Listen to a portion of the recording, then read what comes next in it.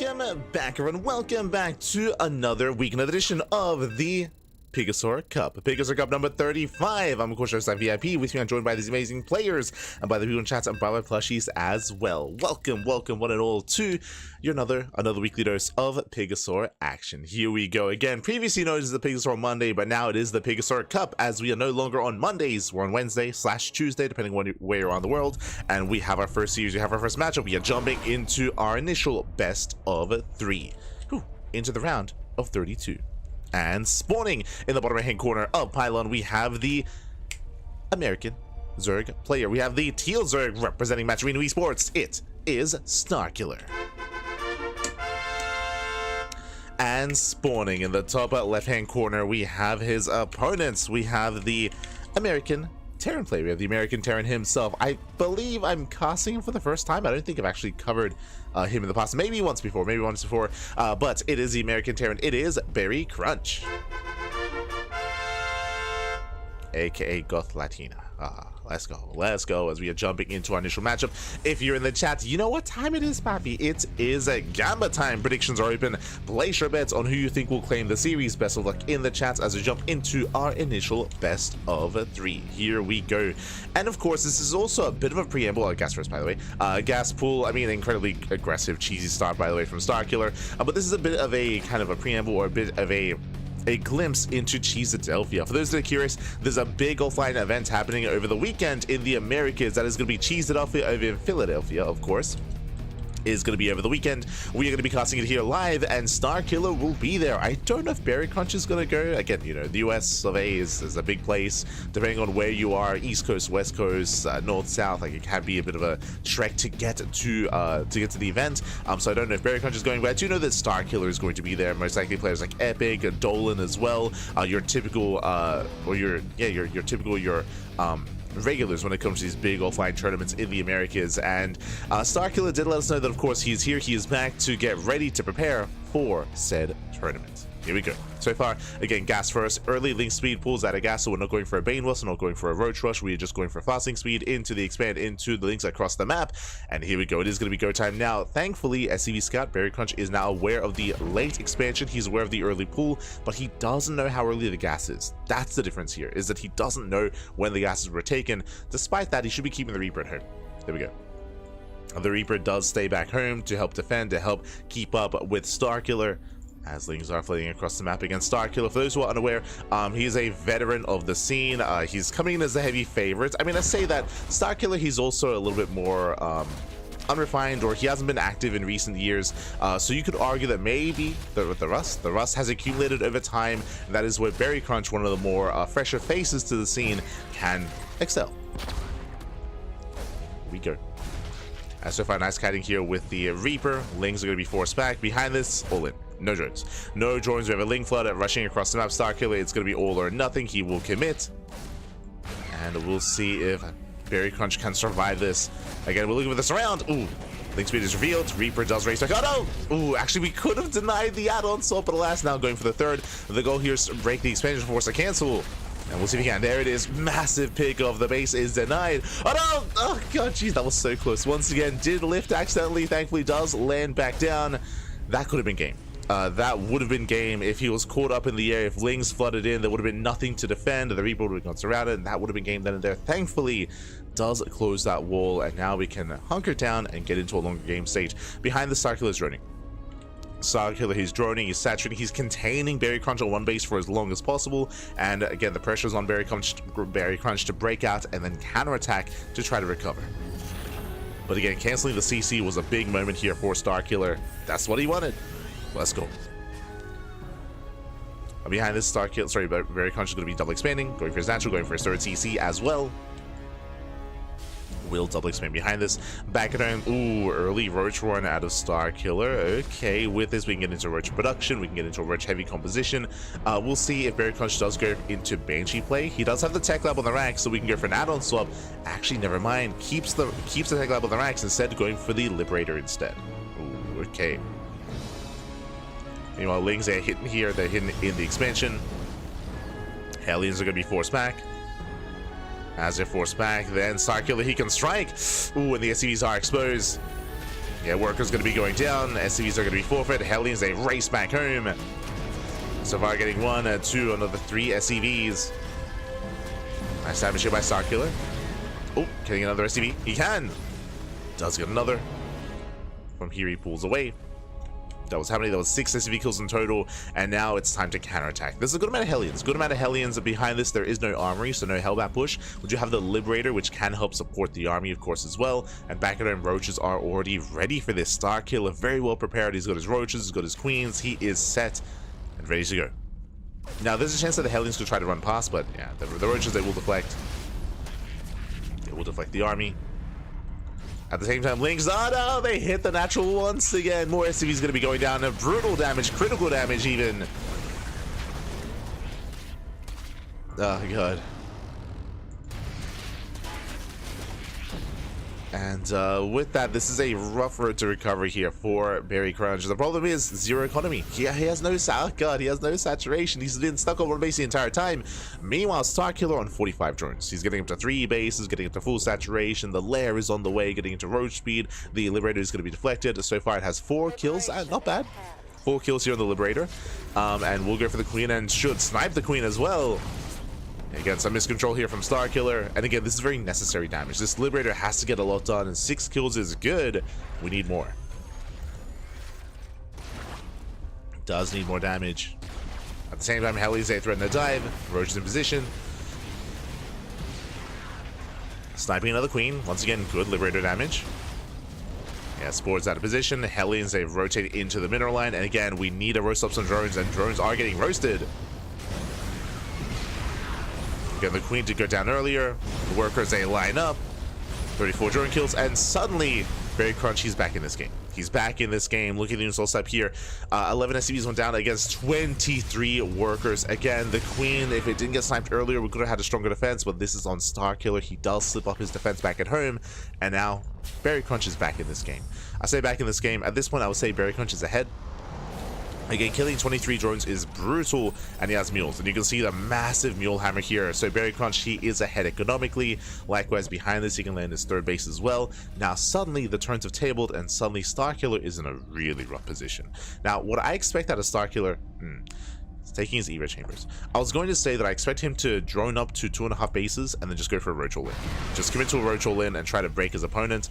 Here, double Evo chamber tells us that we're going to go for a later timing. He's going to go for double upgrades, which means he's going to drone, which means against Berry Crunch, he's going to be able to establish himself. Like Berry Crunch, he now takes a lead. He's now ahead.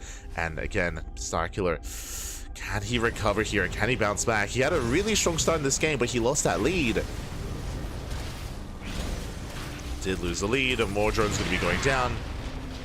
Again, Starkiller not quite in position. He was caught out.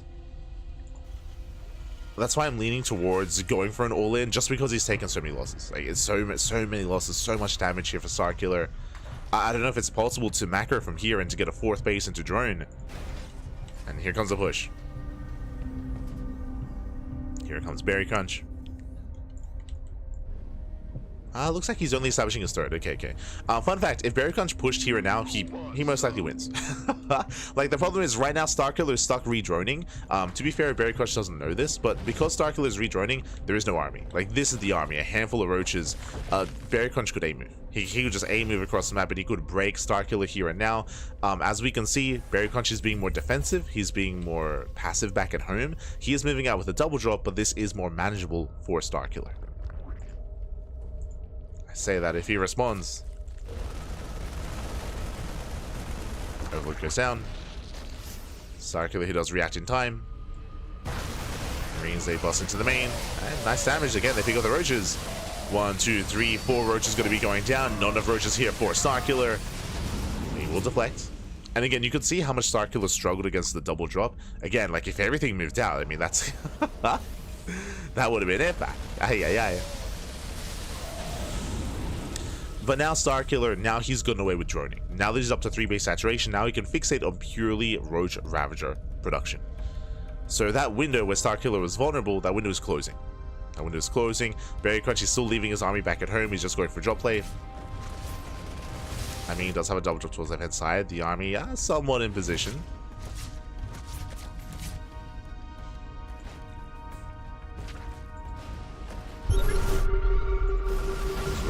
traps in.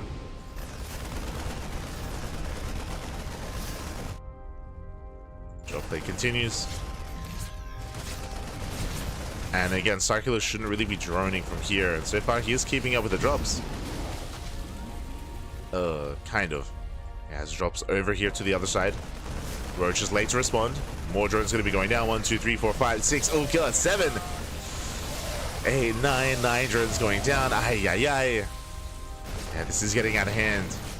Now, the scary thing about what's happening here is that this is really good economic damage, and we're killing even more drones.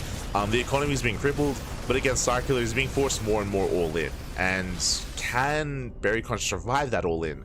It does depend on his tank positioning. If we see a Roach army push into this, I feel like ByuN should be okay. But if ByuN unsieges, if he unsieges, if he moves out across the map, that's where I'd be more concerned for the Terran.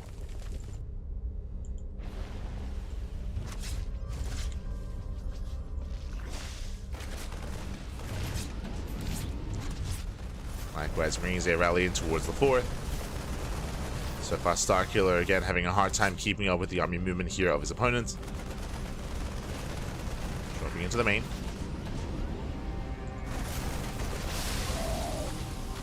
Better splits here from starkiller. Yeah, this time he does leave an army in position, takes out the medevac, shuts down the drops.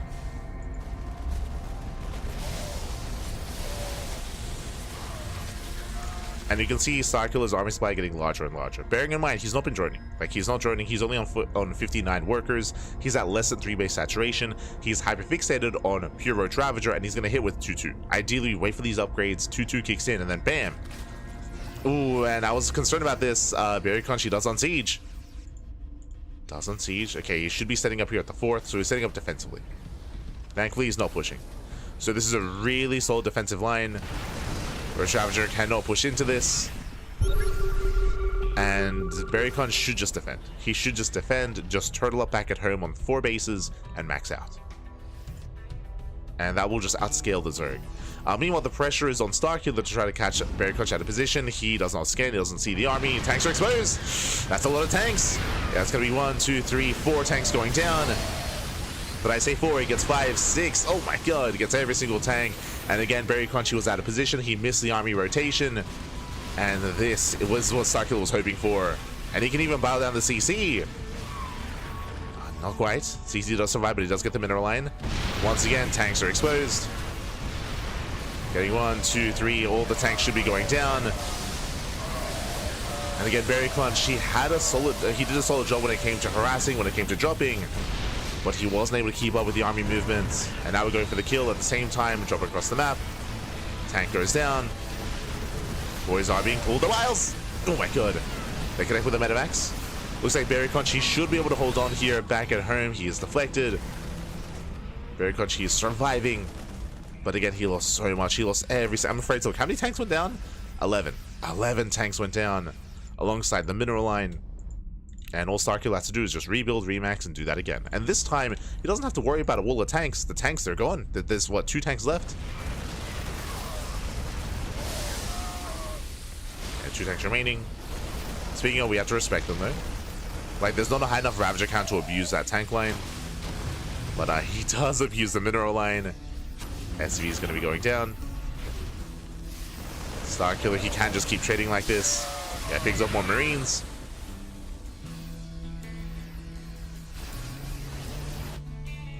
Behind this, double expanding. Heading on over here, saturating his fringe bases.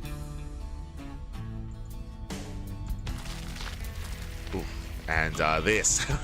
This is an amount of Ravagers that cannot be dealt with. Now, the best chance for ByuN in this kind of position here is go for mass drop play to buy time. Just to buy time to keep the Zerg player distracted, to be able to rebuild that tank count. That is the goal here for ByuN. Meanwhile, moving up once again with his other push.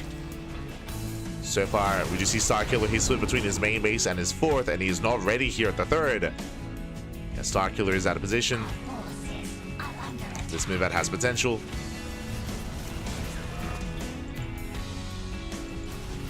Does go for the 4th base, which is where starkiller is. But despite that, does get the mineral line. And drone's going down, but again, roaches are somewhat in position. Drop is deflected. does get the expansion, but there are more bases. Like, there are plenty of expansions, so getting the hatchery doesn't matter as much. And I'm concerned because ByuN just threw away all his Marines. He did not preserve the army. That was not worth it. Assuming the Starkiller counterattacks. Okay, scans, does see the base. He's headed towards it, okay. Now, if he can deny these fringe bases, Starkiller's on the way.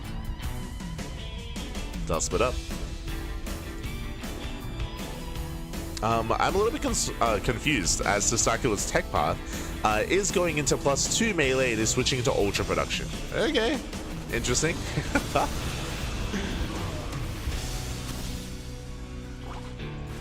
I'm here switching into ultras. Meanwhile, we do have a move out right down mid. As we don't have a fungal, thankfully here. Thankfully for ByuN. What I was gonna say is that because of the map itself, because of how small it is, because of how open it is as well, this is favoring the more aggressive style here of ByuN, where he's able to more seamlessly, more easily kind of like pivot around and hit all these bases. Kind of splitting himself done. The ultra is gonna go down. Like, these are good pickoffs, but the reality is that ByuN, he's not been making SCVs. He has been missing macro cycles. He's not been making workers. He's been making army, that is true. He's been pumping out units, but he's been neglecting his SCVs.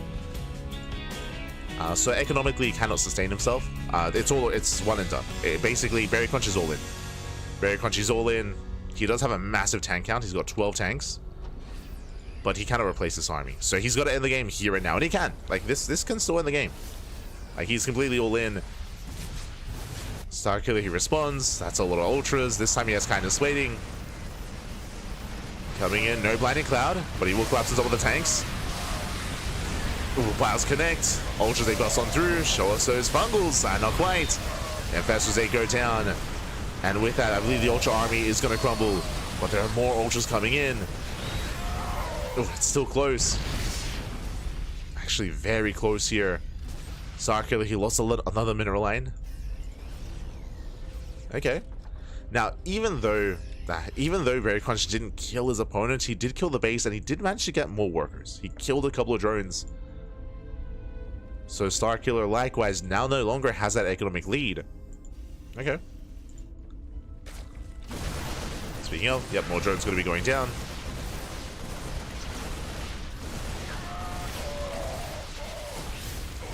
It's heavily overstim.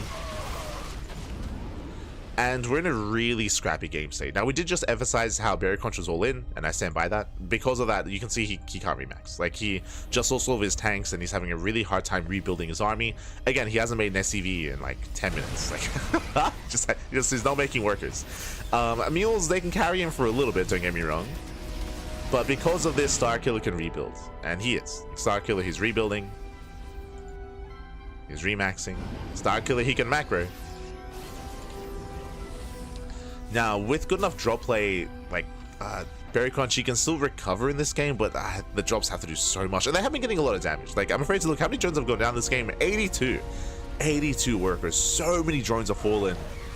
It's like double the worker count of ByuN. Jesus. So, like, he's done a lot with these drops. It's unfortunate to say that he needs to do more, because he's done a lot with them, which is impressive.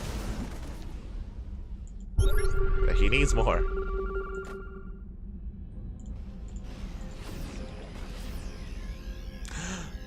He's making SCVs for the first time in like 15 minutes.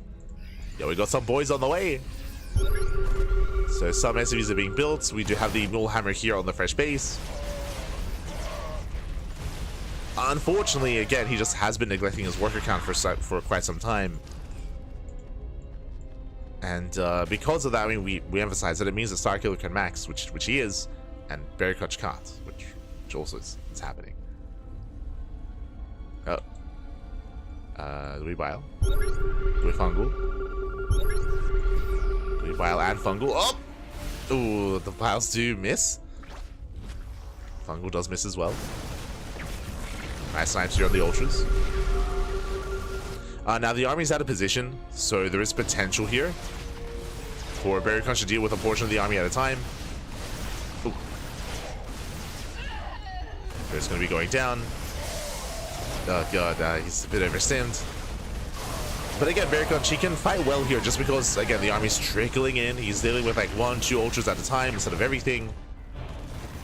But now here comes everything.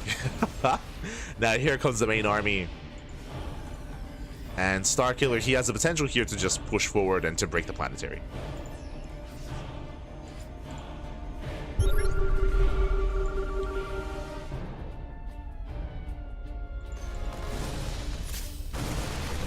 As ByuN, she will take down... Oh, not quite. Doesn't quite take down the expansion.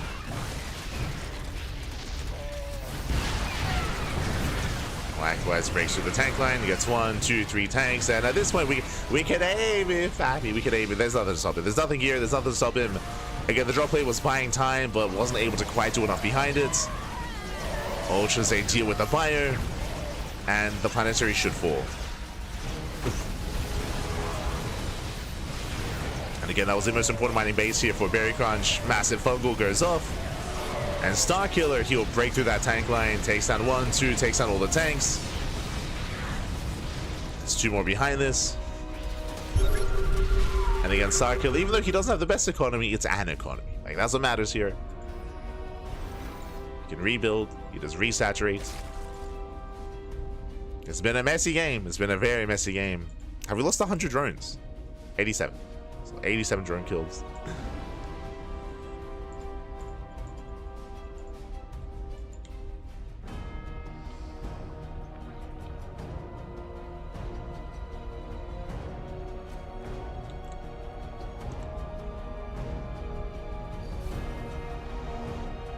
So we don't quite float over the main.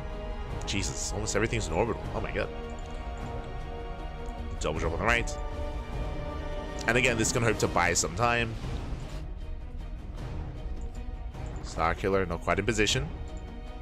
And once again, he does everything towards the left-hand side. In this base, it may just fall. And Starkiller commits in. So he may just lose a base in a mineral line.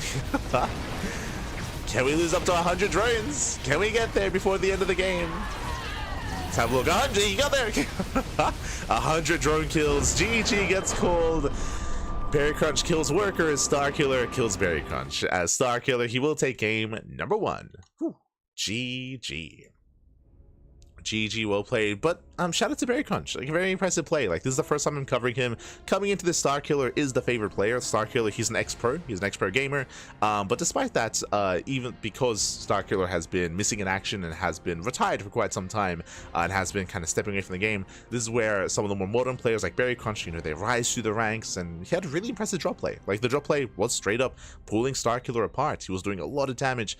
Unfortunately, it's one of those instances where he was doing a lot of economic damage, which was amazing, but he wasn't making any workers. So at the end of the day, he wasn't getting ahead economically. He was more or less trying to equalize, and he himself wasn't able to really build up back at home. He wasn't able to really surpass or take the economic lead that I'm sure he was hoping for. But again, really impressive drop play. Like, the drop play was excelling, right? That was definitely the highlight of ByuN's play, was the non-stop drop harass. Killing 100 drones towards the end of the game, like, that was really, really well done. But unfortunately, the macro back at home was what was lacking and what was failing ByuN. Despite the fact that Starkiller wasn't harassing. Remember, like, Starkiller, when all the drones were going down and when all the damage was being done, Starkiller, he was stuck chasing the medevacs. It wasn't like he was counterattacking and going for bailing run-bys or ultra counterattacks and knocking down bases. Like, that wasn't happening. So that was, again, ByuN, she had the freedom to saturate, freedom to make bases, if he so chose to. With that, GG. With that, GG well played. With that, we're now getting into our next game. We're going to be getting into game number 2, and we'll see if ByuN can bounce back. We'll see if he can recover. We'll see if he can force the ace match. Let's go. Let us go.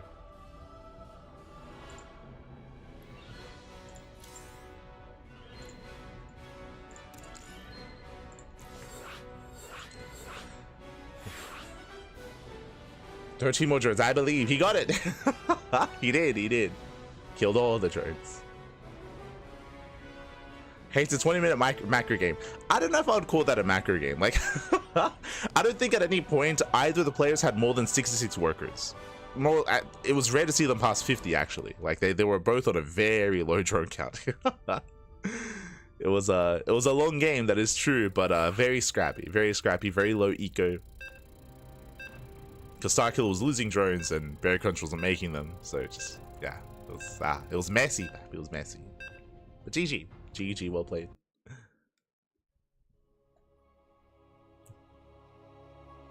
And here we go. We're now getting into game number 2, and we'll see who'll take the series. We'll see if we can force the ace matches. Spawning in the right-hand corner of torches, we have the teal Zerg player, the American Zerg, representing ByuN Esports.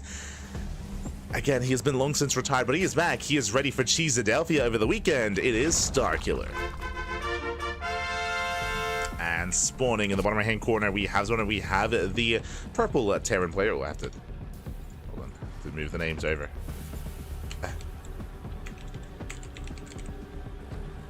Hold on, fixing up the overlay. Bam. Spawning in the bottom right-hand corner here of torches, we have the purple Terran player, the American Terran. It is Berry Crunch.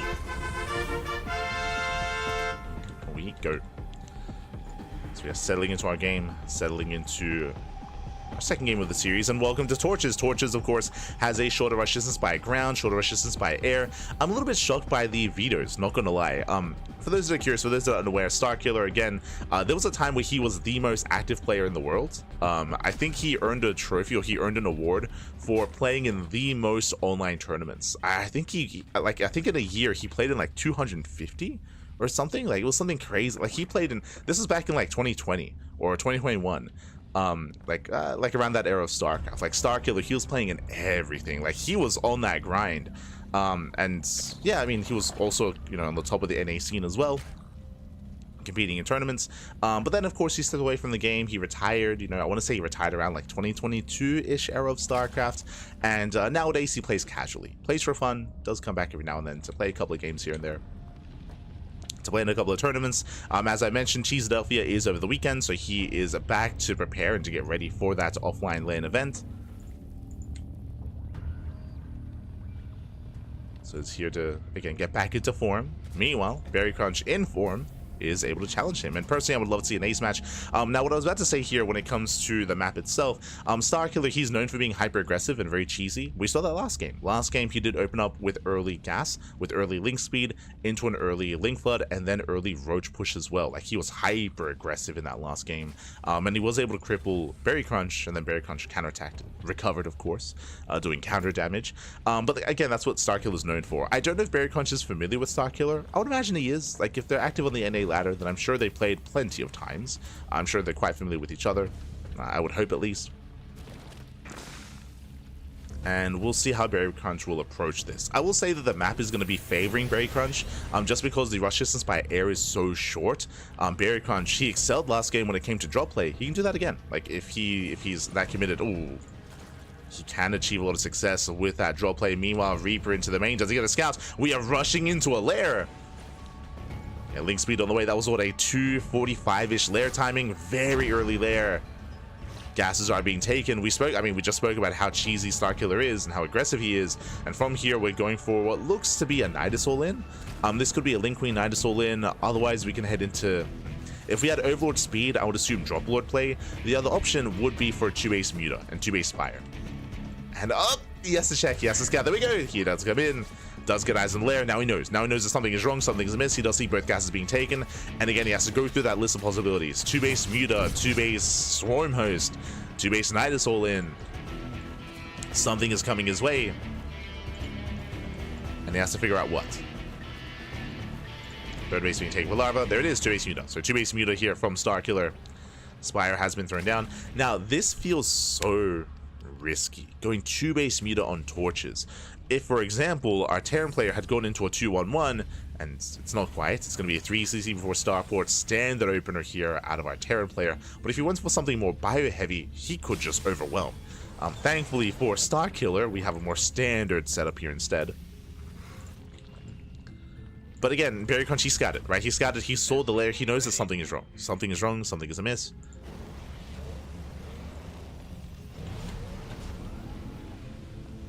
But he's not being active with his Hellions here, and he does go out of Hellion production early on. Yeah, he only makes 2 Hellions, so a very low amount of Hellions. That means that he cannot punish. Ideally, something that you can do here, once you realize your opponent's being greedy like this, is you build up to 8 Hellions, then you move out, and then bam, you roast a mineral line. But again, we're staying on a very low Hellion count, getting into a 3-1-1 setup, going for an earlier add-on swap into Marine production, in towards Stim, and this is going to be a later timing instead. Which means Starkiller, he gets away with it.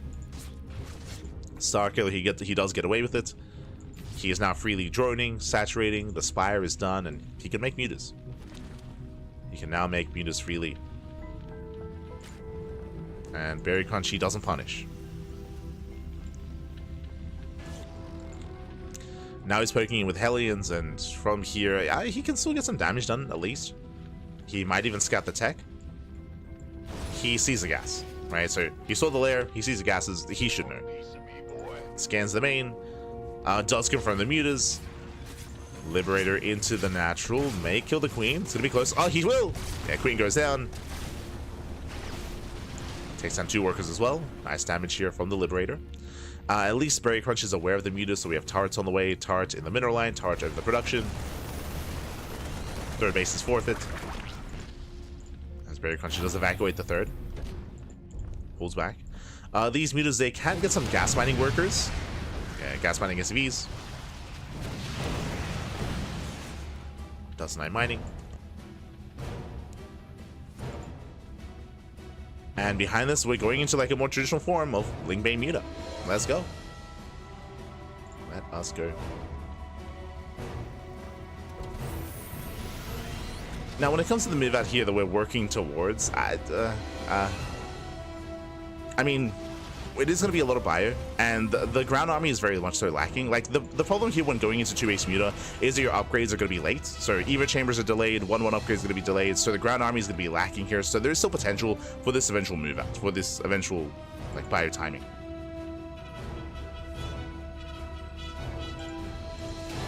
And at least these mutas haven't really done much damage. They've contained, sure, they've denied the third, but they haven't killed many SCVs.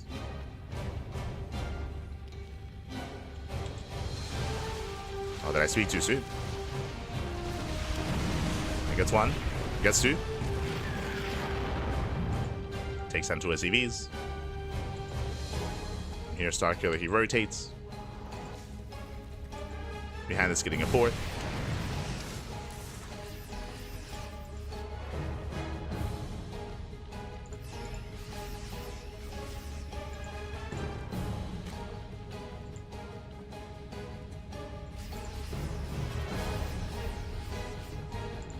So far, these mutas, they haven't done any critical damage yet. Oh, here comes the attempted move out. Again, we've got bio, we've got plenty of Widow Mines. How much Lingbane is ready for this? Baling speed is done. Balings are morphing in. And again, we're gearing up, we're getting ready.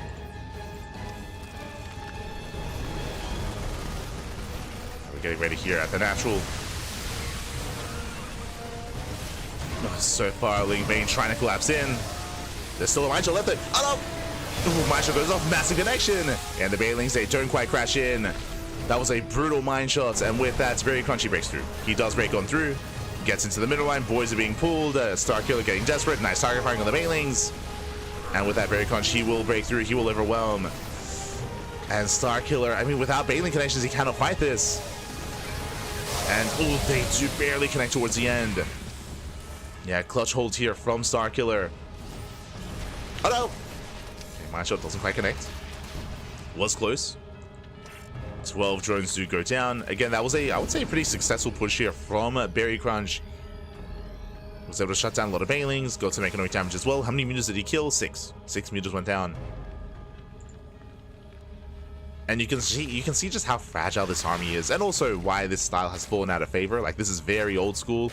Like, a couple of Mine Shots and this army will just melt. It will just evaporate. Like, like two well-placed Widow Mines, and that's gonna be it.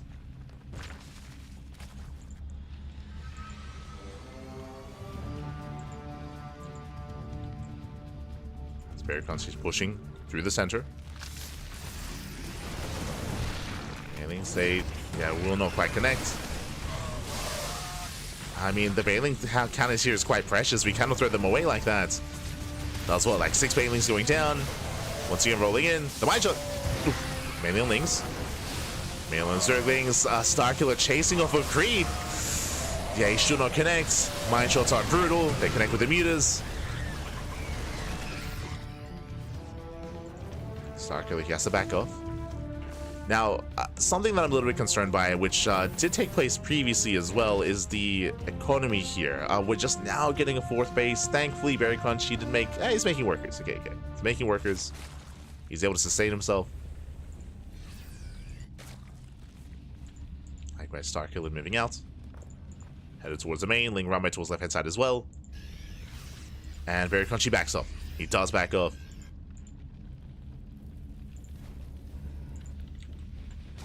They catch reinforcements, and not bad. Getting 1, 2, 3, 4 Marines. Now it's time for Berry Crunch to be the defender.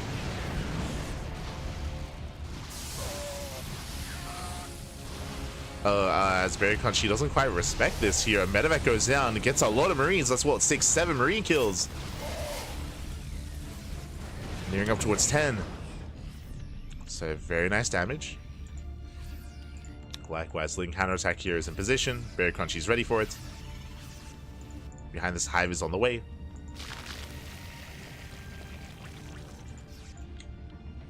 And this hive should be for Ultra Tech. We're getting there. Planetary is done, which means he should be fine against a Ling Runby. These Lings, they shouldn't really get much damage. A Baneling Runby has more potential. We'll see.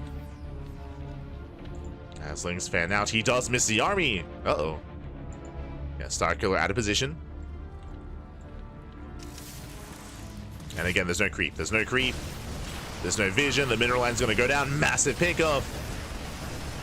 At the same time, Ling Runby trying to catch some reinforcements, but there's plenty back at home. Yeah, there's plenty here. Oh god, this is not worth it. Yeah, Lings are thrown away. And with that, Berry Crunch takes the lead. He deals damage across the map, gets 10 drone kills, and he shuts down the Ling Runby. Now, he will lose these medevacs. And this may be one of the reasons why Starkiller did choose to go into mutas this game. But despite that, the base still goes down. And Starkiller, he doesn't have enough. He does not have enough. He's racing back over. It's going to be a close fight. Nice free spread here by Berry Crunch. He spreads well. Banelings rolling in. Oh, Banelings on Marauders. Not ideal, but it looks like he will overwhelm. Whew. Cleans up the army, forces Berry Crunch back. Starkiller, he's holding on. He has a decent drone count, but again, he's lacking bases. And he is taking up into Ultras. Ultras on the way. I feel like this is maybe a bit of a misread here. We have some Thors in production, but I believe the muta count's quite low. Yeah, it's only 8 mutas. Only 8 mutas. So hopefully Berry Crunch doesn't over-invest into Thors, as they don't really have as many uses here. Likewise, I believe he hasn't scouted the tech. He doesn't know that Ultras are on the way. Otherwise, we would need Ghosts. Ghosts, Liberators. Mutas they do here, bottom left.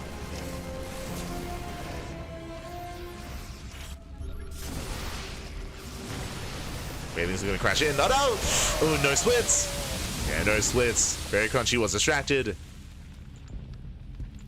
We'll take some Banelings to the face. Behind this, there it is. I was going to say the Starkiller, he's banking up a lot of resources, but there it is. We have 3 Ultras on the way. And of course, 333. The upgrades. You know, Berry Crunch going for a split push. Oh. Yeah, it does go for a split push. Starkiller trying to keep up. He will defend against sub left, but what about the center base? Yeah, he can only defend once. He can only defend against one army. And he will lose these mutas. Yeah, Starkiller being pulled apart.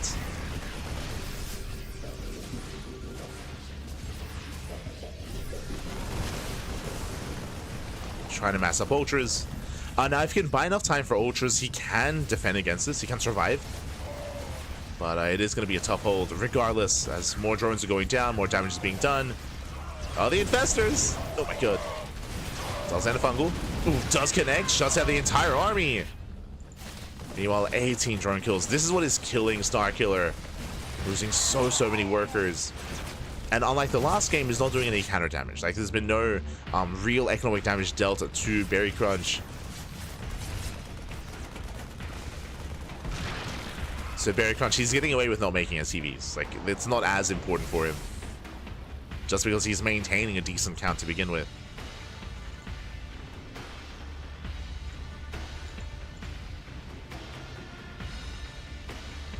But now at least Berry Crunch, he's aware of the ultras. Behind this, do we have any ghost production? There is an academy. Okay, there is an academy. Currently 0 ghosts, but we should be making ghosts soon. I would hope so. Otherwise, these ultras, they can become a real problem. Again, back, we have the academy. Where are the ghosts?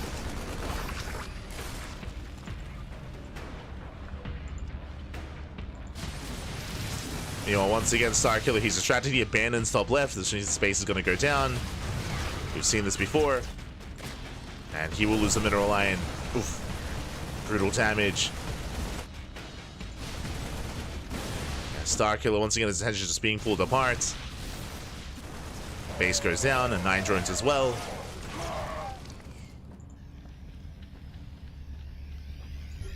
And again, this is very similar to the previous game, except this time, Berry Crunch has an economy. Right? This time, he has income. And Berry Crunch, he can max out. Speaking of, Starkiller going for a massive ultra run by. Do we have any ghosts yet? The answer is no. Still no ghosts, which is a concern. Passing on the planetary, mass repair. Same time pushing on the right hand side. Planetary does fall. Likewise, do we get a fungal? Up. Does he notice? He does. He does notice, does fungal. We'll break the army on the right hand side. At the same time, though, all these ultras are going down. That was an expensive trade for Starkiller. He does get a mineral line. Now, my concern, based on what happened last game, Berry Crunch, he just lost the mineral line, he just lost the base. Does he make SCVs? I was saying earlier, like, yo, Berry Crunch, as long as he doesn't have to worry about making SCVs, he's gonna be fine. But now that worry is here. No. Meanwhile, going for a split push. Once again, Starkiller out of position. Mineral line's gonna go down. Okay, this is good damage. Will lose an army though, as the Thors do pull away, but does get the base, and that's what's important here. So just like the last game, we're ending up in a game state here where we have a very limited economy for both players. Like Berry Crunch is down to 54 SCVs. We do see Starkiller down to 58. We have low drone counts. This time though, there is anti-air. Oof, full medevac goes down. These are more expensive trades for Berry Crunch, pushing right down the center. And again, the map is helping Berry Crunch. Like, this is a very small map. It's known for aggression. The base goes down. Ooh, forcing friendly fire. And with that Starkiller, he will lose 3 expansions back to back. Uh-oh. Meanwhile, still no ghost, by the way. I don't think Berry Crunch can defend against. Sorry, Berry Crunch can defend against this. Mine just going off. We're waiting for the fungal. Decent kiting so far, but the infestors, they're coming. They're coming in. And again, oh god, the fungal does connect. And again, Berry Crunch, he's had the academy for like 10 minutes. And 0 ghosts. 0 ghosts, papi. Yeah, the ultras are overwhelmed. They just overrun the army. They're stuck in the natural. Let's go. Liberation has arrived. It breaks out. Yeah, it does break out. Bust out of the natural base. Now headed towards more expansions. The infestors were left alone. Yeah, they're left on their own. So he should clean them all up. There we go. 3 infestors go down. And we're never gonna make it ghost this game, are we? It's just never gonna happen. Smooch. And with that, that's gonna be an expansion going down, a mineral line going down. Berry Crunch is down to 40 SCVs. He's mule. Geez, that's a lot of mules. Okay, with that, he has an equivalent economy. He can sustain himself. I spoke too soon. Oh no, yeah, he's okay. He's keeping up with the link run by. This is a orbital, not a planetary, so this is vulnerable to run bys, vulnerable to counterattacks, and yeah, Starkiller, he's going for it. He's honing in on that expansion. The ultras are very low.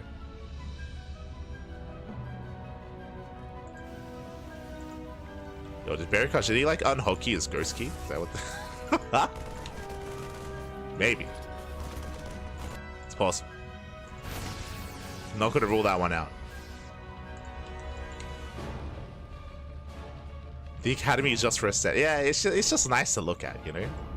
There's like a nice like coil around. So don't worry about it.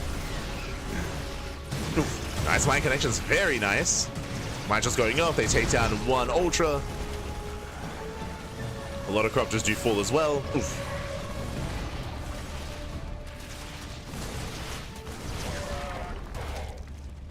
I mean, again, like, time and time again, Starkiller's out of position. These bases are falling.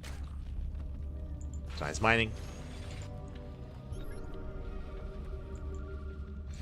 Does pull back. And again, the muling here is keeping going in this game. He still has no economy. He's got 1,000 gas. Sorry, 1,000 minerals. Very much, he's sustaining himself.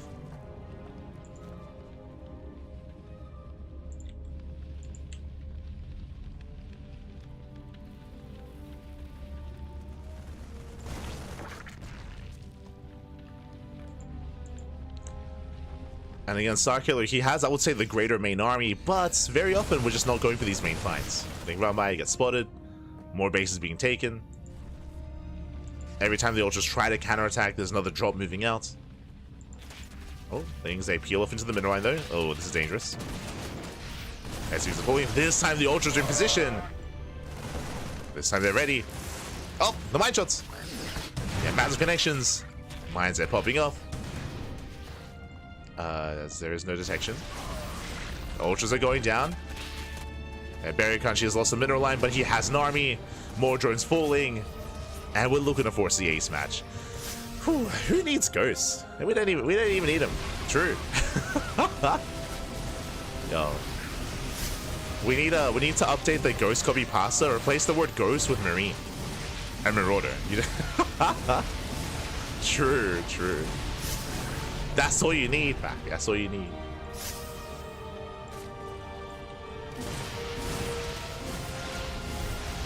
Who needs ghosts? Nice kiting. Does focus on the ultras. Ultras, they go down one after the other. And again, Starkiller just has no economy. Just has no economy. The drop play does overwhelm. And again, the drops are what excelled in game 1, and they're excelling here in game 2. Despite the corruptors, despite the anti-air, the drops, they pull Starkiller apart. And this time, ByuN, he has, again, he, as we mentioned previously, like 10 minutes ago, like he had a high enough worker count, and he had it enough for enough time as well, where he could just sustain himself. This game, he didn't take an economic low at the start of the game. So it's been looking solid.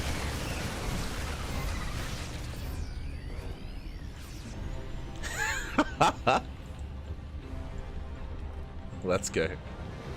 Need to add a Marine Marauder medevac to beat Broodlords as well. It's true, it's true. To beat everything. Ah.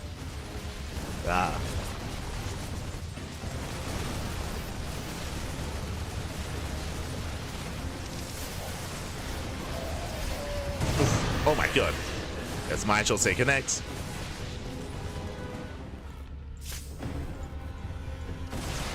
And again, he snipes another expansion. GG, well played. And with that, ByuN, she will tie the series 1-1. We are going to the ace match. Whew, GG. GG, well played. Once again, ByuN excelling when it comes to his drop play, counter-attacking time and time again. Every time there were ultras on one side, there was a drop on the other, and we were just able to pull Starkiller apart. Starkiller just unable to maintain map control, unable to maintain vision. One of the big things here that was lacking both in game 1 and in game 2, more so in game 2 because of his composition going Ling Bane, was the lack of queens, the lack of creep. There was so little, there was non-existent creep spread, no vision on the map, so every time Starkiller, he was caught off guard by the drops. Every single time they caught him off guard, every time he was out of position, and he would lose drone after drone. Oh, I didn't see the drone kill count. I didn't get to see that game. I should have checked. But every single time, workers are falling left and right, and he just could not maintain his economy. And again, this time we saw that Berry Crunch was able to actually maintain his zone for the most part of that game. Was able to stay and maintain like a 60 plus SCV count plus mules. He could sustain himself. Meanwhile, Starkiller could not. GG, well played. And now we finally go from some of these more aggressive maps to a much more macro-oriented map instead. Up next, Tokamak. Let's go. So again, game 1 was on Pylon, game 2 was on Torches. These two games, I do favor aggressive builds and aggressive play, drop play, run-bys, counterattacks. That's all. That is all kind of benefited by those smaller maps. Now we're leading into Tokamak, a much larger map of the map pool. This is where longer, more standard safe play can be more beneficial here. But at the same time, Starkiller is not known for that. So we'll see. We shall see. Spawning in the bottom left-hand corner of Tokamak, we have the teal Zerg player, the American Zerg representing Match Reno Esports. It is Starkiller. And spawning in the top right-hand corner, we have his opponent. We have the purple Terran player. God, they switched places again. we have the purple Terran. We have the American Terran. It is Berry Crunch. We go. Oh, as we may be opening up 2x Reaper. Okay. We have the low ground setup here.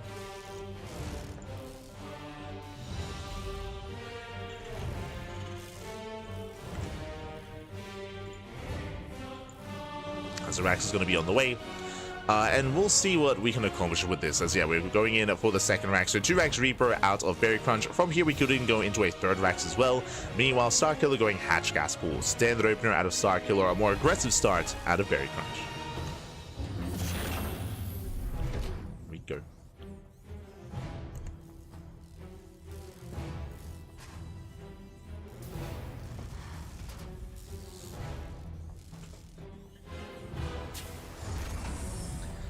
As we have our Reaper production on the way. Behind this we could have thrown down a third Rax, but there is no third Rax, there is no commitment here into Mass Reaper. The goal here is going to be to contain, to deal some economic damage early on, to contain the Zerg player, to delay their... Oh, we're going Gasless. Ooh, okay. Gasless at a Starkiller. Very greedy. Very greedy start. Because of this, Link speed is going to be heavily delayed. Heavily delayed link speed here for Starkiller. That means that these Reapers will have a lot more longevity in this game. They can have more of a presence on the map, but I don't think they can deny the third anymore. There's going to be plenty of progression on it. We'll see. Shall see. But again, with delayed link speed, that means that these Reapers are going to be active for a little longer. Or at least they should be. As Reapers are moving out. The Queen is going to be able to defend the mineral line at least, but the first Reaper has arrived. Ooh, okay, skipping link speed, going into Roach Rush. Roach Warren gets thrown down. Reapers are poking in.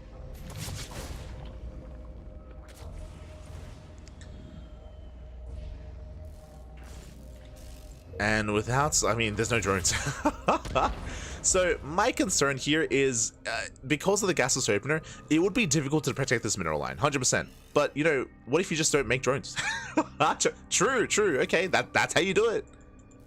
He's like, Papi, I don't think you can defend against the Reapers. It's like, well, there's nothing to defend against. Like, don't worry about it. Like, I'm not defending anything. It's like, okay, sure, I guess that works. I guess. Big brain play. He can't kill my drones if I don't make any. I mean, you're not wrong. You're not wrong, Papi. You're not wrong. It's the Starkiller. That's how you do it. From here, roaches are amassing. Gonna be zoning back Berry Crunch. The roaches are spotted as well. Behind this, we do need stuff. There we go. Bunkers on the way.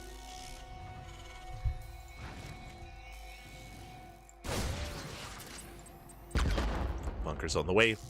Roach Ravager is revealed, and you can see here that it looks like this was just a defensive response, as we are now droning. Now, the saturation here is late. Late droning, late saturation, but didn't lose anything, right? Didn't lose any workers. It was a bit of a messy and shaky response, but it all worked out well. It all worked well here for Starkiller.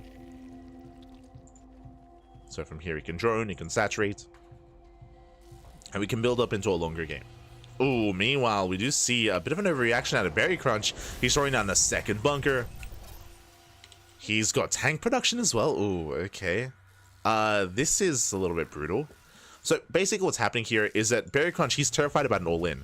So he has a tech lab on the factory. What does this mean? No tech lab on the Raxes. It means delayed stim. Delayed stim, delayed combat shields. He's delaying his upgrades in favor of tank production because he's terrified about an all-in. An all-in that isn't coming. Yeah, now the Reaper is a scout, and now he sees all the drones. Now he knows. And again, now you see this big reaction. He lifts up. He does cancel. He does get off of the tech lab.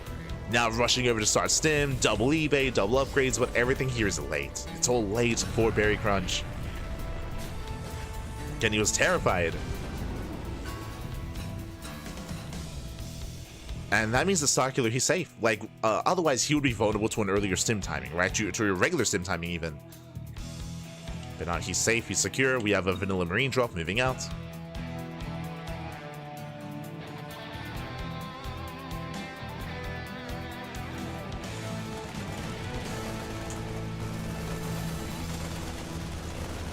As Marines, they catch an Overlord.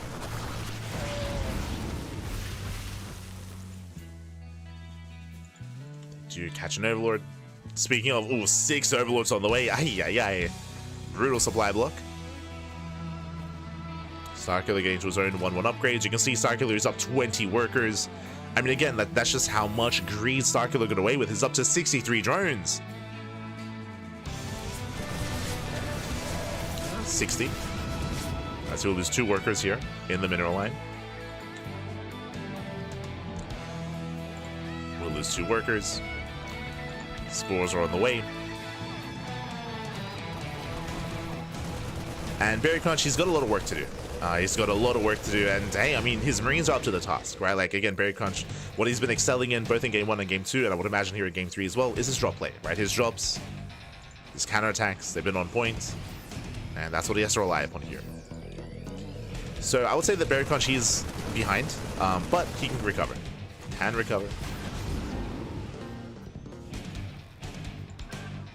Getting his third up and running, 4th base on the way for Starkiller. Starkiller building up to his 1-1 timing. Oh. This time Starkiller's in position. But we do have a second push on the right-hand side, this time with tanks. Starkiller not quite ready for this. There are some units in position. There we go, drop into the main. Stim is done. 1-1 as well. Starkiller not quite ready for this. Oh, the reinforcements are on the way. Drop into the main. Drones are going to be going down. He gets 3. He gets 3 workers, but oh, the tanks are shut down. Yeah, losing 1 tank. Meanwhile, he does get 6 drones to the queen. Not bad. Again, 3 Marines.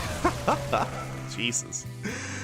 14 drones going down. Well worth it here for Berry Crunch. And just like that, he recovers. Just like that, Berry Crunch now takes an economic lead. He's ahead in workers plus mules, so he's ahead economically. Against Starkiller, he just had a really hard time defending against that drop. He lost so many workers here. 7 in the mineral line, 6 here in the gases. Ay. It's a 1 Marine drop. Well, it's a 1 drop of Marines.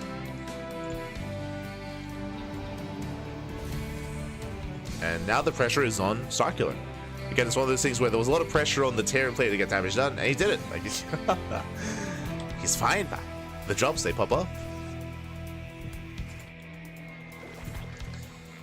And Starkiller, if you take notes, he's not droning. Starkiller, he's cutting workers at 66. He's intentionally not droning up. He's working towards 2-2, and it looks like he's going for an all-in. So Starkiller, he's going to max out and hit with a 2-2 timing with pure Roach Ravager. We saw Starkiller excel with this style in Game 1. And again, the goal is to break the third. It's going to be on Berry Crunch to realize what's happening. And to set up. Like, we need bunkers, we need depots, we need SimCity to protect the tanks. Without them, these tanks will go down.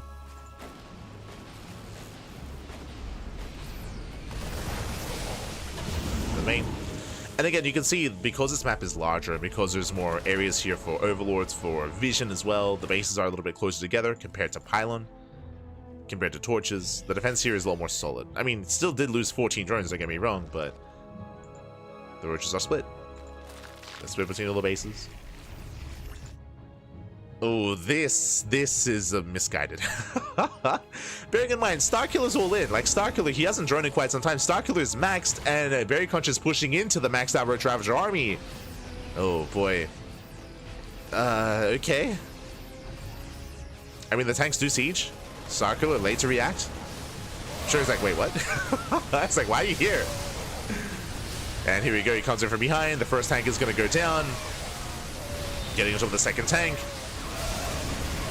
Getting on top of the third. Now there's 2 tanks left. Marines, they're holding their own, but yeah, there's just so much Roach Ravager here. There's 1 tank remaining. As we mentioned, Berry Crunch is pushing into a player that's going all in. Oof. Like, this was not the time to push. Not like this. He's still rallying across the map. And Starkiller, he should have enough to hold here. Getting on top of that tank. Here come the Wiles. Likewise, the final tank goes down. And Berry Crunch, he's gonna lose everything here. Again, pushing into an all-inning player. It was just a big misread. That was not the fight to go for, not the push to go for. Like, how do you survive this? It would have been to set up defense. We spoke about it, right? Like bunkers, depots, defensive line here back at home. But Berry Crunch, he went for the direct opposite. Aye. And now he's in trouble. Now he's down to 1 tank. Down to 1 tank. From here, Starkiller, he's taking him into Hive, going into Adrenal. Ultra Cavern's on the way.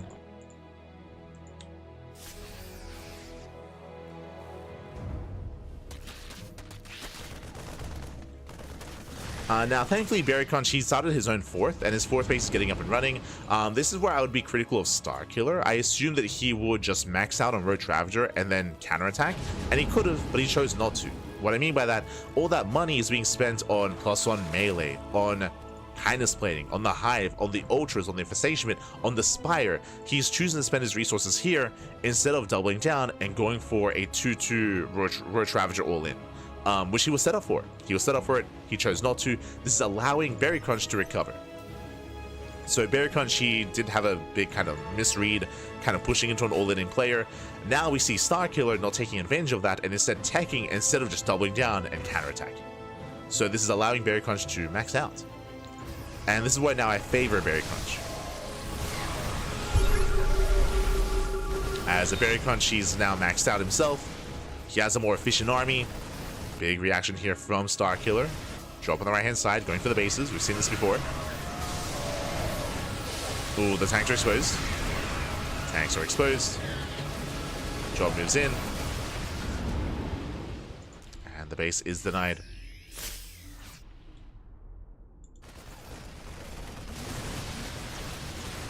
Meanwhile, we see Ultras. We see Ultras, we see Infestors. We see Hive Tech does snipe both Infestors. True. Do we get an Academy? We do. Okay. We already have it. We have the Academy. Do we make any ghosts this game? How long was last game? It was like 26 minutes? It was like, I think it was over 25 minutes.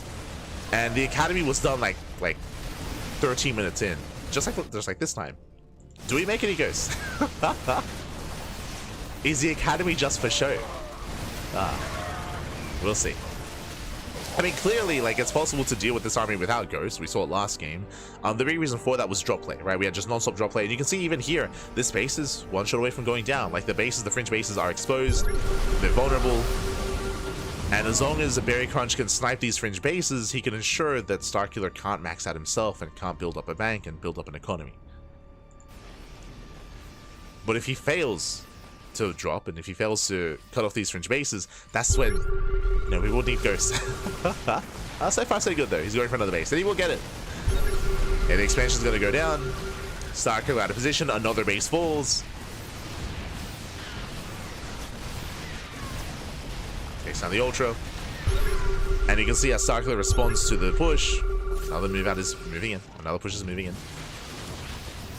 Yeah, Starkiller being torn apart. Having a rough fight here, pushing into tank fire. More Retroraptor going down. And he will get the expansion. Oh, it's so close. Can he get it? Stim in with a couple of boys. There he will. Oh my god. Just go for the... He could just tickle it to death. Aye. Doesn't quite go for it. Survives on 17 HP. Meanwhile, drop on the right hand side. Once again, starkiller just having a really hard time splitting. He abandons the base. This base will now go down. As he responds to everything here to this bush. He reacts with everything. And another expansion will fall. And starkiller just cannot keep up. He cannot keep up. Not like this. Losing another expansion.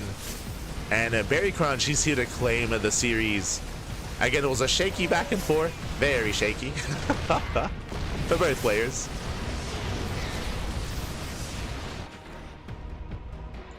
The games were not clean. They were very messy. But IBSNA, we like it dirty here.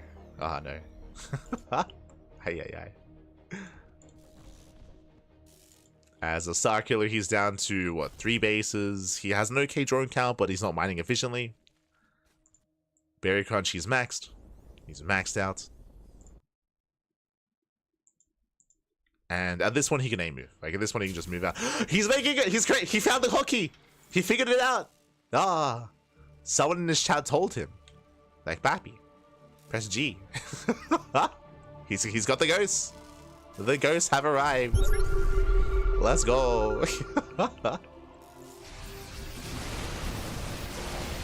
Let's go. We're learning together, man. We have unlocked the ability to make ghosts. It's over. Oh god. As Yami does stim in, takes out an expansion.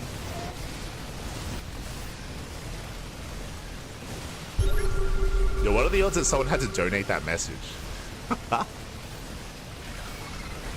The text to speak helped him out. Let's go.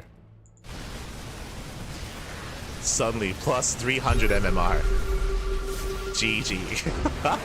GG, well played. Berry Crunch, he will claim the series. He will advance on a 2-1 over starkiller and make it through into the round of 16. GG. Whew. Probably accidental ghost. It's like the accidental swarm host. True. GG, well played. Congratulations. Berry Crunch, he will claim the series. A very intense back and forth. And again, there were strong moments for both players. But what I was most impressed by was the drop play. Was the non-stop counterattacks and drop play. starkiller had a very hard time keeping up. In all 3 games, actually. In every single game, we saw him struggling. So many drones are going down. Bases going down. Very impressive play there by Berry Crunch. With that, GG. GG, well played. Berry Crunch, he will claim the series. And with that, let's catch up on the bracket. Let's figure out what's been going on, and let's figure out where we are in the PiGosaur Cup. Exclamation mark B in the chat to catch up on the bracket yourselves. Oh my god, we have updates. We have a lot of updates coming in here. From the top, we have Max, the #1 seed of the tournament. He's going up against Heaven SC in the second round. Winner goes up against Epic, as Epic takes down Master 2-0. Very impressive. Scrolling down, we have Astrea. Astrea takes down Arkia. And Astrea was patiently waiting, and that is going to be our next series. We're going to be featuring Berry Crunch up against Astrea in the next round.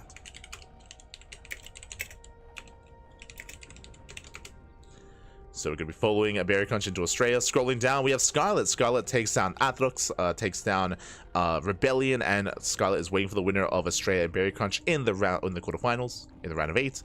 Let's head down a little bit further here. Let's do scroll down to catch up on the rest of the bracket. We have Cure. Cure is currently mid-series against Hushang in the round of 16. Percival takes out Mute 2-0. Percival waiting for the winner of Cure and Hushang. We have ByuN versus Pig. Pig takes down Adeshi. Big win there for Pig. Oh my god. Adeshi, of course, is a Korean Protoss player, so very impressive play there from El Chanchito. We have Foxer. Foxer takes down that one dude. I'm not too familiar with him, but does take him down 2-0. Foxer waiting for the winner of ByuN and Pig. So we have... this entire section is just full of Terran. There's a lot of TBTs to come. ByuN, Foxer, Percival, Cure. Best of luck to Hushang and Pig, but there's pure Terran down there. Almost pure Terran. So we are going to be avoiding the lower half of the bracket for the time being. Again, we're going to be following our players in the upper half instead. Again, we're going to be following Berry Crunch into Astrea, and then going to follow that into Scarlett. That is the plan for the stream. That is the plan. And then follow that into the upper semifinals. So our attention is going to lie in the upper half of the brackets. But if you want to check out the lower half, again, that's where Pig is. That's where I'm sure a lot of the other casters are as well. Shout to Dave Testa, shout to Steadfast. There are some other language casters like Enki and Rocklets as well. Enki in Spanish, Rocklets in Brazilian, in Portuguese. So plenty of other coverage going on, and that's where you can find, I'm sure, players like MaxPax, players like Cure, players like Percival, players like ByuN. They got you covered. They got you covered.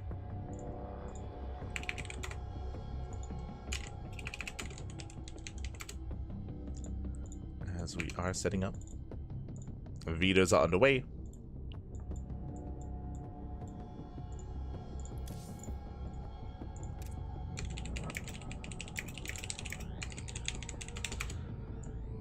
Let's go.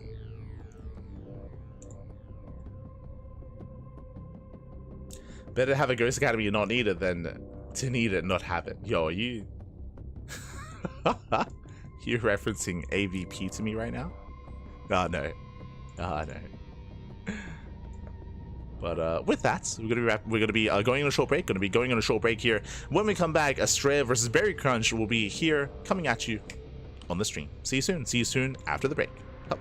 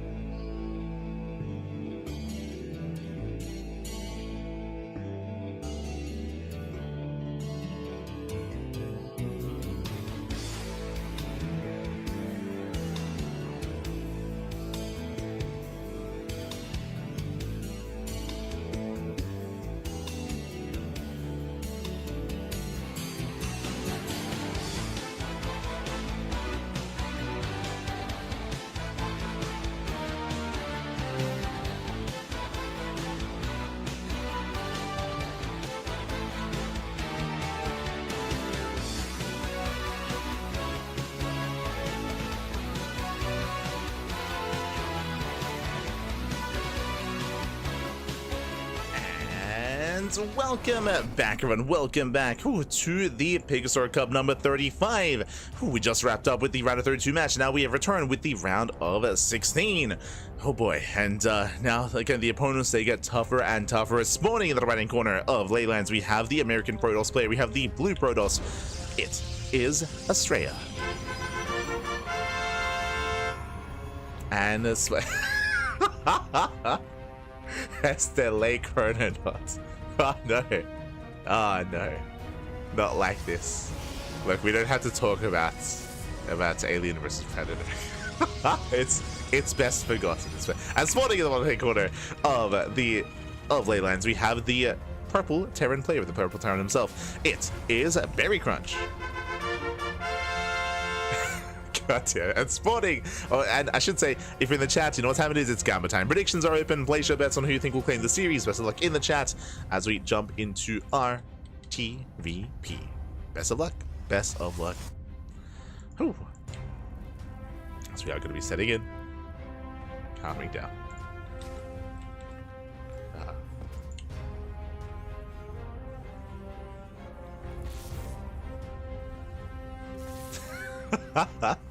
God, I'm just thinking about AVP. Oh no, not like this, not like this. But now we're gonna be selling in. Now again, when it comes to Berry Crunch, I'm not really too aware of his playstyle and of how he does approach TVP. It's featuring him for the first time against a Zerg player with Starkiller. We'll see how he does approach his opponent here in Astrea, as so far economic opener. Kind of. So single gas opener out of Berry Crunch, but he does not go for the CC. He goes racks into a factory into a delayed command center. Interesting. So delayed economy here from our Terran player. Behind this, going for an early tech lab. All right, let him cook, Bobby. Let him cook. Show us what you got. Early add-on swap into early cyclone production, I would imagine. Behind this, Astrea going for an extra gateway back at home and soon going for his tech of choice. Wait and see if it's going to be a Twilight Council, Stargate, or a Robo. Astrea, he has options. Does have options. There's said add-on swap into the early cyclone. So early cyclone production here. Because of the delayed second gas geyser, we're not rushing into a faster starport. So starport's going to be more delayed. Cyclone is on the way. And with that, Berry Crunchy should be secure. Actually going for a second Rax. Interesting. We'll see how long we delay the starport for. I mentioned earlier that, I mean, we're already delaying it further because of the initial opener, because of delayed gases. With this, we could go for a third Rax. If we go for a third Rax, this does scream 2 base all in. So we'll see if we go for a third Rax before the starport. There it is! Third Rax is on the way, and the hallucination sees almost everything. Yeah, the hallucination even saw the Rax being thrown down. So Astrea, he's fully aware of how delayed the starport is and how much emphasis and how much priority there is on the tank production and on the bio production, and soon to be with stim as well. Like, this is a very aggressive build here from Berry Crunch, and this can turn into an all-in where you pull the boys. So we'll see how this all does piece together. Meanwhile, Astrea, again, he's aware, and he does open charge, a really strong way to shut down all-ins. So he's rushing into charge, not into blink. Blink is a good way to get into a longer game, to deny drop play, to contain your opponent, to pick away at Marines, and to gain map control. But charge instead is a solid way to shut down tank all-ins. If we do get a tank all-in across the map, then Zealots or charge is going to be in time, and Zealots, they can just collapse and overwhelm the army. Ooh, rushing into a third. Okay. So no gases here at the natural, going into a third base, hyperfixated here on on mineral production, or mineral income. We lost him, Chad. It was fun for what it was. I mean, sure, kind of. Nah, I'm not gonna grant you that. Nah, I'm not gonna grant you that late chrono. Look, as a fan of the comics, like fun fact, I actually do own the Dark Horse, like the Alien omnibuses and the AVP omnibuses. Like I enjoyed it. I enjoy like Predator and Alien and all that stuff. For them to make that movie is very disappointing. It's very disappointing. Nah, I'm not gonna grant you that. Aye.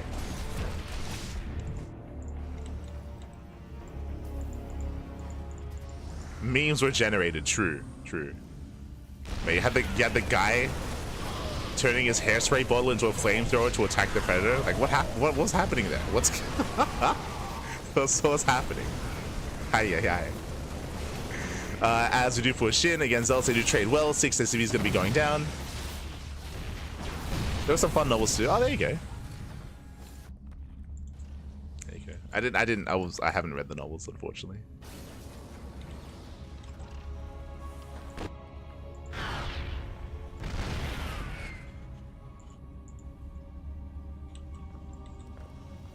So far, Astrea going to be containing his opponents. Behind this, going for a third, rushing into Storm. And what kind of setup do we have here? I mean, still no starport, by the way. So there's still a very high chance that we just pull the boys. So we just pull the boys, you just send it across the map. Did we lose a tank? Oh, 1 tank went down. So the problem here is that ideally, ByuN did want to push with 4 tanks, right? He didn't want to move out with 4 tanks with a massive army. But now it's down to 3. Starport is now going to be on the way, a heavily delayed starport. And for now, ByuN is contained.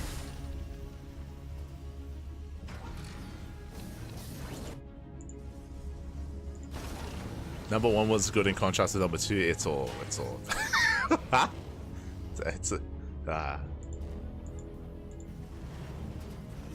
it's all awful. Oh god. But sure, I guess. I think I would agree. And yeah, we pull the boys. So there we go. The boys are being pulled. I mean, as you mentioned, like, if we could call like the 2 base all-in boys being pulled earlier based on the 3x setup, like Astrea could as well. As he moves out, we catch reinforcements.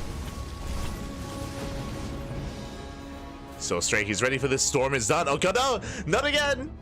Storm is ready. He's holding on to the storms. He's holding on to them. Oh my god, brutal storm in them. Oh god, the storms are brutal. The storms are insane.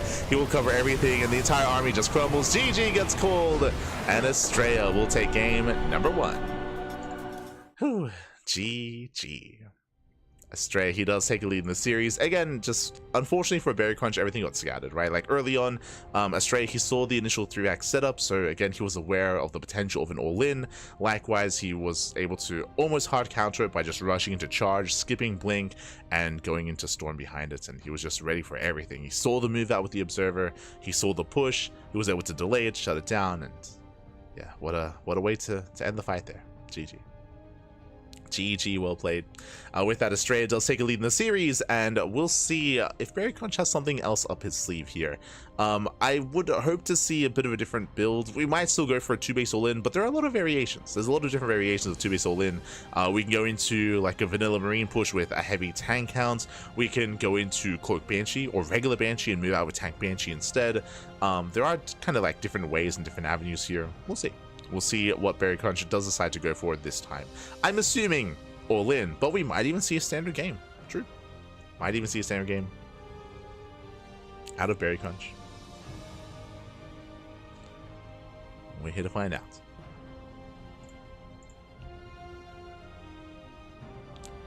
Here to find out. You know what I have to watch that I've been putting it off, but I need to get around to it because I've heard good things. I haven't watched Prey. Like I need to get around to watching Prey.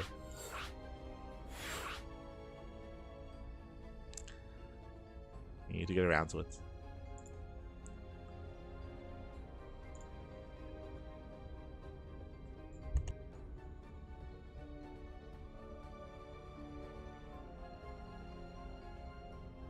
And the other one, what's the latest? What's the latest Alien movie? Alien Romulus?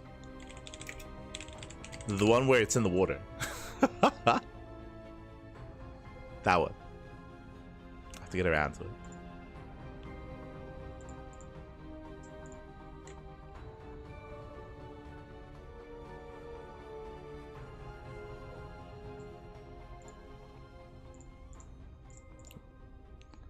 So we are just setting up.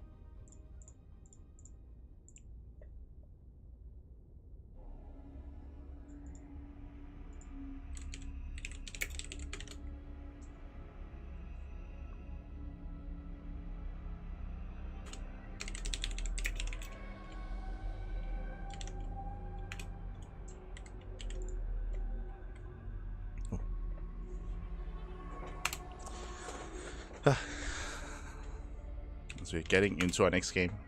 Going to be loading into PyLon. Let's go. Loading into PyLon. As we settle into this, we'll see what Berry Crunch has to offer. Let's go. I'm ready. Prey was awful. I've heard good things about it. Heard good things, but I haven't seen it myself. Oh,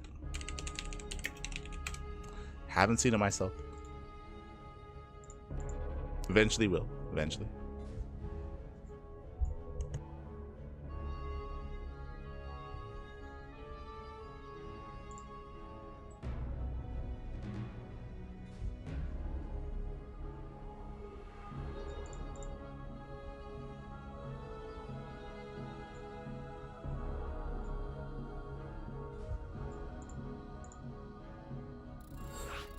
So there we go. There we go.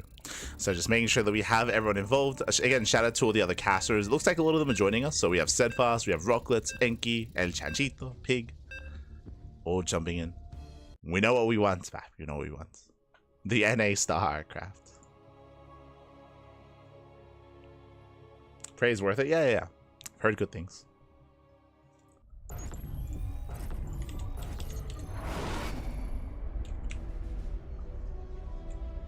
And spawning in the bottom right hand corner of PyLon, we have the blue Protoss player, with the blue Protoss player himself, the American Protoss leading the series 1-0. It is Astrea. And spawning in the top left hand corner, we have the red Terran player, with the Terran player himself down in the series, but we'll see if he can bounce back. Already excelling in this tournament, taking down Starkiller. We'll see if he can take it to Astrea. It is Berry Crunch. We go.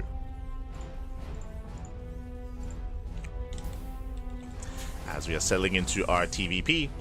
And last game, as a reminder, we did have an earlier factory into add-on swap and early tank production into a 3-rack setup. We'll see if we do something similar or if we have another build up our sleeve. Again, there are different forms of all-in. Speaking of double gas, this time going for a double gas opener, faster factory, faster starport production as well, I would imagine. So with this, we can even head in towards something like Banshee play, Cloak Banshee, regular Banshee, early tank production, early tank push.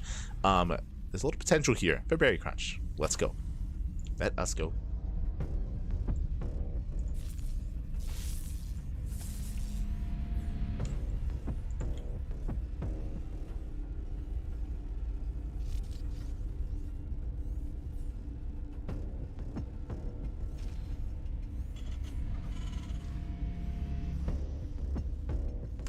But yes, I look forward to the off season of EWC. When that happens, I can start watching movies again.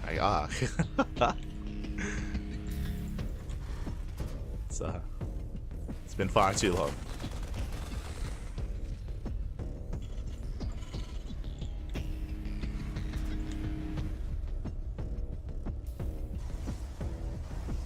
The unfortunate reality, there is no off season for the CranKy Ducklings. Oh no. For the next couple of months, with our schedule's still quite busy. But again, Cheese Elfies this weekend. We have the EWC Global Qualifiers next weekend. Home Story Cup is at the end of the month. Oh god, I keep forgetting about Home Story Cup. I have to keep reminding myself of Home Story Cup as well.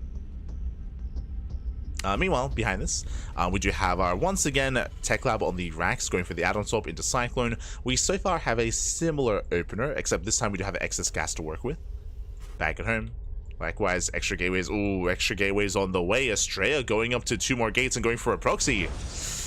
This looks like 4 gates. Yeah, 4 gate blink. Oh, sorry, 4 gate gateway aggression here from Astrea. No upgrades, vanilla gateway units, and I am concerned for our Terran. Hallucination does get eyes on the faster starport. Again, faster gas, faster starport, all makes sense, all comes together. And as we settle into our game, a big shout out to Flip and Fire Check in the chat. God, thank you so much. Thank you so much for gifting a sub to the community. Oh my god. No off season, locked in. Yes, we're locked the frick in. Ah, no. There's never, we're always on. We're never off. But thank you so much, giving a sub to Alex G Punk. Thank you. And also, Son of a Vulcan, also for the Twitch Prime. Oh my god. Thank you for casting all the time. We appreciate it, man. We appreciate it. Always casting. We're warping in right into the natural, by the way. I assumed it was 4-gate blink. It's 3-gate. So 3. Sorry, I keep saying blink. I say gateway, so I just want to say blink. I thought it was going to be 4 gates. It's going to be 3 gates. Stalkers, they do push in. Marine's going to be going down. And oh boy, this is down to 1 Marine. Down to 1 Marine here. The Cyclone does turn back around. The lock-in is solid, but the lock-in is now broken. Oh no! Lock-in not broken. Nice movement there from Berry Crunch. Again, struggling to hold on. The warping is almost complete. Oh, the Cyclone 1 shot away from going down. Oh. As the lock-on... Oh my god, the lock-on is maintained for as long as possible. But there's nothing else left. Yeah, there's nothing here. We're down to 2 Marines, no medevac, and no Cyclone, no nothing. Before Berry Crunch can really embrace the game, before we can settle in, it is going to be shut down. It's going to be shut down here and now. The boys are being pulled. Oh. Does focus on both of the mules as well. They were fresh mules. They were fresh. The tank has arrived, it's being targeted. Berry Crunch can repair. It falls back with these assault brutal losses, down to 21 SCVs. Back at home, we have 45 probes. And Astrea's still not done. He's still not done.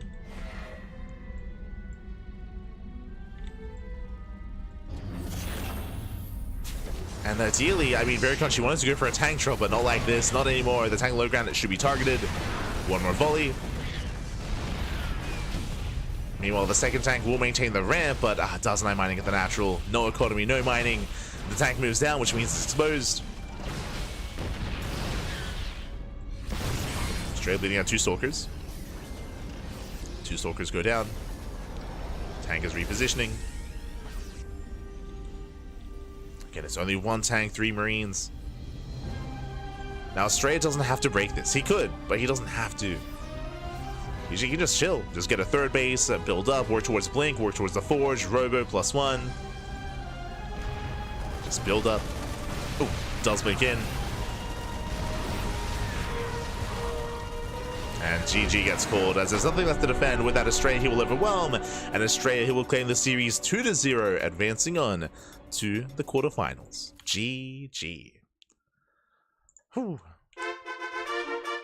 GG, well played. Astrea, he will claim the series. Again, Astrea opening up a 3-gate with a proxy pylon across the map, and unfortunately we saw that corners were being cut, low Marine counts, no bunker, went straight for the Cyclone. Cyclone moved out across the map, so was out of position, and last Berry Crunch was exposed, was vulnerable. GG. GG, well played. With that, Astrea will claim the series, but a shout out to Berry Crunch because he did really well for himself making it this far. Taking down Starkiller was not an easy feat, and Berry Crunch was looking very impressive in that series. Here, Astrea, he's the best Protoss player in America. Like, he's the best Protoss player in the Americas. You don't quite get better than Astrea. Of course, you have Trigger in Canada, of course, and they're the top 2. Yeah, that's a brutal opponent here in the round of 16. GG. GG, well played. But I look forward to seeing more of Berry Crunch, potentially at Cheesedelphia. I don't know if he's one to travel, I don't know if he's one to go to a land in the Americas, but potentially. Regardless, GG. GG, well played. And with that, Astrea will claim the series, and now we're getting ready for our next matchup here. Up next, we have another PVZ. It's going to be Astrea versus Scarlett. Let's go. Exclamation mark, be in the chat if you guys want to have a look at the back yourselves. As we have a lot to go over from the top. Max Packs takes down Heaven 2-0. Max Packs up against Epic in the quarterfinals. Scrolling down, there's our series. Astrea takes down Berry Crunch, and now up against Scarlett in those quarterfinals in a PVZ. Definitely looking forward to it. Again, Scarlett took down Aethrox and Rebellion to make it this far. So a bit of a classic Scarlett versus Astrea matchup. Scrolling down a little bit further, we have Percival and Cure facing off in a TBT, and ByuN versus Foxer, another TBT. So we have a Terran confirmed for the finals. Cure, Percival, ByuN, Foxer, they're all just tearing it up. They're all tearing it up with each other, and 1 Terran will advance on into those finals. I lean towards Cure here, but ByuN, he definitely has it in him to bring down Cure as well. So best of luck to all the Terrans involved, as we are fixated here on the upper half of the brackets. Here we go. Beautiful. We are fixated on the upper half, and we're going to be following Astrea into Scarlett's, then into the upper semis. That's going to be the plan. Is the plan. Until then, we're going to be going on a short break. And when we come back, we'll have our next series, we'll have our next matchup. So we'll see you soon. Take this moment to get some snacks, get some food, get some water, and get ready for a night of StarCraft. See you soon.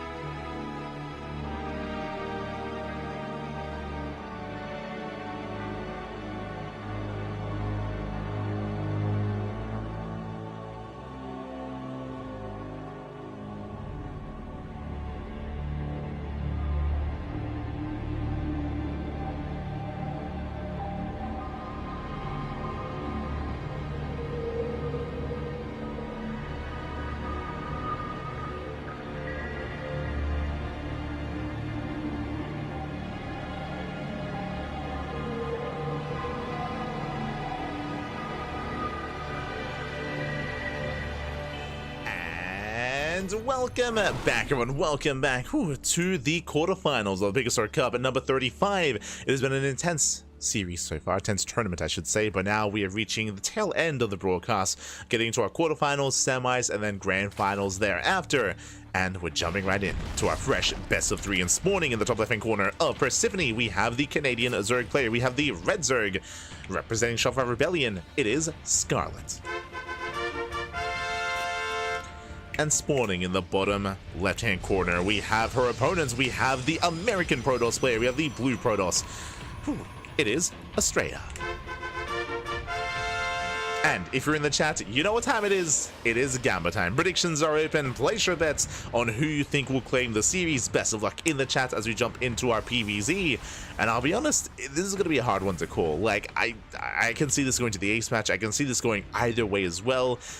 Scarlett, I mean, both Scarlett and Astrea were very inactive. They were very inactive post EWC last year, especially the first, 4 or 5 months of this year. They weren't really competing, they weren't really playing, but now they're back in force, especially in the lead up to EWC into the NA qualifiers.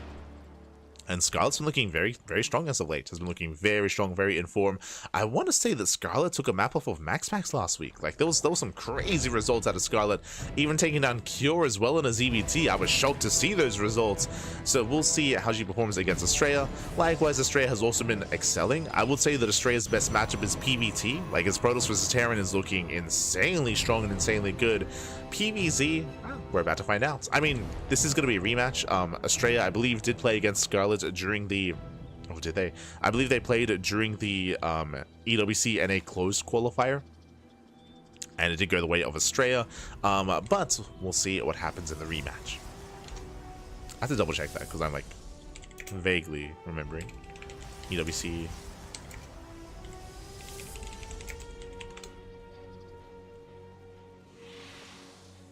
Sports World Cup, America's qualifier. Meanwhile, Stargate opener out of Astrea. Standard stuff. Stargate into a third base, into Oracle most likely. Just double checking. And yes. So during the NA closed qualifier, Astrea did take down Scarlett 3-0. If you recall, we didn't cover that series because we followed Cham to the lower bracket. Because the mainstream had that. That's it. Because we were the B stream, we were the side stream, and the mainstream they covered Scarlett and Astrea. So I wasn't able to see the matches myself, but now we can indulge.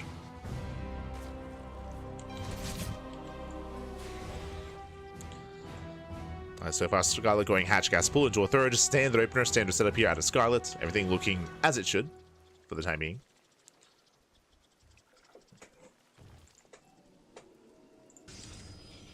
Meanwhile, back across the map. Oracle is on the way. Double Adept has arrived. At 2 Adepts, they can one-shot drones. So Scarlett has to keep up. Ooh, as Astrea does come into the Shade. Shades into the main. They'll take a lot of hits and won't get much damage done. As interesting, Astrea, he does open up Oracle, which is standard, but we have a Void Ray follow-up. That is not. So a bit of a cheeky follow-up here out of Astrea. With this, we'll be hunting down Overlords, and that means that Astrea can hide his tech. And what are we hiding exactly? Could be anything, could be nothing. Regardless, we'll keep Scarlett in the dark as to what's going on. We'll keep the follow-up hidden. As the episode do shade back into the third. Shade back in.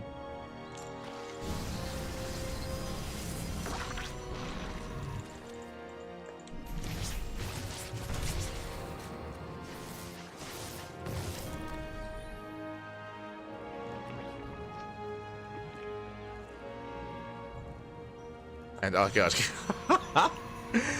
So we were curious as to, like, okay, Void Ray opener, what are we hiding? He's an animal. He's going into Skytoss. So Void Ray opener into a hidden second Stargate and a Fleet Beacon as well. We're doubling down. We're just going to rush into either Tempest production or Carrier production. Either one will work. And the pressure is on Scarlett to figure out what's going on. Scarlett for now is keeping up with the Adepts. And again, because of the Void Ray, Scarlett knows that something could be hidden. Something could be wrong. It's up to Scarlett to finish up the layer, to go for an Overseer Scout, to try to figure out and piece together what is happening.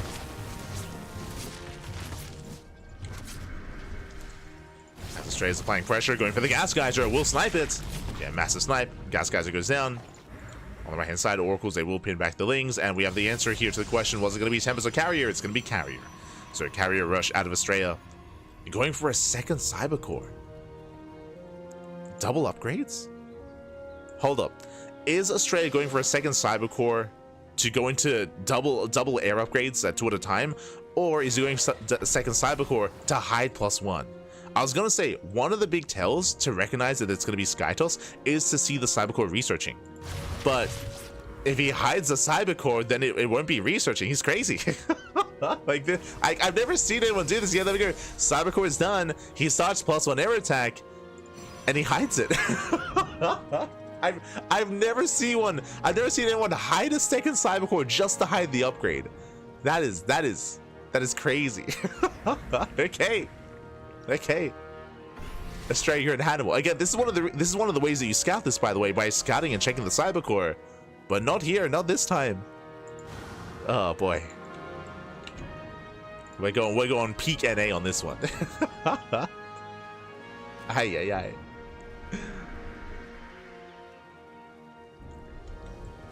He's cooking, Papi. He's cooking. Oh no. Now, thankfully, Scarlett is going Ling Hydra, so Scarlett will have anti-air. Hydras are amassing as we speak. We're skipping Roach production, so there is going to be a force to defend with. Thankfully. Adepts, will confirm the Hydras. But if Scarlett was fully aware what was happening, then Scarlett would go for a stronger Hydra timing, would maybe throw down Infestation Pit for a Microbial Shroud, or start working towards a Spire. But at the moment, there's none of that. Scarlett moving out. Scarlett cutting workers, Ling Hydra all in. Okay, it's going to be a 3-base Ling Hydra all in. 4th base is just for Larva. So a very strong all in is coming out across the map. And this may still break Astrea. Like, it's really cool to see Astrea, you know, hiding tech and going into a gateway explosion and hiding all these carriers. But Scarlett's all inning. And this could still break Astrea here and now. As here we go, the Hydras have arrived. There's only 2 shield batteries. Station Trap on the way. And the carriers, they have to reveal themselves. Station Trap is going to be denied. Adepts are under fire. And yes, there are a couple of carriers, but there are so many Hydras. This third base, it should go down. It should go down. Again, Astrea was doing a cheeky build, but Scarlett doesn't care. Scarlett just goes for the all-in and takes down the third. Massive snipe. Takes down the mineral land as well. 23 probes, 23 workers going down. And Astrea's all in. Astrea, he's forced into an all-in. He has to counterattack. But there are going to be so many Hydras waiting for him. At the same time, Lings, they do go for another counterattack as well, getting across the map. We're going to hit that back up third. So again, this was a wild build, and it would have worked if Scarlett was playing standard, but Scarlett wasn't playing standard. Like, Scarlett was going for an all-in. So it does not matter. Carriers is only 4 of them. Only 4 carriers. There's plenty of Hydras. Queens are being targeted, but the Hydras, they can hold their own. And Astrea has to get the hell out of here. He has to pull away. Yeah, he has to pull away. The Interceptors are just being targeted down. He's running out of Interceptors. Lings, they deny the third, and Scarlett will overwhelm. From here, Scarlett snowballing out of control, claiming the 4th base, taking up into Hive, droning, saturating, getting ready for Viper tech, for Hydra Lurker Viper, I would imagine. Now, what is scary here? Scarlett is ahead, 100%. Like, Scarlett's in a really strong position. Now, what's scary is that Astrea hasn't lost any carriers. There's a world, 100%. There's a world where Astrea could back off, turtle, slowly get a third, slowly get a 4th base, get up into Storm, and stabilize. It's going to be a rough road to get there, and it does rely on Scarlett being passive, right? If Scarlett is passive, if Scarlett backs off and gives Astrea all this breathing room, then I mean, Astrea will recover. But Scarlett shouldn't be doing that. We have 14 more Hydras on the way. Scarlett, she's maxing out on almost pure Hydra, so she can afford to lose some of these and can afford to trade and can afford to try to be inefficient and break this position. Storm is almost done. Storm is almost done. Now, I would say that it is worth it if Scarlett dives, throws away this army, but kills like 4 carriers. So far, Scarlett steps back. Carriers are trying to buy time for the Storm. Storm is done. Yeah, Storm is complete. A lot of Interceptors do fall. Scarlett moving forward. Here come the Storms. Yeah, Storms are coming in. Yeah, landing 1. Yeah, 1, 2 storms going to be landing, but only 2 storms. It looks like we have 1 more storm left. Barely not. And GG gets called. Whew, Scarlett will overwhelm, and Scarlett takes game number 1. Whew, GG. Against Scarlett, even though she had no idea what was going on, even though she didn't scout the second Stargate and the +1 air attack. And again, Astrea, he was cooking. He was having a very cheeky build, and it would have worked if Scarlett was macroing, but Scarlett cut workers at 66, double down, went for a big Ling Hydra all in, and with that, she was able to break Astrea then and there. GG. GG, well played. With that, Scarlett does take a lead in the series, and we'll see if Astrea can recover and bounce back and maybe have a more normal build. We'll see. We'll see, Pappy, we'll see. He's been in the lab. He has been in the lab. Ah.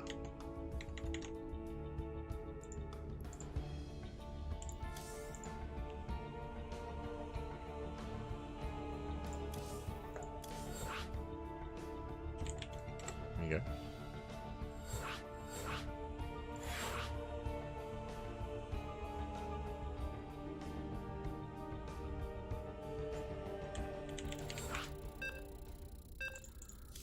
As we're getting into our next game, as we're going to be loading into Tokamak. Here we go. We're going to be loading into Tokamak here. And we'll see if Astrea can force the ace match, or if Scarlett can take it all here and now. Again, I would say that would be an upset. Astrea coming in as the heavy favorite. Remember, Astrea did take down Scarlett 3-0, like 2 weeks ago at this point in the EWC qualifiers. But one more game, Scarlett can take it. And here we go, spawning in the bottom left-hand corner of Tokamak. We have the Canadian Zerg player. We have the Red Zerg representing Shopify Rebellion, leading the series 1-0. It is Scarlett. And spawning in the top right-hand corner, we have her opponents. We have the American Protoss player, the Blue Protoss. It is Astrea. Here we go. As we are going to be calming down. Whew, okay, and welcome to Tokamak. Tokamak is a much larger map of the map. Well, fun fact, if Astrea had wanted to go into a Skytoss rush, into a carrier rush on Tokamak, I would have favored it here. The reason for that is because this map is larger, longer rush distance by ground, and the 3rd and 4th base are much more defendable. It is much easier to defend these bases as we have a more narrow choke point. There's also different points of elevation leading up to the bases, so it is easier to make a stand here, and easier to scout as well, easier to respond. The problem though, as much as I would love to see, or I do favor that kind of build more so on this map, the problem is that he already did it in game 1, and our Scarlett is going to be a little more prone to scouting and confirming, as we do go for the hatch block. And the drone hits a block. Behind this, Scarlett does expand back at home. Hatch, gas, pool. Standard opener out of Scarlett here will delay the expansion. Doesn't quite get the hatchery, doesn't quite get the block, but it does delay nonetheless. Scarlett does pull away. Does pull away.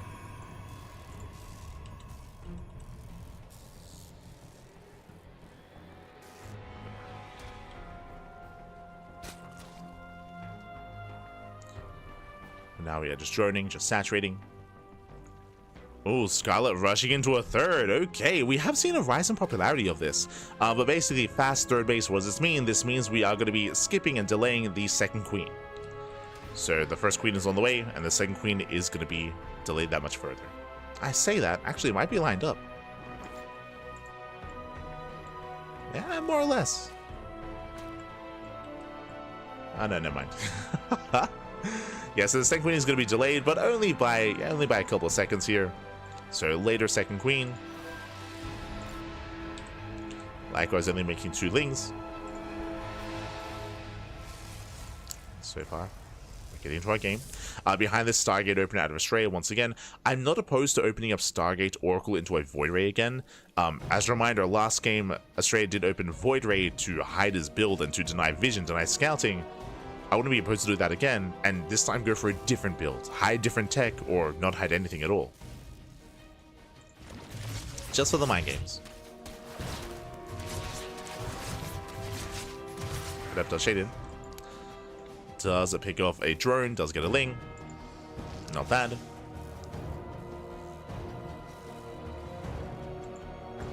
as his second adept has arrived. Threatening another shade. Oh. And does keep it into the natural. They're getting one more drone.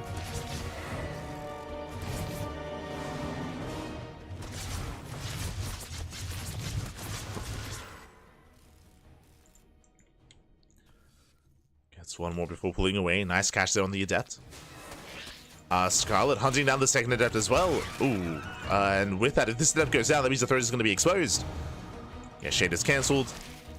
Adept is forced to be tucked away. The adept will fall. And Astrea forced to keep the Oracle back home.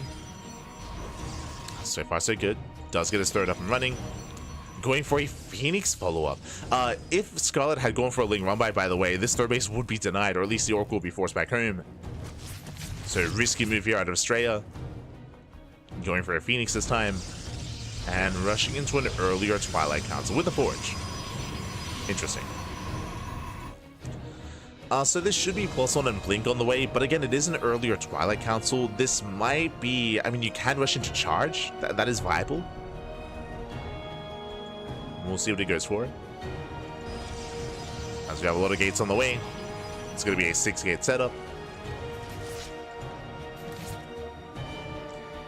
I know that Showtime was flexing like a Glaive Adept build during the EWC qualifiers, where he did go into +1. Eyes on Astrea, just waiting for that gas. And there it is, charge. The charge is on the way, not Blink. So early charge timing out of our Protoss player. And this can punish a player, a Zerg player that skips Roaches. As we can see though, Roach Horn has been thrown down. So Scarlett's playing safe. Fun fact, Scarlett did skip Roaches last game.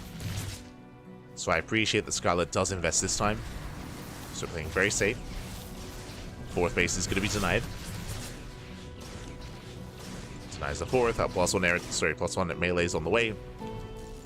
Ideally, Scarlett does want to go into Ling Hydra again, but if she has to, I mean, has access to Roaches, right? Roach production is going to be available if need be. Zealots, they should be banking. Jesus. I was going to say, they should be banking up back at home, and they are. That's a lot of Zealots. And soon, Astrea's going to pull the trigger. Meanwhile, what I see, Overlord Speed is on the way. Scarlett droning up to 3-base saturation. Last game, remember, she went for a Ling Hydra all-in on 3 bases. This time, it looks like a German taxi on 3 bases as well. But this time, Roaches are amassing, which is going to fare better against those Zealots. Yeah, Drop Lords. So the German taxi is coming. We're going to be loading up. We're going for the all-in. So another 3-base all-in out of Scarlett, but a different kind of 3-base all-in. And because Roaches are incorporated, this is going to be a better kind of army against those Zealots. We'll see how they fare against each other. As charge is done, so it's +1. First Queen gets caught out. Yeah, the Queen does fall. Where are the Roaches? Roaches have to respond. Queens, once again, they're exposed. Oracles, they dive on the Queens. They go for the dive. Queens are being targeted, getting 1, getting 2 Queens. There's 1 Queen left. But the Roaches, they hold their own. They stand their ground. We spoke about it. Thankfully, Scarlett was going for a Roach-based all-in, not Ling Hydra. If this was Ling Hydra, Scarlett may just be dead. But she will hold, she will defend. Waiting out those Oracles. The Zealots race back, and Scarlett can still commit to the all-in. +1 kicking in a couple of seconds. Ravagers are morphing in as well. And here come the Dropper Lords. So Ling drop towards the main.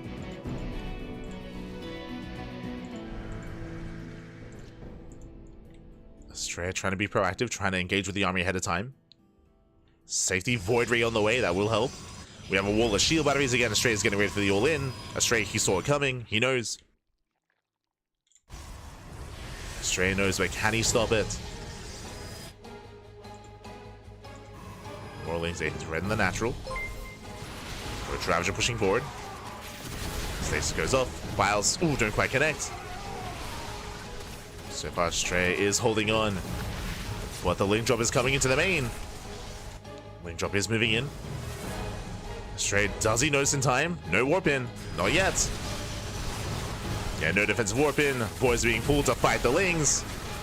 Files, ooh, they take down the Void Ray. Yeah, nice Files doing nice connections. Scarlett popping up, takes down the Void Ray. There's what, 6 shield batteries to defend? That's a lot of shield batteries. But they're running out of energy. Miles are connecting. They knock down one of the shield batteries. Storm is still not yet done. Queensman begins to reinforce. There is a transfuse.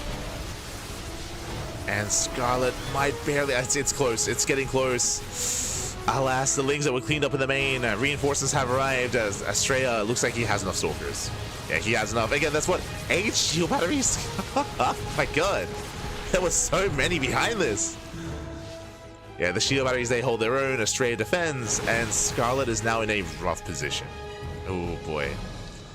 Unfortunately, Scarlett, because she was all in, no drones, no saturation, no gases, there's no hydrogen, no infestation bit, no hive, no nothing behind this. Just purely Ling Roach Ravager with subpar upgrades. You see, +2 has begun, and +3 begins for Astrea. Like, Astrea is just getting further ahead. And from here, Astrea has to make a choice. I mean, Astrea could just expand and just turtle. Just turtle up back at home, get a 4th base, tech up, head into Sky Toss, head into Massive Robo, into Immortals, into Colossus. Astrea has options.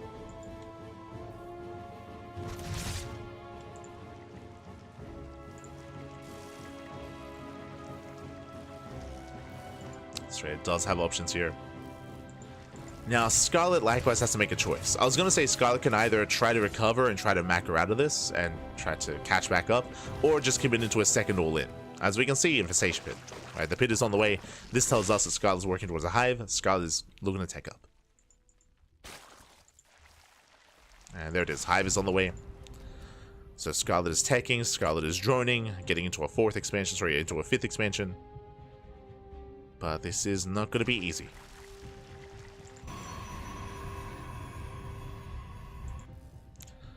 Especially because Astrea is turtling. Like, what do we see? A wave of cannons, more shield batteries. Astrea being more defensive here, which makes sense. Like, Astrea doesn't know if Scarlett is going for an all-in or not. Like, he has limited information. I did see the hive, though. I did see the hive.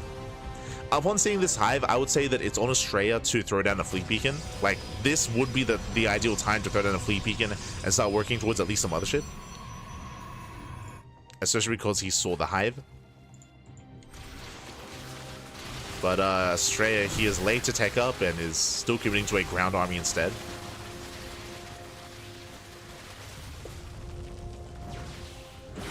Oh, nice storm. Nice storms on the roaches. Scarlett taking into lurker tech. Working towards a lurker den, working towards vipers. And it does feel like Astrea is not being as greedy as he could be. Like, he has the freedom to tech. There it is. +1 air attack is now on the way. And now we see the fleet beacon. Now, again, this is like maybe 1, maybe 2 minutes late. Like, this could already be done by now, to be honest. But Astrea was just being overly cautious. Overly cautious, so Astrea wasn't able to take full advantage of Scarlett teching. So delayed a fleet beacon, delayed Stargate, delayed +1. This is giving Scarlett more opportunities to recover. And more opportunities to bounce back. So let's catch the Archon, not bad. Archon goes down. Scarlett maxed out.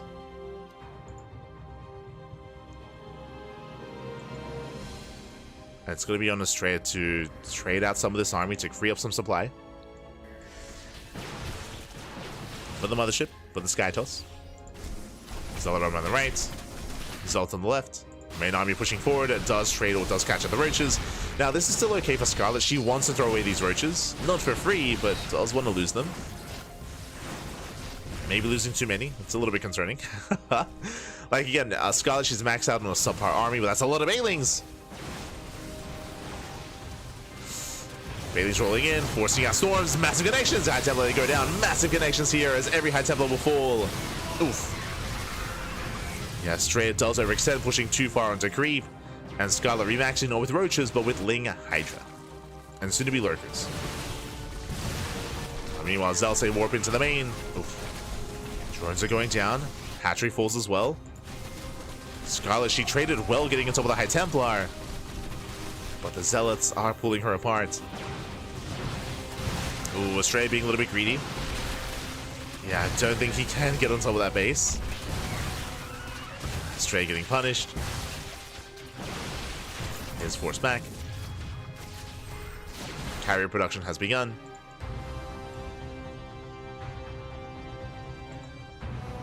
And we're still in a shaky game state here. So let's back into the main. So Scarlett is going to be able to somewhat recover. The drone count is low, 72 workers, so low drone count for Scarlett. Likewise, did lose an expansion, so Scarlett actually, sorry, lost 2 expansions. 2 bases went down. Oh, Ravagers are exposed. The lurkers aren't ready. Uh-oh. And just barely being focused down as well. Massive storm. I not like this. Lurkers are going down. Brutal storms on the lurkers, and every lurker falls. GG gets called, and Astrea ties up the series 1-1. We are going to the ace match. Whew, GG. Again, Astrea, that was the most perfect moment to move in as he just stumbled across, what was that, like 6-7 lurkers morphing in, and every lurker went down. That was the backbone of Scarlett's army. She could not afford to lose that, and upon losing that, that was game. That was game then and there, as the army did crumble, and with that, GG, we're going to the ace match. Going to game 3. As we get into the ace match, a big shout out to Pesevenga, papiga. Thank you so much. Thank you so much for the gifted subs to the community. Gifted sub to Nihead TV. Thank you. Thank you. Do appreciate it. GG. And again, a very intense back and forth. Of course, initially, Scarlett was all in. Initially, Scarlett did commit across the map. But before that, Astrea was... my apologies. Before that, if you recall, Astrea did actually push out with his Zealots. Initially, we had the Astrea timing with Mass Zealots, and Scarlett defended very well against that. Then went for the counterattack, but Astrea was ready with a wall of shield batteries. Remember, there were like 8+ shield batteries at the 3rd base, and he was able to respond in time in the main. And Scarlett lost everything there in that failed all-in. Was able to somewhat recover in the aftermath, but wasn't quite able to get to lurkers. Barely not. Barely not able to get there. And with that, we're getting into the ace match, getting into game 3, and spawning in the bottom left-hand corner of Ultra Love, we have the Canadian Zerg player. We have the Red Zerg representing Shopify Rebellion being forced into the ace match. We'll see if she can bring it back and bring it home. It is Scarlett. And spawning in the top right-hand corner, we have her opponent. We have the American Protoss player. We have the Blue Protoss. Ooh. Tying up the series 1-1. Forcing the ace match, it is Astrea. And we've had some cheeky builds so far. Game 1, if you remember, Astrea did rush into Skytoss, got punished for it. Game 2, Astrea rushed into an early charge timing, which failed, but then was able to defend against the counter all-in that Scarlett had amassed. So we had more of a shaky back and forth between Astrea and Scarlett in that second game, but these have been unique builds. These have not been standard builds out of Astrea. We have not seen Stargate into a 3rd, into +1 Blink Stalker, into the mid game. Like that just hasn't happened. And we'll see if we get that here on Ultra Love, or if Astrea keeps moving out some more quirky builds. Ooh, meanwhile, Hatchgas Pool, unnatural, natural clear out of Scarlett. Welcome to Ultra Love. Ultra Love is a smaller map, shorter rushes by ground.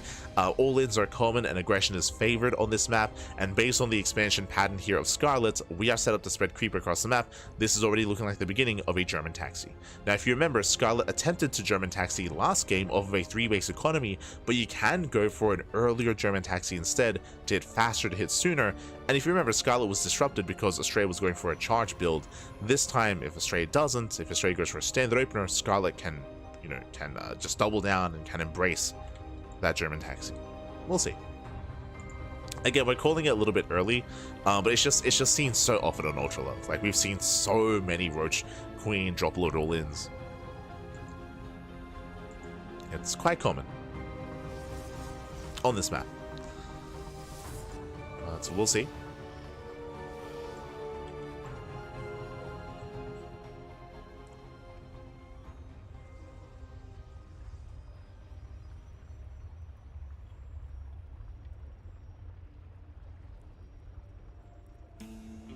So now it is going to be a Stargate opener.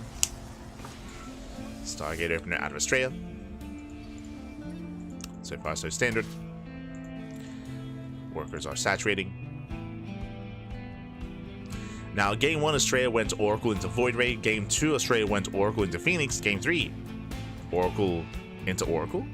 It's the one thing that we haven't seen. one thing. As it up does cancel the shade.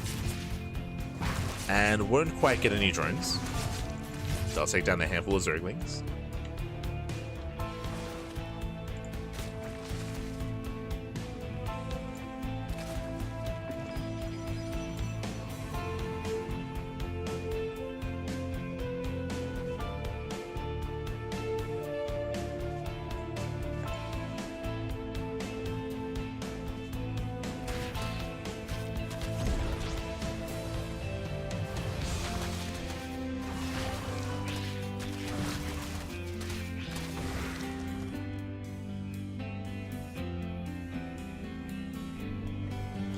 As yep, there it is, second Oracle, okay. for the first time in this series, Oracle opener into a second Oracle out of Astrea. The Overlord does confirm the Oracles are on the way.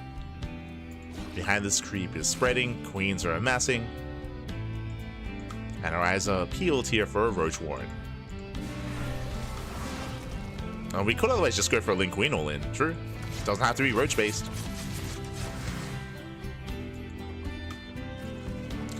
As we have an early Twilight Council, so earlier Twilight Council, we are looking for the Forge. There we go, Forge is on the way. I'd have to start poking in.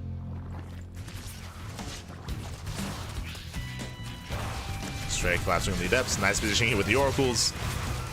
It will take some hull damage though. As both the depths go down, nice cleanup. Scarlett is droning, Scarlett is saturating. We have a fourth base on the way, so far just for Larva. We are reaching the 5-minute mark and still no Roach Warren. We should be seeing one soon, at least for safety. Oh, rushing into a lair. Okay, lair is on the way. Even Chamber for +1. We're macroing up. With this lair and with the lack of Roach Warren, it looks like Ling Hydra out of Scarlett. Does look like Ling Hydra. I'd have to take shade into the bases. Drone's going to be going down. Gases are being taken. So far, 2, 3 drone kills. Now Astrea does scout the gases. Stasis goes off.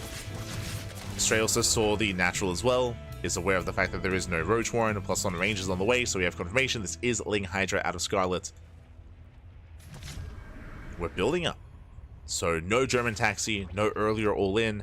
Astrea is more or less aware, so Astrea can build up into Blink, and so far this is the most standard game that we've seen.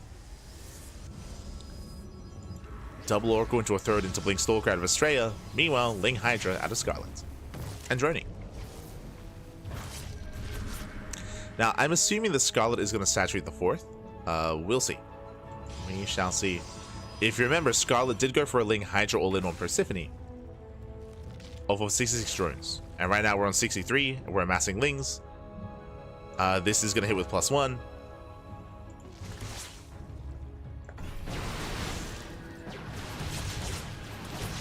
Oh, Stasis is baited out. Nicely done. We have 28 more Zerglings on the way. And Scarlett should soon be starting those Hydra upgrades. They're going cashing out these Stalkers. Oracle's doing what they can. That's a low Stalker's going down. There we go, Hydra speed is on the way. And still no drones. Still no workers. So it does look like the same build we saw in game 1. Back at home, Astrea, does he notice? I mean, he hasn't seen the mineral line. He hasn't noticed yet. So Astrea lacking some critical information. He is working towards Storm. And again, Scarlett, she has not made a drone in minutes. It's been quite some time. 6 more Overlords on the way. This is a build that Solo's very fond of. It's a Hydra all-in that hits with +1. So +1 is about to kick in. Rocks are being knocked down. Massing up more Hydras.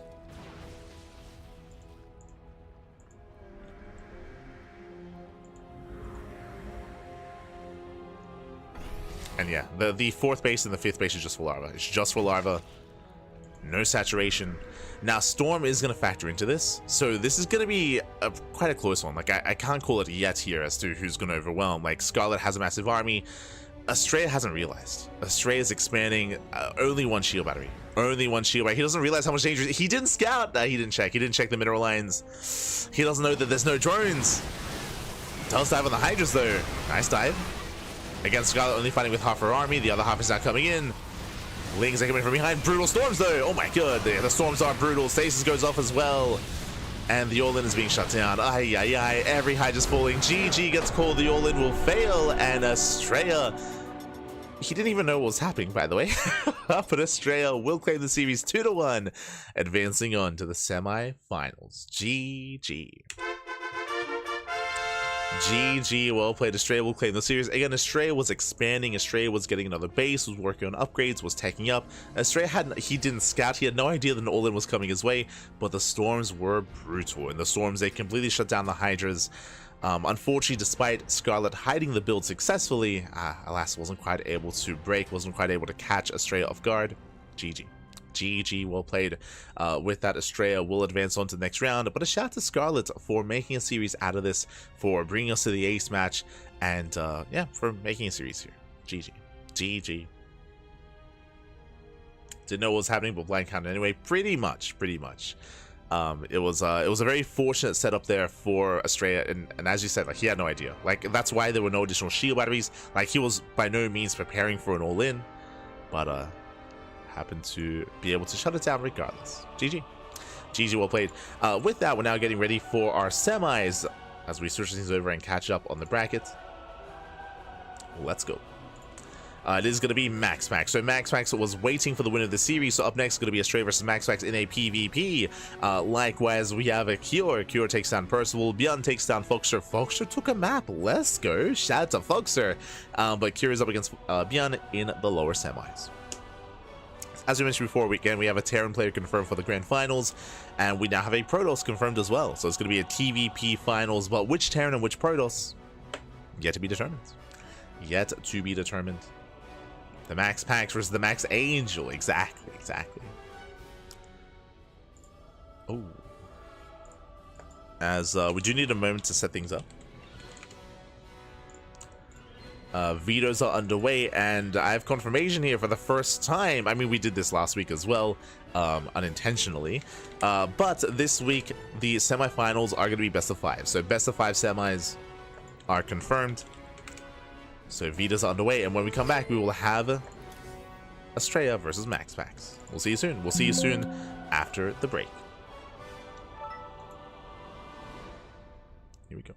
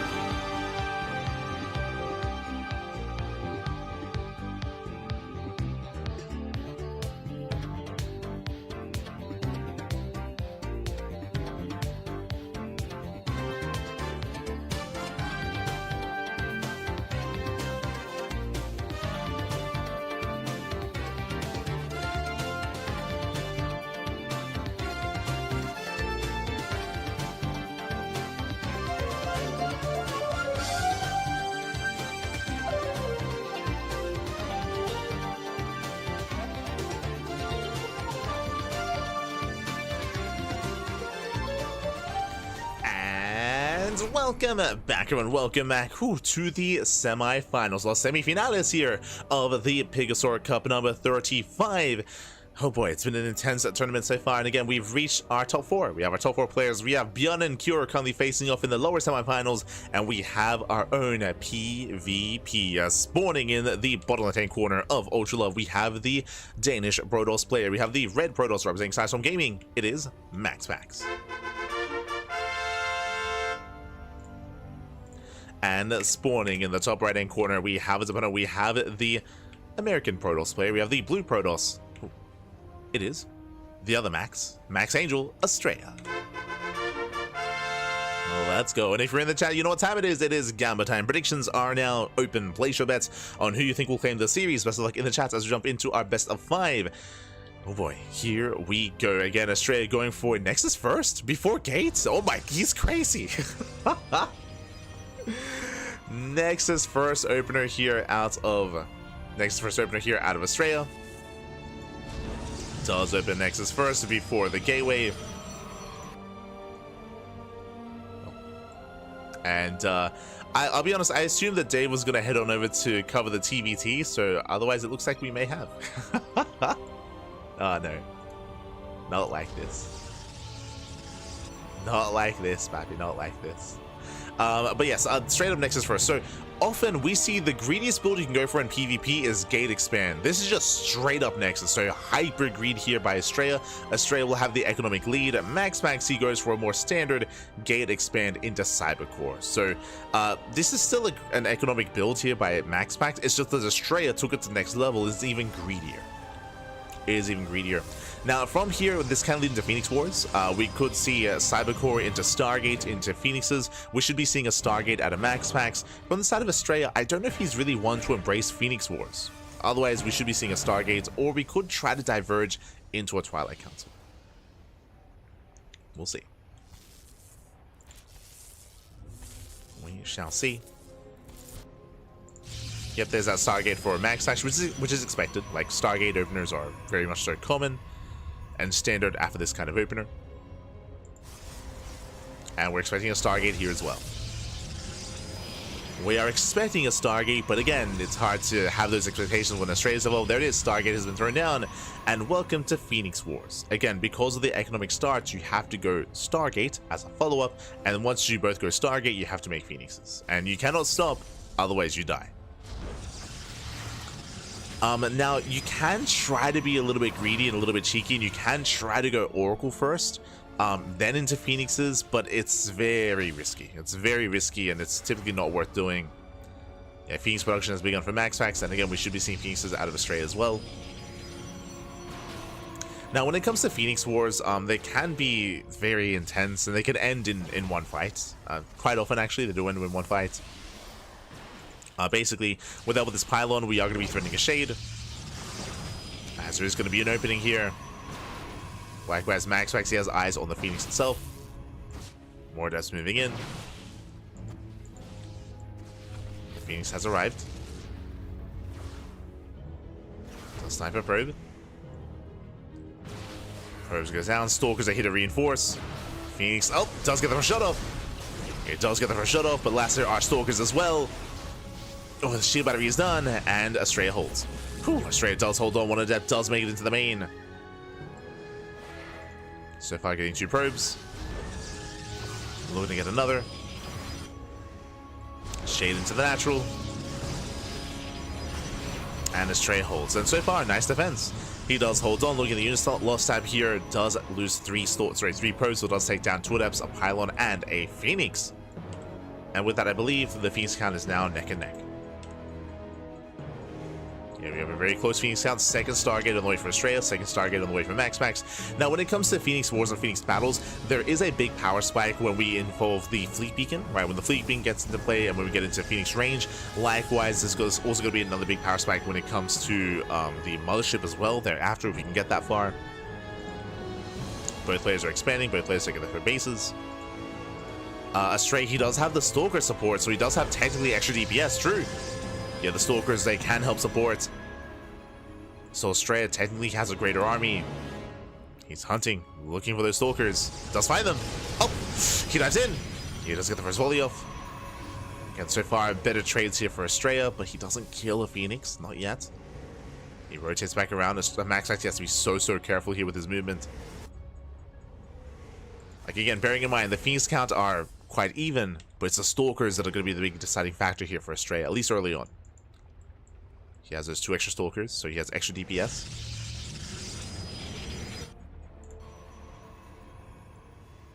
Likewise, we do have to ensure we stack. If you don't stack, you can see there the Phoenixes, they naturally spread. And if you spread, that means you get wasted DPS, as Phoenixes, they're not going to be within range. Trying to bait out the army. And does commit in. Ooh, getting 1 Phoenix. So far, so good. Gets 1. We'll lose the Stalker. Shield battery's almost done. And with that, Astrea, he pulls back. Does back off. He respects the shield battery. Taking down 4 probes. So far, these are still better trades for Astrea. Astrea is ahead in Phoenixes. He's going for the dive. Yeah, does go for the dive. Does go for the kill. Shield battery doing what he can. Nice stacking here by Astrea. Nice stacking so far. Does have the Guardian Shield. It does have the Sentry. Oh, not quite stacking. Yeah, miscontrol there from Astrea. He was not stacking. And with that, he's forced back. With that, Max does hold, does defend. Again, the Phoenix count now in favor of Max. Third Stargate's on the way. Fleet Beacon as well. Ooh, and Astrea, he's not doubling down. He's going into a ground switch. Again, like, I would love to see Astrea press his advantage. Like, again, he's been trading well. He's been killing probes. But he's now switching out of Phoenix. And this is a way to get killed. To be honest. Right now, there's a massive window of vulnerability here for Astrea because he is stopping Phoenix production. Oh boy. Now, thankfully, because Astrea was out trading and out fighting Max has been stuck at home because he knows that he should be behind. But now he's feeling a little bit more cavalier. So far, Astrea is getting away with it. Like, again, because Astrea was ahead, Max, he knows that he can't take a fight. Because Astrea should be ahead in Phoenixes. We know that he's not, because Astrea stopped Phoenix production. And Max, he's like, this is crazy. Like, this is a big gamble. A massive gamble for Astrea. I would argue a little bit unnecessary, to be honest, but but sure. Max actually moves in. He sees all the Stalkers. With that, Max actually can claim this fight. Again, 18 to 11. 18 Phoenixes from Max. That's a decent Stalker count, though. It's slowly building up. Astrea, he's almost there. Oof, we'll lose a Mineral Line. Mineral Line does go down. Astrea out of position. Trying to respond. Blink is not done. Does get some probes, not bad. Nicely done. Does pull out. He's getting caught. Yeah, he does get caught out though. And massive catch. Phoenixes are going to be falling. Stalkers coming in. Astrea, he's got 17 Stalkers. Is that enough on the ground? Do you see Immortal production on the way? Immortals are in production. Going into Void Ray as well, so Void Ray Immortal out of Max. I'm still not entirely convinced by these Stalkers, but once Blink is done, he can dive.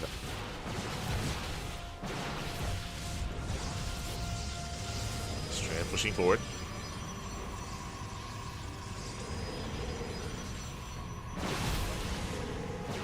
Does push in, going for the Stargate, not bad. Phoenixes, they coming from behind. The boys are being pulled. Yeah, they hit a tank, and they will. A lot of workers are falling, and I believe we should be able to break through those Phoenixes. It's getting quite close, though.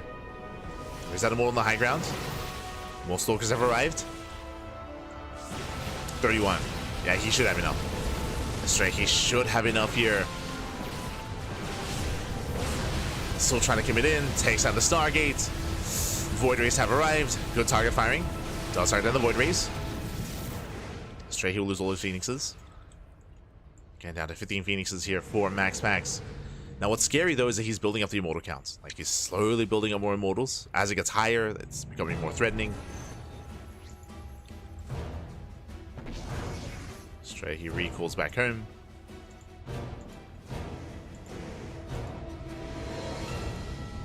Now Astrea, he has successfully switched into a Stalker army, into a ground composition. He has pulled it off. But again, is it worth it? We'll see.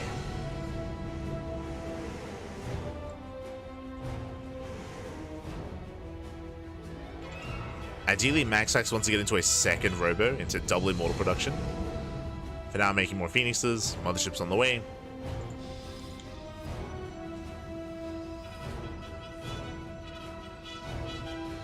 Building up. Now, ideally, because it's going to be so Immortal heavy, we need Zealots. Chargelets would be ideal, and there we go, Zealot legs are on the way. So we have to get out of just pure Stalker and get into Chargelots, as that would be the best answer for these Immortals. We have Archons behind this as well, so again, like, Chargel Archon is going to be the superior composition, and Astrea, he's working on it, he's getting there.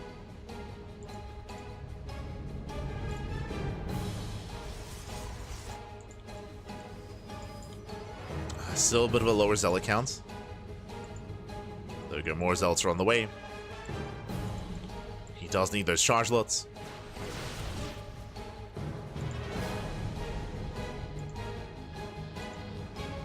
Meanwhile, Max, he's actually going to be delaying Immortal production, going into more Void Rays. Okay. Going into Flux Veins, into more Void Ray production. Astrea, he's maxed out. Now's the time to trade. Now would be the time. He has to push in. And ideally, he can trade out Zealots and then back off and just reinforce. And here we go. He's going for it. It does go for it. So he gets some Force Fields. Archons, they do break them. Diving on the Immortals. The Immortals are exposed. He gets 1, 2, or 3 Immortals do go down. Massive pickoffs. Takes out all the Immortals. And now the Phoenixes are exposed. Oh, no detection, though. No detection. Observer's on the way. Max, he's holding on. He's holding on thanks to the Mothership, but he has been broken. He has no more Immortals. The Immortal count was resets, and that was the only thing keeping him alive against this kind of army. Again, it was a risky maneuver for Astrea to switch into Ground Toss out of Mass Phoenix, but he pulled it off. Did pull it off, and a big reason for it was because he was ahead, right? Like, as we mentioned, the reason why MaxX was so passive is because he had less Phoenixes, and it wouldn't make sense for MaxX to move out. So thanks to Astrea's early game, he took a lead, and he had the freedom to take that gamble and to rush into Blink Stalker. And he pulled it off. Did pull it off. Stasis does connect. We have another cloak. Observer is here, though. Yeah, we have 2 observers. Does go for does dive in, does take down the observers. Cheeky moves there from Max. Very cheeky. Max is doing everything he can to hold on, to survive. Behind this, Astrea just taking more bases, taking more expansions. He has an economy, he has a bank.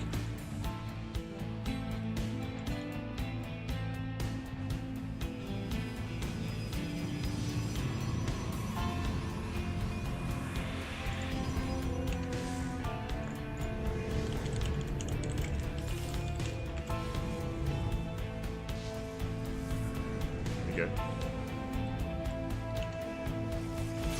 He's now moving in. Does threaten a dive. Oh. I mean, the station drops are buying some time. True.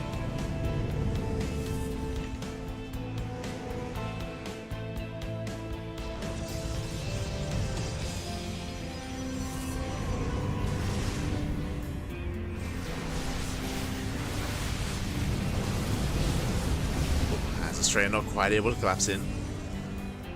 Not quite. Now this is a little bit scary. Like, so far MaxX, he's doing a great job here, just buying time and turtling up. And he's slowly building up that supply, building up massive Void Ray. That's a lot of Void Rays.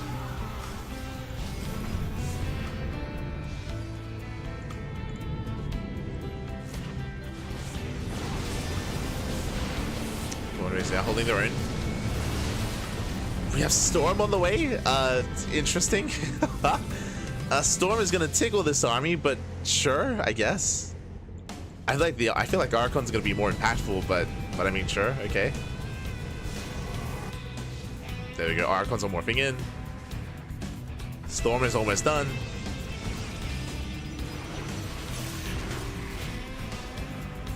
I mean, damage is damage, I suppose.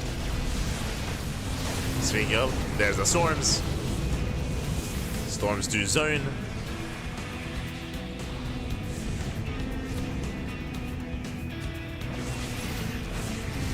Fades out the stasis.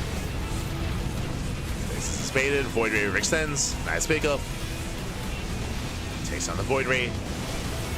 A storm on the probes. I mean, true. Yeah, Max he will hold. He will shut down this army. Again, the mass Void Ray overwhelms. The Void Rays. They take down every single Stalker. Again, mass Void Ray. They're built to kill Stalkers. And Astrea's in trouble. Astrea's in a lot of trouble here. He'll lose the entire army. He has to back up. And Max, he can end the game here and now. We'll tank a storm to the face. It doesn't matter. Like, the storms, they tickle this, so like, they didn't do much. And Max, I mean, he's all in. He's completely all in at this point. Astrea has to take it slow. Just take it slow. Give up the base. Give up the expansion. Warp in around the army. Catch reinforcements like this carrier. Goddamn. But just take it slow. One expansion goes down, so will another. Astrea just has to let it happen. Like, he cannot stop this army. Just wait for warp ins, and he's going for the base trade. Going for the base trade instead. Catching out 3 voids. Max does recall back home. Astrea has to pull away. Does get one of the Void Rays. But again, Astrea just has to buy time, nibble away at the army, and gets 2 more Phoenixes. Needs to make sure he doesn't skip warp-ins. We need gases as well. Gas income is limited. Astrea pulling back. Does pull back to the cannons. Prismatic alignment is activated. He has to respect it. He has to back the hell off. Again, he cannot push into prismatic alignment. As another base goes down. The lasers, Pappy. Oh my god. And again, we're just making 3 Void Rays at a time. At the same time, Astrea counterattacks, going for the expansion. I see done. And again, we need those gases. Like, unfortunately, Astrea, he's out of gas. He's out of gas. He's running out of money. Astrea, he has bases, he has workers, but he's not mining. He's just long distance mining instead. And Max may just win this game. And never took the gases. Max, he will deny these northern bases. Astrea, he didn't rebuild these nexus. Storm, kind of zones. Gets 2. Gets 2 Void Rays. Gets 3. Oh, not quite. Now, what's important here is that Astrea is at least distracting the army, and top left is being left alone. He's still not mining efficiently, but at least he has some mining. Once again, for his back alignment, he has to back up. Astrea cannot fight this. He has to recall. Oof. Losing more Stalkers. Nice Zealot run by. Very nice. Does force Max back home. And we need, there we go. Take the gases. We need gas, Pappy. Take the Nexus. We need an economy. Or just transfer over. Transfer. Sort out your bases, Pappy. Sort them out. It might be too late. To be honest, it might just be too late here for Astrea. Gets a Void Ray.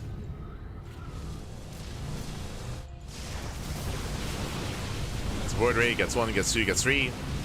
Not bad. Takes down a decent amount of Void Rays. He pulls back. Oh god. Unfortunately, no shield batteries to set up here. Does, oh, barely not get another Void Ray. This base is gonna fall. And Astrea, he has top left and he has center right. He has some gas income, a little bit, but he will lose every single probe here. Oh god, the middle line goes down. Brutal losses. And Astrea, he'll plummet in the worker count.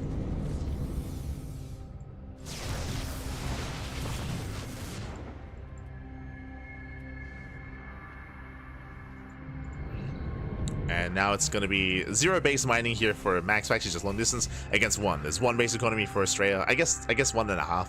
Like, what's important here is the gases, and unfortunately Astrea doesn't quite have them. Links out. Oh, he gets caught out. Oh, we cannot afford these mistakes. Losing a lot of stalkers. Top left gets spotted. How do we have 10 Void Rays for Max Pax? The Void Ray.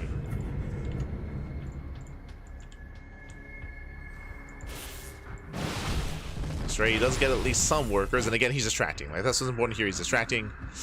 Ooh, the mothership is getting ready for a recall to recall into the bases. He wants that expansion. Again, this is the most important mining base for Astrea. The most important base. He can't lose it. Here comes the recall. Or he just attacks. Yeah, doesn't even have to recall. He denies the base. Astrea, he has top left, but again, he has no gases here, so it doesn't really matter as much. Does recall back home. And GG. Oh, GG. Max Pax, he taps out. Oh my god. Max Pax, he is broken. He has no faith here. And Max Pax, he will tap out. I mean, he's down in workers, but he has an army to work with. GG. His spirit has been broken. And Astrea, he takes the game. GG. GG. Well played. Oh my god. The mental battle here as Max Pax, he taps out. If only he knew that top left didn't have any gases, by the way. If only he knew. GG. GG, well played. Max Pax, he was totally still in that game, by the way. Like, Astrea was struggling to keep up, struggling to hold on, but Max Pax didn't really know what the economy was looking like for Astrea. He had no idea. Now, we knew that Max Pax, he was struggling. He had 4 probes. He had 4 probes. Max Pax, he was long distance mining. Max Pax had the greater main army, but he was unaware of how much Astrea was struggling. Because he was struggling, Pat. Oh, God. GG. GG, well played. Max Pax ready for bed? Isn't it like, I'm pretty sure Max Pax, doesn't he go to bed at like 3 p.m? Hold on. European time. It's 5 a.m. Ah, nah, Max Pax, he's still got a ways to go, Pat. He's right now, it's peak gaming hours for Max Pax. He doesn't go to bed until at least the sun rises. Oh. Here we go. As we are getting ready for game number 2.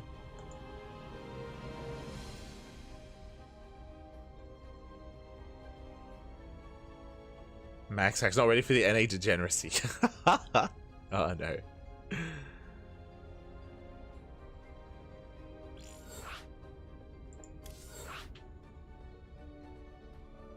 Here we go. Here we go. We're getting into game number 2.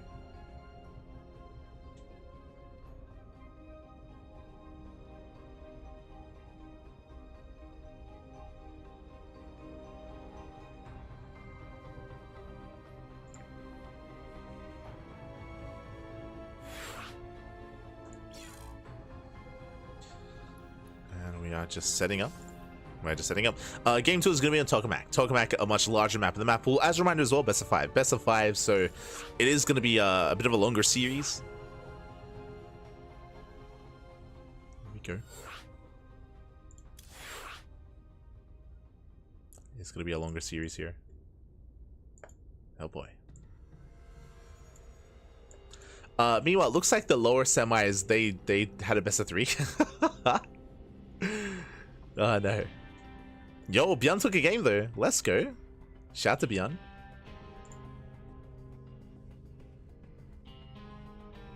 But looks like the lower semis has concluded and Cure takes down ByuN 2-1. I don't think they were made aware that this was meant to be a best of 5, so they played at a best of 3, but we'll get there, we'll get there.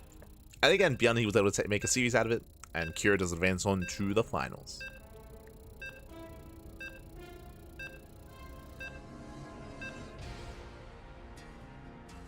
Here we go.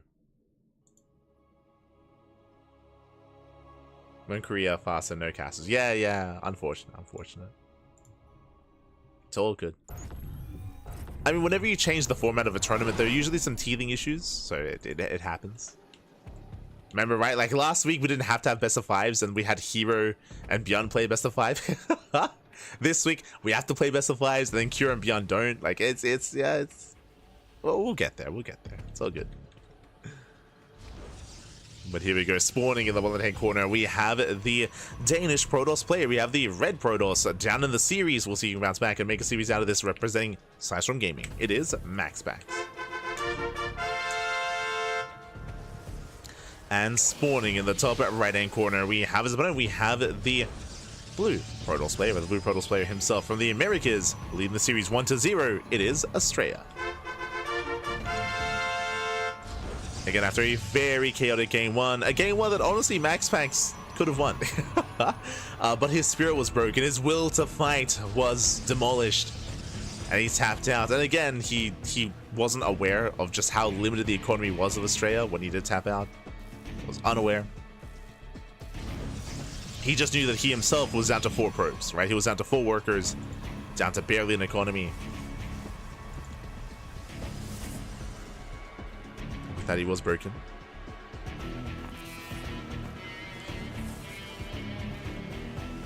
Likewise, we're now settling into our next game, and this time we're not going for any kind of crazy Nexus first. This time 2-gate opener out of Astrea. Likewise, a Gate Cyber Expand here out of MaxPax. MaxPax is going for a standard opener into a more economic start. Astrea going for a 1-base all-in. The pylon has been thrown down, the cyber core is almost done, and do we go for the proxy robo or do we go for a proxy gateway? Or even both. We're here to find out. We are here to find out.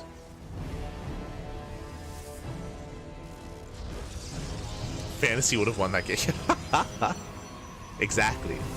You have all these clowns talking about like, yo, why doesn't this player tap out? But when they do, suddenly it's like, yo, why did this player tap out? Oh no. If only everyone was fantasy. If only.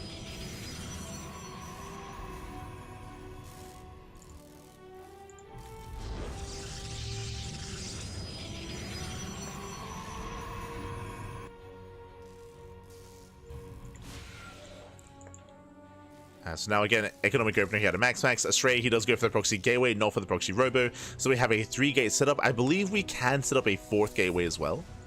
I believe we'll have the economy to sustain that, but regardless, is rallying.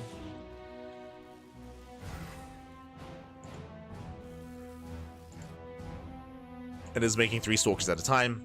Behind this MaxPax, he is aware that the pylon is missing, and he now confirms there's no base and no natural. He's now aware of the all-in. Back at home does have a safety shield battery. Is going Oracle first into a delayed Void Ray. And we'll see if Astrea can break it. Stalker does break forward.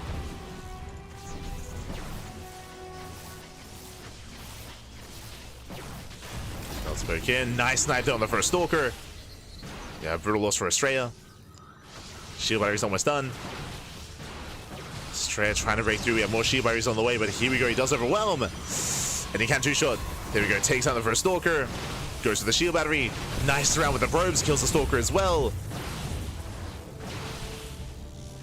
And the Void Ray has arrived. Alas, no shield batteries. Not on the low ground. Yeah, Astrea does pull back. Nice control. Takes down the shield battery. And Astrea has taken over the natural base. The natural will fall. And from here, Astrea, he can just keep going. He can try to go with the ramp. For now, he's respecting the prismatic alignment. Does run out. Does run out. Now would be the time to try to push up the ramp. Astrea playing it safe. There's a sentry. Yeah, there's a sentry. That will punish. So Astrea, he will just kill the natural, and back at home he expands. Back at home he does take a third, or take his own base.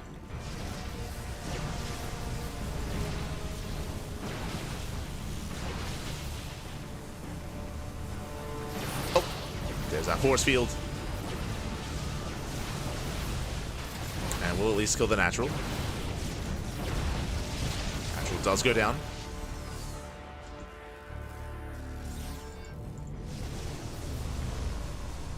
And from here, we'll see if Astrea can take that economic lead. So far, he's going to be up a base, up in workers, up in expansions, up in economy. MaxPax is being forced into a 1-base all-in. He's got his gateways, he's got his robo. Immortal production has begun. and the turns will soon table. Turns are tabling. Astrea has to get the hell out of here. He has to race back home. He's racing back. Shield batteries are on the way, and now the aggressor has to be the defender. Astrea, he has to survive. As here comes the all-in. Max X going to be rallying out Immortals. Has the Void Ray, Sentries, Force Fields. Force Fields are crucial this early on just because there's no Blink, right? There's no Blink and there's no defensive Warp Prism for Astrea. So Force Fields will lock down an army, and they will stay locked down. So there's a lot of micro potential for both players, as they both have Force Fields. Void Rays are good for the pylon. And they will snipe it. Nice pickup.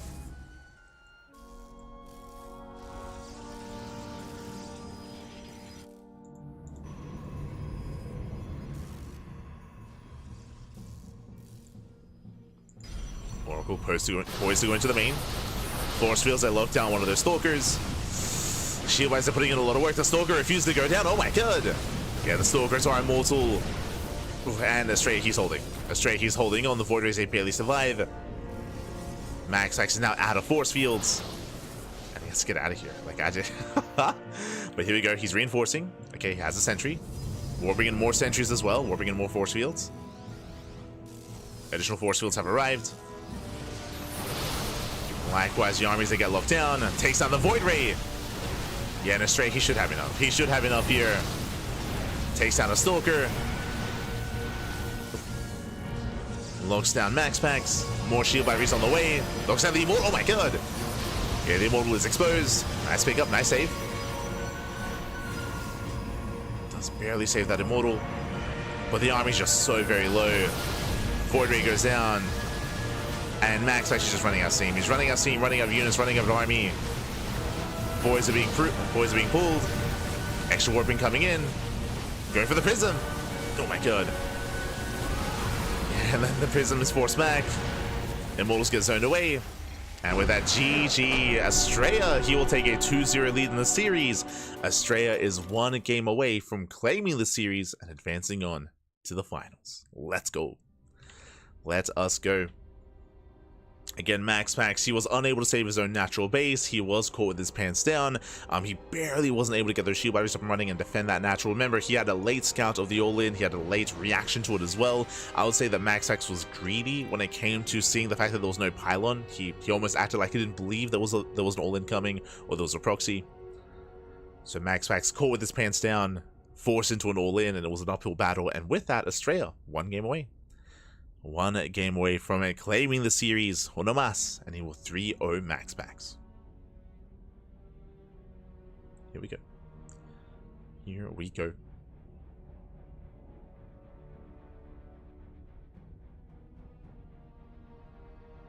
Generally, 3-gate versus Stargate is build or win, right? I would not say that. We have seen Max Packs defend against that. If you recall, Max Packs, even though he saw the pylon was missing, he didn't open Void Ray. He went Oracle first, and the Oracle didn't really pay for itself. Ideally, the Oracle was able to get some economic damage done across the map and cripple the economy, but the Oracle failed to do so, so that did slow down Max Packs. Likewise, Max Packs, he wasn't quite able to get his shield batteries up and running in time either. Partly because, again, he wasn't fully aware of the all-in that was coming until it was already up. If he had scouted, then we would have seen a stronger reaction, a stronger response. Here we go. Here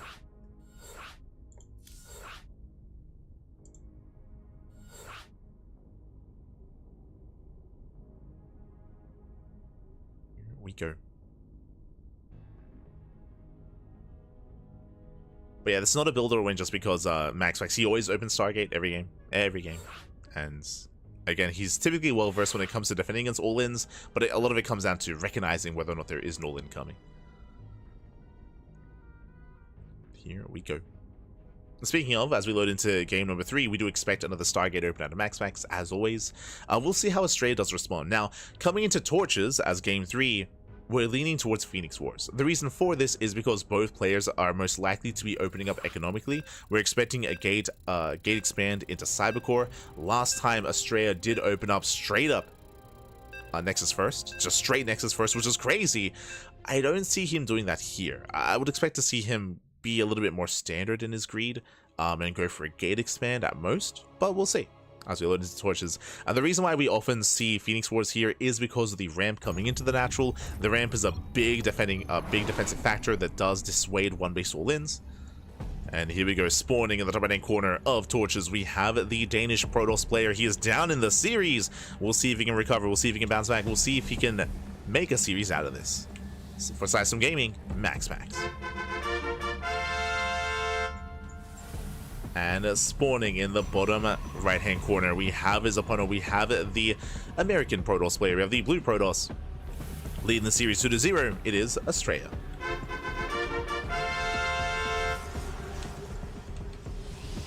Go.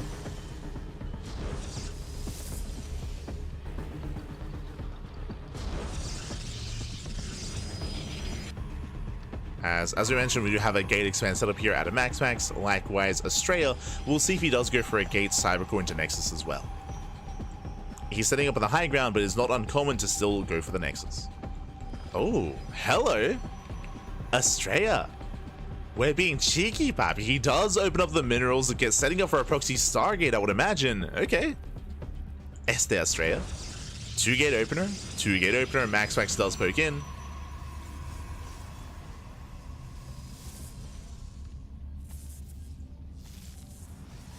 It does poke in. Does confirm. Behind this, we're getting ready for the pylon. Cybercore is thrown down, and soon Max. Ooh, gate expand. Okay, greedy, very greedy builds here from Max. Going for the Nexus before the Cybercore. This will delay the Stargate, so the Stargate's going to be delayed. The first initial unit is going to be delayed as well because of the faster Nexus. So this, I want to say, is more ideal for Astrea. Max at this point, he knows that the pylon is missing. He's aware. Now, does he have the wherewithal to check the wall? Does he check? If so, then it would scream what this is. Again, proxy Stargate. Max, does he check the wall? Oh, he doesn't. Okay, he does. Whew, okay, he does. Yeah, there we go. He does see. Kind of. He didn't go far enough. He saw that one patch was missing, but I don't know if that registered. Uh-oh. Because he didn't confirm both patches were mined out. And yeah, he's looking. Yeah, he's searching for the proxy. Checking on the left-hand side. Meanwhile, Stargate is almost done. Going for the Oracle. And for now, Max is vulnerable. Now, as a reminder, there's not an all-in, right? I should have started with that. Proxy Stargate is not all-in. Proxy Stargate is a way to get ahead economically. It's a way to eviscerate the economy, kill probes, and then take a lead. That is the purpose of Proxy Stargate. So it's not meant to be an all-in. Just a way to get ahead. That does shade in. Probe pulls away. Main base is exposed. Shield battery is now in production, but the Oracle is soon to arrive. Stalker's racing over. I think now Max realizes what's been happening. Probes are going to go down. So far, good damage. Yeah, getting 1, 2, 3, 4, 5 at probe kills, getting up to 6, getting up to 7. And the Oracle's about to run out of energy, but this is still a lot of damage. 0 mining! Oh my, 0 economy! Jesus. 7 probes go down.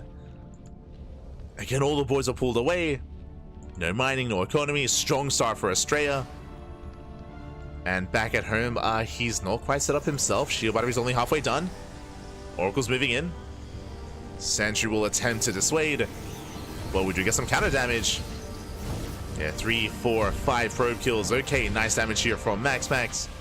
Gets almost an equivalent amount of economic damage, but he doesn't force Astrea off the mineral line. So Astrea still has a better economy, and oh, he still kills more probes. He's still getting more damage. Ay. In total, 11 workers go down from the side of Max, and only 6 for Astrea. Likewise, he hunts down the Adept, and Astrea takes a lead. Astrea does take a lead. Now, again, it's only a lead as we open Phoenix. Interesting. Phoenix follow-up. Hunt down the Oracle. Phoenix also on the way for Max. Let's go. From here, we're not going to Phoenix Wars. From here, we should be working towards Blink and working towards a gateway composition. We have additional Phoenixes on the way from Max. But from here, Astrea does take a lead. We'll see if he can maintain that lead here against Max. We shall see.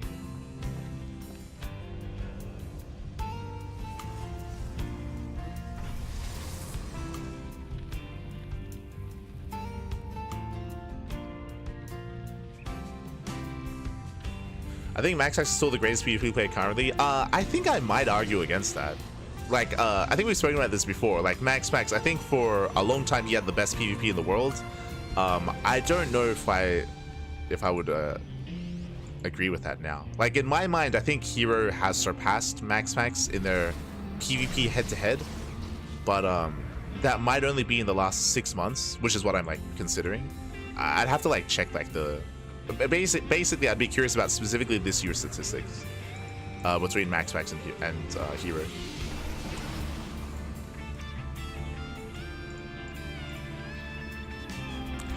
That's what I'd be most curious by. But because maybe he still does have the best PvP, maybe. But I think I can say with certainty that no longer is it dominance. Like, I think before in the past there was a clear gap between Max and everyone else, and I think that gap has definitely closed. And it's not as clear cut as it once was. And there's a lot of reasonings for that, for sure.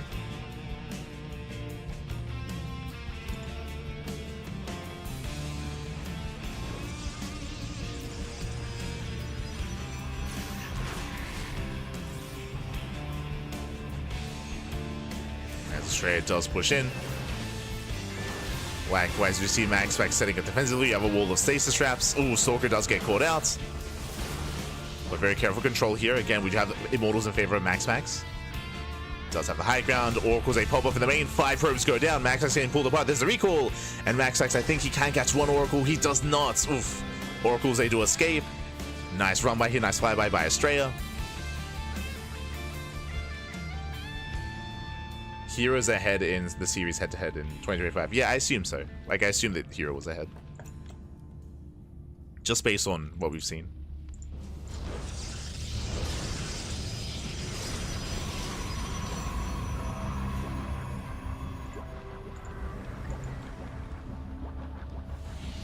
I should also emphasize once again, just because I think people, they have a lot of recency bias, just because like Max isn't as dominant in PvP as he once was, he's still really good. Like, he's still a very strong player. He's still the best pro in Europe, 100%. But Clem, but I mean, maybe second best to Clem, maybe. Cap. Este Clem.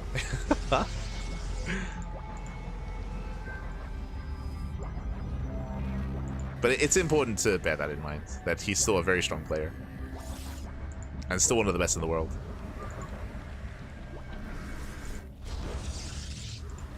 You want to get ahead of the Rainer washed memes, you know? Want to get ahead of that. Oh. Oh. Nice control there by Astrea. Baits out the stasis. Likewise, nice target fighting here on the Phoenixes. The Immortals, they hold their own. Max claiming his third. I mean, it's still a very much so an uphill battle for Max. Like, it's still a really rough position to be in. Ooh, there's going to be the cancel. Again, it's so difficult to claim a third base on this map if you don't have map control. Like this area is just so open. Like, how do you expand? You don't. Not without the army supply. And Max just doesn't have it. Doesn't have it. Max just perpetually contained here on 2 bases. Oracles, they go back in. Oh, and he's being pulled apart. They go back in. They've yet to go down. These are still the first 2 Oracles from the start of the game, getting another 7 probe kills. Finally, they're going to go down to the Phoenixes, but they have more than paid for themselves. As Max is just being torn apart.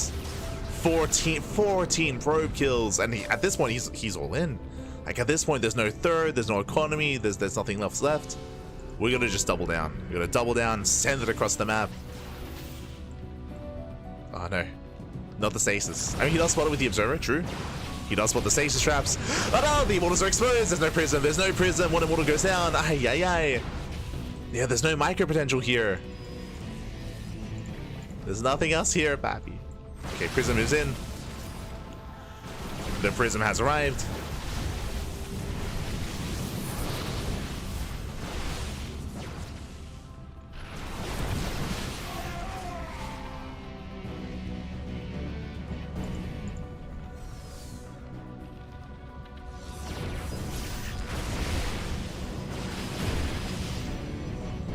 So now he does kite back.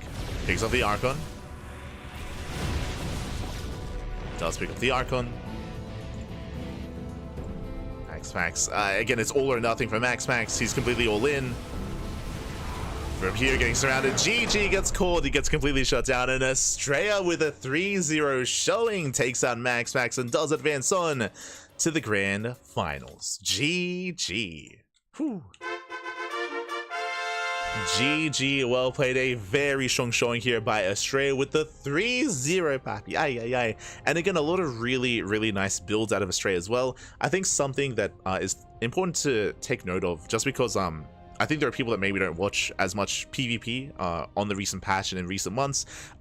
It isn't just that players have been more aggressive or anything like that against Max. Not at all. Remember, game 1, what did Astrea do? He outgreeded Max. And this is something that has been happening more and more frequently, is his opponents, Max's opponents, instead of going for these all-ins, cutting more corners. Hero, Showtime, and Astrea are all 3 really good examples of players that are willing to go Nexus first, to go either Nexus first or Gate Expand against Max and outgreed him instead and get ahead economically early on, or switch things up and go for an all-in, which is what we saw in game number 2, or switch things up and not go for an all-in but go for a proxy Stargate. Like, really diverse play here out of Astrea, doing something different every single game and catching Max off guard. And again, the meta has evolved in such a way where more players are willing to be greedy as well. I speak about this all the time, but a lot of the Koreans, Hero, Classic, Creator, a lot of them have a Trap as well back when he was competing at the start of the year. A lot of them do now go for Max openers in PvP. Like, a lot of them now go for Gate Cyber Expands. Like, no longer does Max have exclusivity on that build, so because of that, now we see more Phoenix Wars, now we see more diverse play. No longer is it only Max defending against all-ins. Now players are much more comfortable doing other things against him, and I do think that's one of the big reasons why Max has been struggling as of late. I think for the past couple of years, most games would really just be Max. He would go for his economic opener, and his opponent would just all in. And that would just be Max's PvP for like the past 3 years. But that is no longer the case. Like, nowadays, now players are more willing to play economic. Now players are more willing to be more greedy, or take more economic leads early on and take different approaches. GG, well played. Dude has been trying to do Nexus first every matchup. It's true. That is unique to Astrea. Fun fact, when I say Nexus first, I mean Nexus first. As in Pylon Nexus. Before the first gateway. Like, Astrea, he was crazy. Oh. Hero doing the 500s one-base Stalker and Phoenix War versus Max. I mean, Hero, yeah, he does do a lot of Phoenix Wars against Max, like Phoenix versus Phoenix. That is true. Does it quite often. We even saw Phoenix Wars here in this series as well, if you remember. Did happen at the start. But with that GG, well played. With that, Astrea does claim the series, and now we're getting ready for the grand finals. Up next is going to be a PvT between Astrea and Cure. And again, just a really strong showing here from Astrea. And again, did something different every game. Game 1, he outgreeded Max. Game 2, he was able to catch him with an all-in. And Game 3, he was able to get ahead economically with the proxy Stargate. We didn't really get to touch much on it, but again, as a reminder, Max, he failed to confirm the proxy. He failed to check the mineral wall, so he was caught off guard with his pants down by the proxy Oracle, and those Oracles were the MVPs, right? Because they didn't just give Astrea a lead, they persisted throughout the entire game, and they just kept going back in, they kept pulling Max apart. It was just a brutal start there for Max against the proxy Stargate with that GG. That GG well played. So we got a nice array of builds there from Astrea. And with that, we're now getting ready for the grand finals. Let's go. We're getting ready for the grand finals. Up next is going to be a turn versus Protoss between Cure and Astrea. Let's go. Let us go. I recall a GSL game where Astrea went Nexus first versus Impact by taking a third as his Nat on Eternal Empire. That's a long time ago. Jesus. Long time ago. I do recall something like that, though. I do recall something like that happening, and I'm pretty sure Impact just shut him down. Oh god.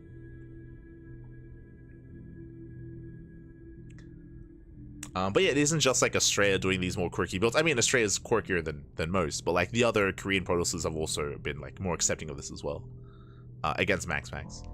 and Showtime alongside them. Like, in general, PvP, the meta has shifted quite a bit.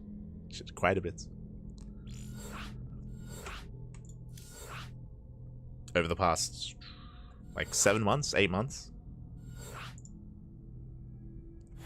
And here we go. We have our grand finals. Vetoes are done. Vetoes are wrapping up. And we are jumping into that TVP.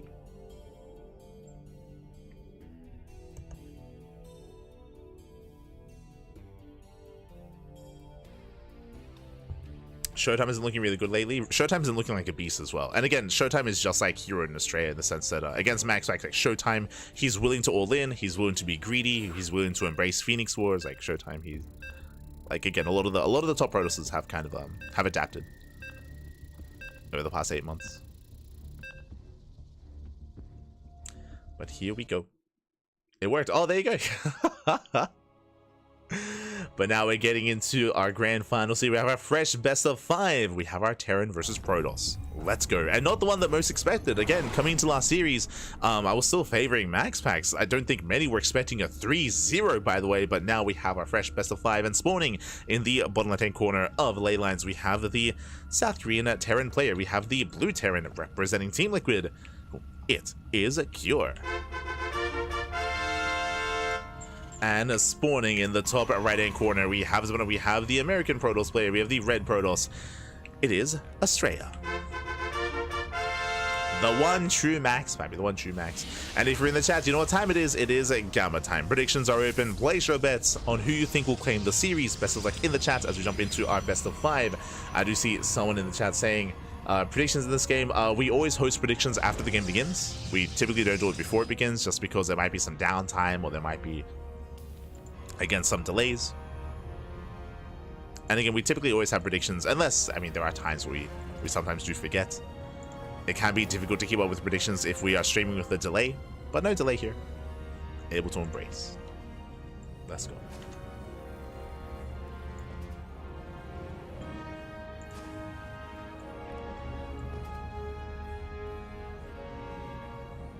I think a lot of the change from battery overcharge to energy overcharge is at least made it harder to be safe in PvP. Kind of. I say kind of because, again, like, I want to emphasize that Max, he is not just dying to all-ins, he's also dying to just being out-greeted and being out-macroed. Like, there's again, that was the whole reason why I was trying to bring up, like, different styles and different builds and how different players have been approaching Max, and how it has become more common to go for the Max opener. Like, you say that now it's less safe. I mean, kind of, but like, if that was the case, then Max build would be less common. Now it's more common than ever. Like, now more Protoss players do embrace it. So there's a little bit more nuance to what is happening in PvP. I think it's important to bear that in mind.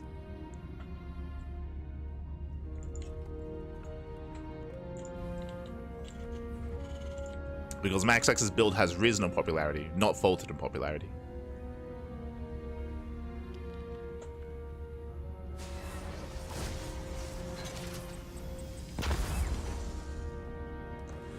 As we are getting to our Twilight Council opener. So Twilight Council opener out of Astrea. Meanwhile, back at home, we do have our initial double gas opener, faster factory, delayed CC, so a more tech-heavy start from Cure. So much more tech-heavy. With this, he's able to go for a much faster starport, tech lab on the way on the factory. So early factory, early starport, early tech lab, and this can lead into an early cyclone into cyclone drop. This can lead into a cyclone into add-on swap into Banshee play. This can lead into early tank production into tank drop. There's a lot available here to Cure. We'll see what he goes for.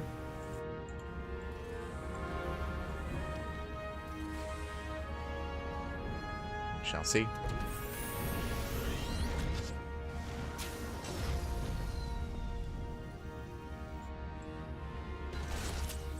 Reaper does poke in.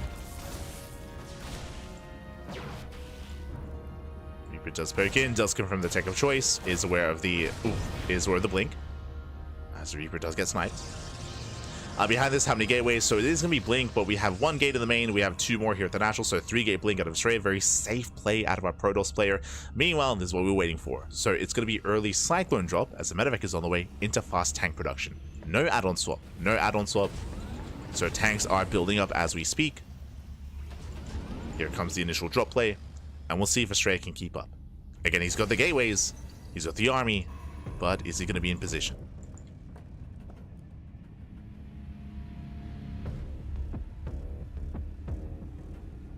Here we go.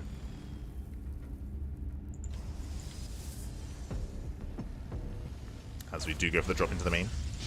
I see someone asking about coaching. Clem doesn't coach Cure, but it is well known specifically for Team Liquid that they do a lot of boot camps. It is very common every season, at least once, where they do meet up at the Team Liquid team house. I'm referring to Alaser, Skillus, Clem, and Cure as well. And it is known based off of WTL interviews that Clem and Cure do practice together. Which is why there are some similarities when it comes to their TVP specifically, and even and used to be with their TVT as well. I say used to be because that's no longer the case. But I will agree. There was someone that said that just because you're teammates doesn't mean you're practice partners. That's true, but specifically for Team Liquid, like, they do practice together, and we only know that just because of interviews that they've had. So the Liquid boys, they do practice together.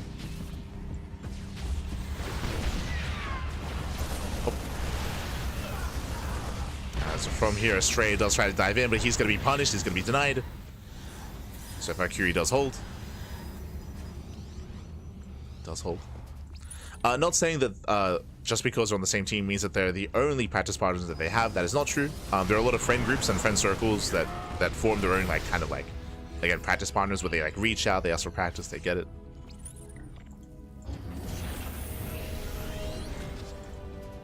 Of course, that is the case.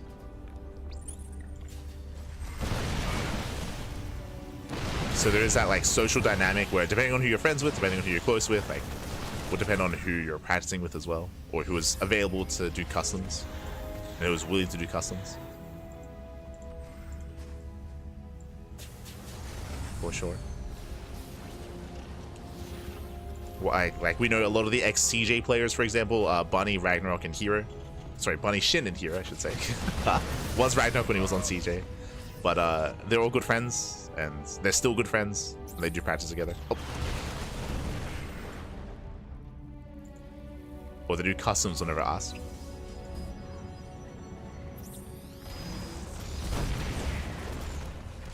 So far. Oh, Prism does take down the Cyclone. Okay, nice knife there towards the end. The Prism gets saved just barely. I will say that the Blinkstalker aggression did fail. Like, Astrea didn't really achieve too much. Didn't really achieve too much here with his Blinkstalker counterattack, and that has allowed for this counterattack here from Cure. Remember, he was building up his tank count early, so early tank count leads into this 3-tank push. This pre-stim, a stimulus move out here from Cure, and his goal is to try to lay siege upon the third. Storm is done in 10 seconds. He needs a little bit more time. Ooh, Medevac goes down. 2 more seconds. Storm is done. Storm is done. Grazes the army. We have one more storm left. Yeah, massive connection. And with that, Astrea holds. Whew, Astrea, he shuts this down. Brutal storm here on the Bayou. Tanks are cleaned up, and Astrea will shut this down. Very nice defense. And again, Astrea, he saves the High Templar. 2 of them morph into the Archon, and the other survived. So very nice trade here. Very nice hold from Astrea. May have struggled with his Wing Stalkers, but he does shut down the push.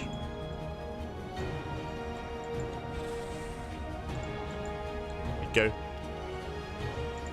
Likewise, Cure moving out towards the top side, towards the northern base.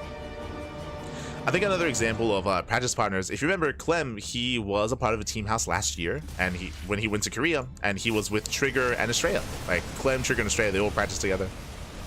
That was last year for EWC. Oh, that's a kill! Oh, that should not have happened.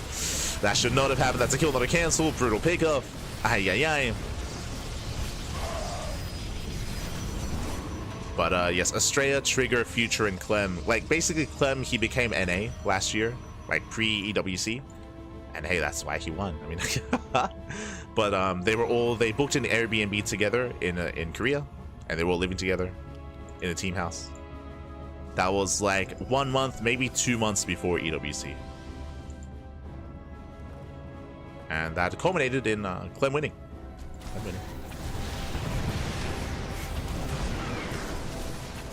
Which is why, for those who don't know, Clem, he actually went back to Korea not too long ago. Before Dallas, he was in Korea.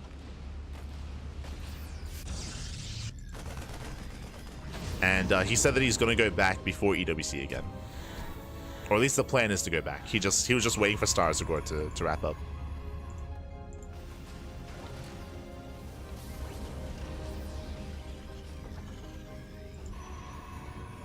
Just traveling for DreamHack and then Stars Agora. Another. Cure, again, we've had a bit of a back and forth so far. Cure, his earlier push was completely shut down. At the same time, he's able to freely get his third base up and running. Cure is built up towards his now Bio Ghost army. We do have EMPs available, and all of this will come down to the EMPs. Oh, nice EMP! Already catching the first High Templar. Templar gets caught. There's one Templar left. Zell take him in from behind. Oh, another EMP. No storm. Okay, we got some flanking storms. Never mind. Some flanking storms coming in. Ooh, High Templar goes down. Army's out of position. The base is exposed. More storms coming in. Oh, does land one. Juicy storm on the army. A juicy storm does connect. And we have more storms where that came from. Yeah, more storms coming in, and Astrea holds. Ooh, once again, a strong hold from Astrea. Shutting down the push, shutting down the aggression. Has to respect the Ghost though. Ooh, as Astrea does overextend. Astrea overextends, pulling back, building up, warping in. He still has plenty of storms left over as long as he avoids the EMPs. As long as he avoids. Oh my god. A storm mainly on Marauders. Not ideal. Another storm. Storms are being spent. Alas, we're still lacking warp-ins. Astrea, he's banking up 1,000 minerals. Where are the warp-ins? Where are the zealots? We need the charge, let's Bappy. Where are they?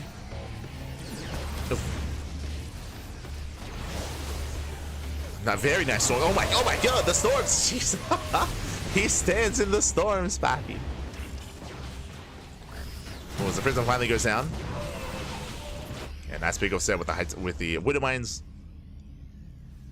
And again, Astrea, he was missing warp-ins there, but he does survive.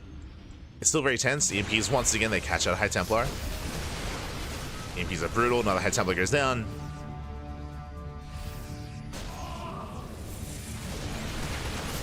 Likewise, another EMP.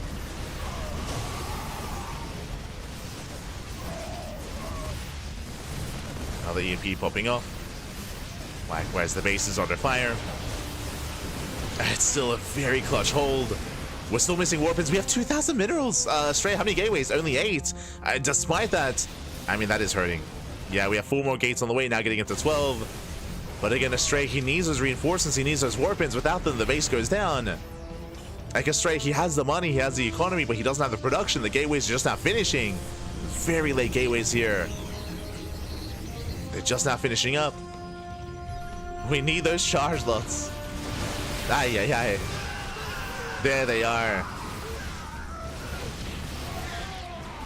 We're bringing a wave of zealots. Oof. Does take man shot to the face. We need more charge lots, Pappy. That was only 8. Again, we have 12. 12 gateways, I mean. So again, this has been a very messy hold here for Astrea.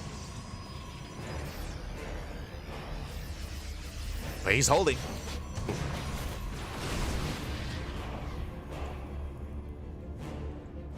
He is holding on.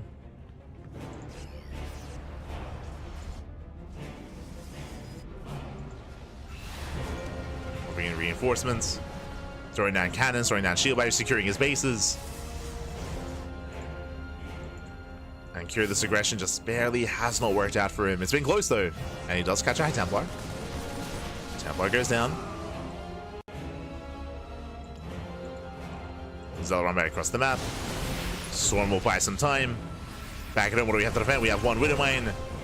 And Cure, he thinks about turning back around. He has some reinforcements. The CC! The CC! That's a kill! That's a kill on the command center, not bad. Takes down the base, getting into the middle line. Cure, he's being torn apart. His reinforcements getting caught out. There were just so many zealots here. The power of the zealot. There we go. 12 SCVs go down. There's a planetary, so there's less they can achieve here at the 4th. Astrea moving in. Again, runs into the planetary. Is also being cleaned up. Astrea does dive in, once again trying to catch reinforcements. Astrea is here overextending. Here comes the concave. Yes, Astrea, he does overextend. The Immortals are trapped. He should not be here, and he will lose everything. Storm's now coming in. High Templar also exposed. Yeah, messy engagement here from Astrea, and he will lose all the Immortals. That's every immortal falling. Astrea, he still might have enough though. Like this has been a very messy fight for Astrea, but he's still breaking through. Yeah, he's still breaking through. Zealous overwhelm. Storm on the Medivacs. And Astrea's done it. Astrea, he has done it. Whew. Again, it was a very chaotic game, very chaotic. But Astrea, he still brings it all together. Takes down 21, I was gonna say 29, 31 SCV kills. And Astrea, he's on 94 probes. He's on 94 workers. He's crazy. Get some more gateways back. Yeah. Astrea, again, having a hard time sending his money. There we go. Does warp in 11 stalkers at a time. And Cure, he's run out of steam. He's run out of economy. The planetary has been safe. That is true. But what about the third? What about the natural? Everything was on fire.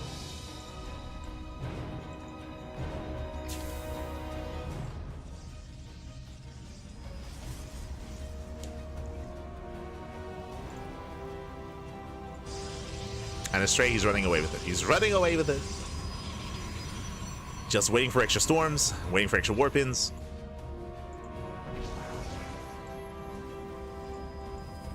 Or maybe some issues with the SimCity. It's all good. We are pushing towards the center base. Planetary is not yet done. Here come the storms. Storms, they connect. Storms coming from behind. Oh my god, the surround. Warping it in the face of Cure. Astrea, calm down, Papi. Oh my god. Warping it in the army. Did, of course, fail. Astrea. Oh my god. We're getting too excited, Papi. Getting too excited. Jesus. Astrea, he is ahead. He is winning this game, but, you know, just take a breath. You're an animal, Papi. You're an animal. As he will overwhelm. Again, Astrea, he wants Cure out, back. Diving on the Medivacs. Does target them all down. GG gets called, and with that, Astrea, he will take game number 1. Ooh, GG.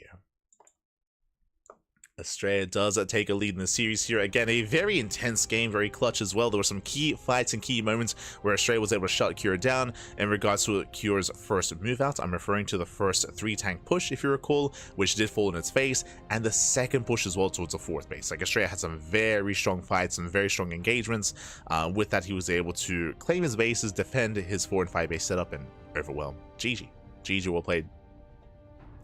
The turning point as well, like, it was still a back and forth, but the big turning point was when Astrea went for the Zealot run by. It was really risky. Basically, Astrea, he defended with a bare minimum. He kept High Templar back at home, and he was using Storms to zone while he sent every single Zealot to the 3rd base. And that's when he killed the CC. That's when he got into the mineral line. He caught reinforcements, and he killed everything. Like, that was the moment where Astrea took a lead and never quite let go of it. Never quite let go. And with that, we're now getting into game number 2. And we'll see if Cure can fight back. Let's go. Now, again, I would say that Astrea's strongest matchup is TVP. For those that I didn't even get to talk about it just because we were discussing PvP at the start of the series. But Astrea, his TVT is his strongest. In recent times, we have seen Astrea take down Cure. We've seen him take down ByuN. We've seen Astrea take down some of the best Terran players in the world. Even, I want to say he even made a series against Clem, right? Am I crazy? I think it was Astrea versus Clem at DreamHack Dallas. I remember we casted that series. Yeah, Astrea, he took games over Clem as well, which was crazy. But I would 100% say that this is the strongest matchup, more so than PvP. This is Astrea at his best, and we'll see if he can take the series and even take the tournaments. We'll see if he can. Spawning in the right-hand corner, we have the South Korean Terran player. We have the blue Terran representing Team Liquid, looking to recover, looking to bounce back, looking to make a series out of this. It is a Cure. As we're moving out with not just 1, 2 SCVs. we're going for the proxy. And spawning in the bottom left-hand corner, we have the American Protoss player. We have the red Protoss. Leading the series 1-0. It is Astrea. Here we go. As we have our proxy 2-gate here from Cure. Again, I'll always remember Cure cheesing hero out of I Am Katowice 2024. That's just perpetually burned into my skull. Like, with Cure going for the proxy 2x Marauder and Hero panicking in the defense. I think that was in the quarterfinals, if I remember correctly. Quarterfinals of IM.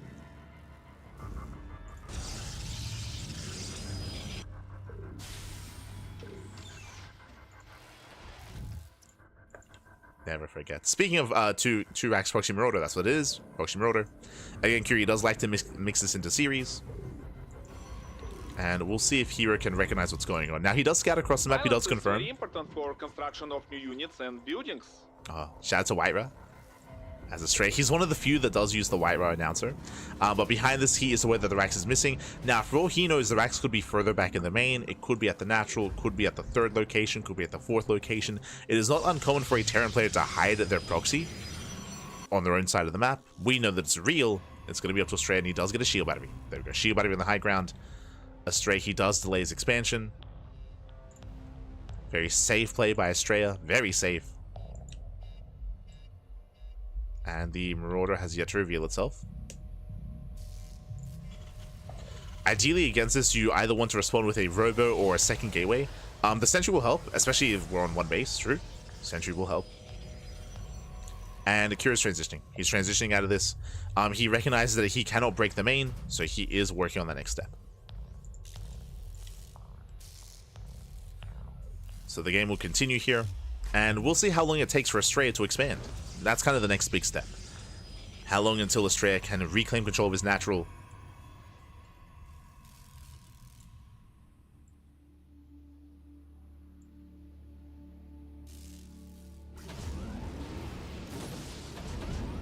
So here we go.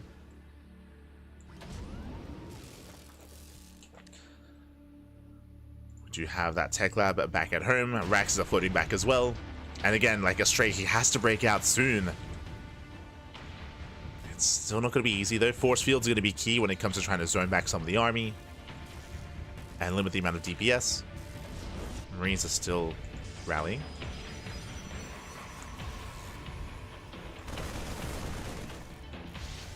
Pokes out, he scouts, he sees the Marauders.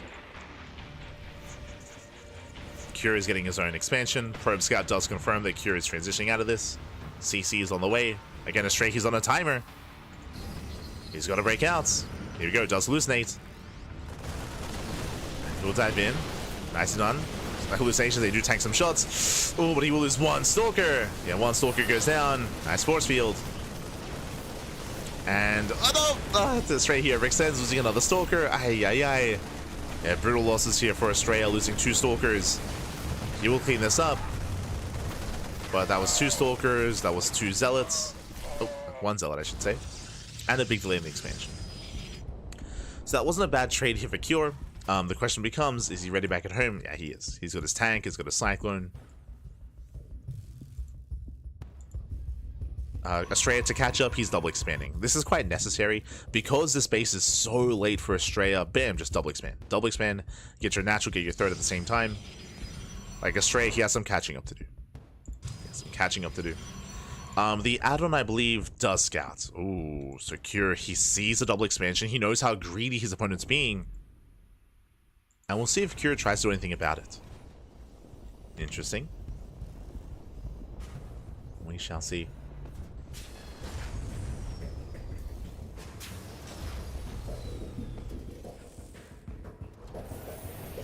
See someone saying PiGosaur Cup is going to be in like 2 weeks. Rainer said he wanted to skip it. I don't know about Clem.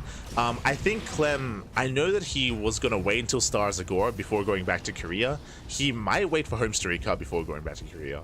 Like, it is brutal that there are just so many tournaments back to back. And like, if you want to train in Korea before EWC, like, you have limited time. So it is going to be a tough decision to make if you want to go to PiGosaur Cup or not. Basically, it's do you want to compete in PiGosaur Cup, or do you want to go to Korea and get as much practice as you can leading into EWC? It comes down to player preference, right? Especially because like PiGosaur Cup is still a tournament, but it's also like a big social gathering. Like it's a good way to unwind and to meet up with everyone, to meet up offline and to hang out and, you know, to enjoy StarCraft. It's like a different setting, a different vibe. I'm sure that's also like a healthy thing to do as well. like before an intense tournament. So we'll see. We shall see. As Cure, he breaks out. Remember, he scouted the fast third, so he's here to punish. He's here to punish. Charge is not done. Yeah, charge. Nice force fields, though. Nice force fields. Catching out the Cyclone. Picking up a couple of Marines, but the tanks are still secure. 3 shield wipers are done. And Astrea, can he make the stand? Can he save the third? Can he get away with it? So far, Cure, he thinks he can. And Cure backs off. Cure, he doesn't like his chances. I mean, hey, if you remember, Cure, last time, he lost his army in game 1. And it was not worth it. Now he rotates. We'll lose a Banshee. Yeah, 1, 2 Banshees going down. Ooh, Astrea has to back off. He has to back off. But charge is complete. Tanks do siege. Astrea, he doesn't notice. Oh my god. He does pull away. Again, that's 4. This is a very heavy tank composition. 4 tanks. But Cure, he pulls away. Now, if Astrea could catch his army, that would be insane. But what is terrifying here is that Cure, sure, he fails to break the third. This is good for Astrea, but Cure doesn't lose any tanks. And that means that when eventually he moves out with a later timing, with +1, with combat shields, with stim, when he pushes out on 3 bases, like, he's gonna have an insane tank count. Like, it's gonna be a terrifying force. Oof. But Astrea, he's going for it. Yeah, he can't. Yeah, no shot. Pushing into 5 siege tanks, no shot. I mean, no shot. That was a brutal loss for Astrea. Bleeding out a lot of units. Astrea getting too excited. Storm is now on the way.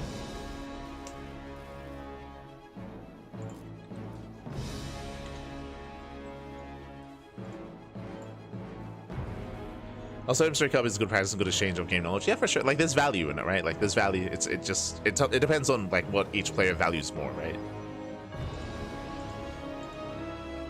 Like, by no means would it be like a waste of time.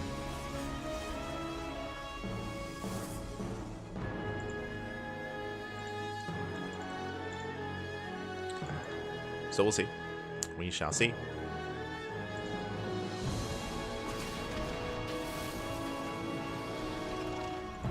As we just pull the, we just pull the boys. We're going for the 2 base all in. The boys are being pulled. It's all or nothing for Cure. Again, he's got how many tanks? 6 tanks. That's crazy. Zelda will catch reinforcements. Astrea, he does confirm the all in. So far, I mean, nice engage here. Catching out some marauders, catching out some marines. And we're coming with the surround. Oh, Storm is done. Yeah, Storm on the tanks. Zealots are a little bit late to engage. And the High Templar is going to be targeted. Massive pickoff. Do we have any storms left over? Yeah, we do. 1 storm. There's 1 storm left. And Astrea, he will completely swallow up the army. 25 SCV kills the tanks as well. The surround was late, but it was there regardless. It was there. And Cure, he has almost nothing left. He's down to what? He's down to 26 SCVs. He had 6 tanks. Now he's down to 1. And again, that was insane surround. And Curie's hurting. Curie, I mean, there's no rush, right? At this point, Astrea just has to back off. Yeah, GG gets called. I was going to say that as long as Astrea doesn't all in into his opponent, he should be fine. And Astrea takes a 2-0 lead. Whew. GG. A solid lead here from Astrea. Very nicely done. Again, he was able to catch reinforcements. He was able to, more importantly, confirm the all-in. He was able to confirm the all-in. He was able to get a full surround as well with those charge lots. And with that, GG, Astrea does take a lead. And we'll see if Cure can recover. We'll see if he can make a series out of this. Oh boy, again, Astrea is favored coming into, I should say, Astrea has more recently been having more dominant performances against players like Cure, like ByuN, and again, had a really strong showing against Clem at DreamHack. As I mentioned before, this is Astrea's strongest matchup. This is where Astrea thrives in the most. And we'll see if he can go for the perfect score. We'll see if he can go for the 3-0. That'd be crazy. Let's go.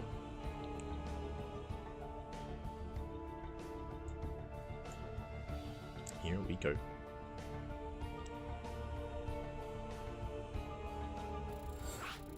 As we're getting into game number 3, it's going to be on Ultra Love.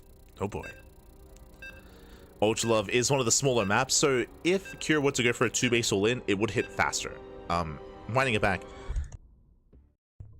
It also hurts that Kure went for a 2-base all-in on Tokamak. Tokamak is one of the larger maps, longer rush distance by ground. There's a higher chance for the opposing player to catch the all-in, to slow it down, and to shut it down as well. Here on some of these smaller maps like Pylon and like Ultra Love, there's less time to catch the army. There's less time to react, so there's a higher chance of that succeeding here. We'll see if Kure goes for it.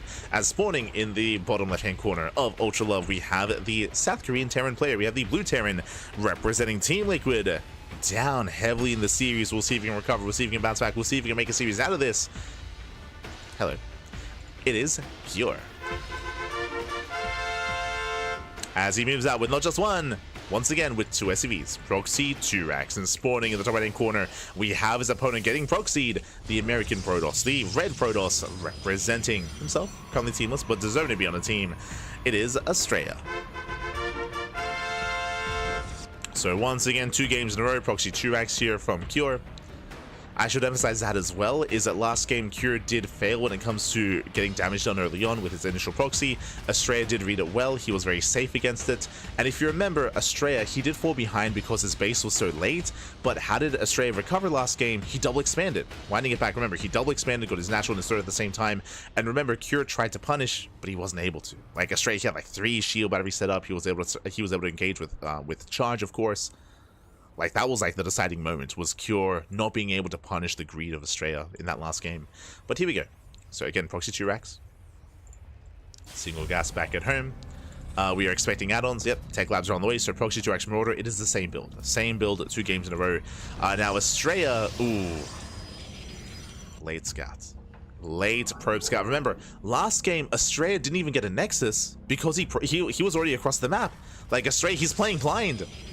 No, he's playing blind, papi. Ay. So Astrea, he's being greedy.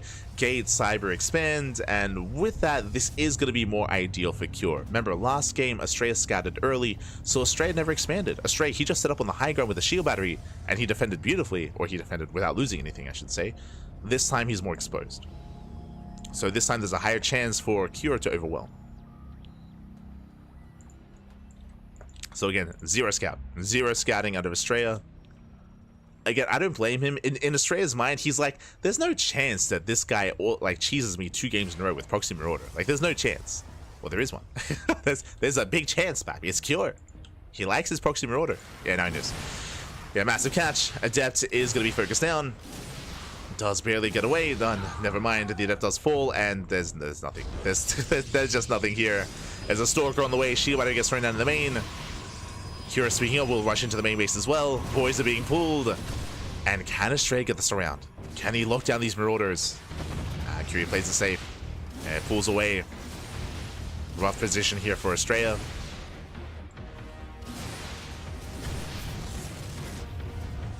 Does have a force field. Not bad. Does force field, does catch out the army, but GG gets called. Kure, he makes his way up the ramp, and Kure will put a point on the board. Whew. GG. Kure, he does fight back. Again, Astrea, believing that Kure wouldn't cheese him 2 games in a row, was wrong to believe that. Was as Kure goes to the Proxy 2 racks, Marauder, and of course Astrea this time was being greedy. This time, 0 scouting. 0 scouting, doesn't go across the map. He went for a standard opener himself. He gets caught with his pants down. GG. GG, well played. And we have a series. We have a back and forth. Let's go. Let us go. As we're getting into our next game, we're going to be loading into Maganatha.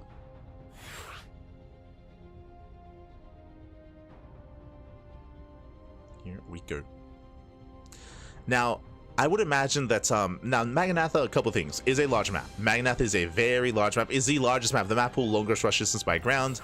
So all-ins and aggression are not really favored here. The map is working against you. They can still work, but it's going to be a little bit more difficult.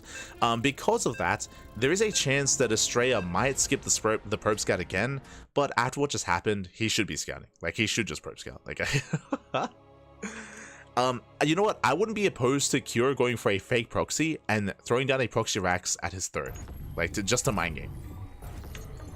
Like, there's now, because of how the series has played out, there is a lot of potential for mind games. And here we go, spawning in the bottom right-hand corner of Maganatha, we have the South Korean Terran player. We have the Blue Terran representing Team Liquid. making a series out of this. And looking to tie the series up and force the ace match, it is Cure. And spawning in the top left-hand corner, we have as opponent, we have the American Protoss player, we have the Red Protoss, leading the series 2-1, one game away from claiming the series. We'll see if he can. It is Astrea. We go. Yeah, we're scouting. After what just happened, Astrea, he's zooming across the map. He will scout this time. Speaking of scouting, Cure, he's coming in with what looks to be an eBay block. So Cure, he will bypass the scout, he will slip past into the natural and throw down the eBay to delay the expansion. Meanwhile, back at home, standard opener. Standard opener here. And will Astrea check the natural? Because here comes the eBay, and if we check the natural too late, Astrea will be forced to expand at a more exposed location, and then Cure can punish. So really cheeky starts, probe moves down, but I think it's too late. Yeah, I mean, there's too much progression. Yeah, too much progression. Late of a scout here for Astrea. He confirms that there's no cheese, but he doesn't check the natural, and he's forced to expand at the third location. Oof. So unnatural, natural for Astrea. With this Cure, he can go factory into reactor, into add-on swap, into reactor to Hellion, and then with 4 to 6 Hellions, what can you do? You can threaten both bases. You can like poke and prod and rotate between them and try to pull apart Astrea early on. So we'll see if he does go for the reactor. Otherwise, he can just play standard. Like, he doesn't have to go reactor. Ooh. That's not a reactor. That's a tech lab. Okay. Yeah, my attention. Tech lab gets thrown down. The probe scout is denied, so Astrea doesn't see what's going on.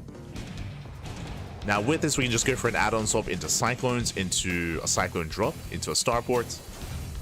We'll see where we take this. As there's the swap. The swap is occurring. We can see Astrea, he's scouting for a proxy Starport, which makes sense. Going for a Stargate opener himself. Now, there's a lot going on here. First things first, Stargate openers are very common if you are forced to take the unnatural natural. The reason for this is because, as you can imagine, it can be really difficult to defend and rotate between the natural and your main just because you're so spread out and so spread thin. So because of that, the Stargate is a good response because oracles don't care about terrain, right? Your oracle can go back and forth by air instead. Of course, they have the shortest rush distance between the bases, so they can just poke back and forth and defend both locations in a bit of an easier manner. So this is a common reaction and common response. Yep, going Oracle. Meanwhile, Cure going for the early Tech Lab means early Cyclone, and he can try to catch out the Oracle. He's moving out with the Cyclone. We'll see what he can get done. Likewise, as I was talking about the Hellion aggression, that's why Astrea is searching for a proxy starport, because you can go reactor to Hellion, proxy starport into a Hellion drop into the main. So Astrea, he was searching for that proxy, a one that doesn't exist. Just to be secure. Cyclone pulls away. And behind this, getting into our 1-1-1.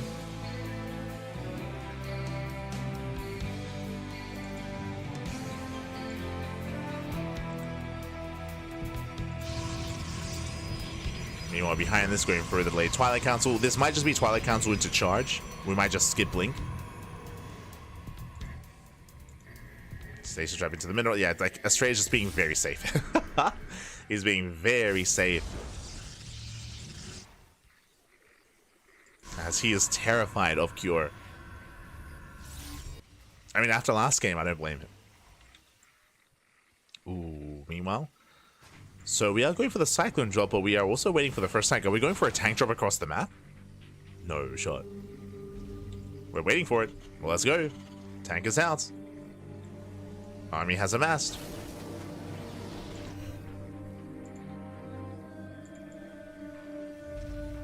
Never mind, okay. So it looks like this medevac setup here is more designed to try to keep up with the Oracle and try to boost in between the bases and defend. So we're both building up into a longer game. No early push, no early aggression. We're calming things down. You can see just a field of stasis traps are set up here for Astrea. He's just being hyper defensive. And Cure isn't pushing. So just calming down, we're building up. And again, welcome to Maganatha, right? Maganatha is the largest map in the map pool, so we often see longer games on this map, and we could embrace a back and forth mid game here. Templar Archives on the way, working towards Storm. Cure behind this, just building up his own bio army.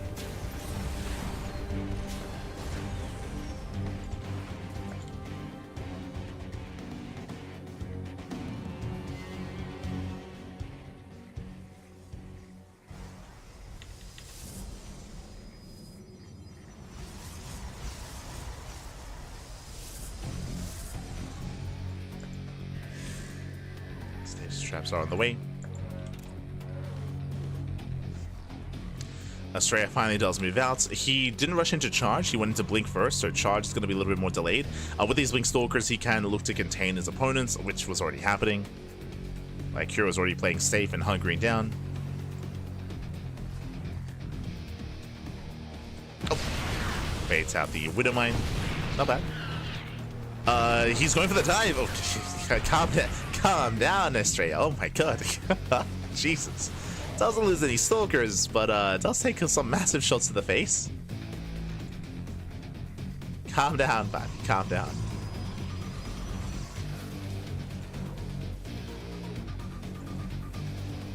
As Kira does on siege, looking to catch out the stalker, and he will.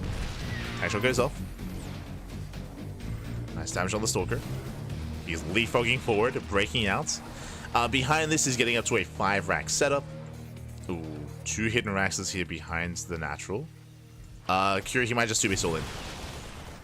No third CC. No third CC. If he skips add-ons here, he can just pull the boys. Ghost, and then might. Ghost Academy. Ghost Academy. He's taking up into Ghost, which means he should be looking to expand and get a third. Okay, we're calming down. We're taking up. He's still pushing, don't get me wrong, but he's not committing. He is getting add-ons. Tech labs are on the way. Ghost Academy as well.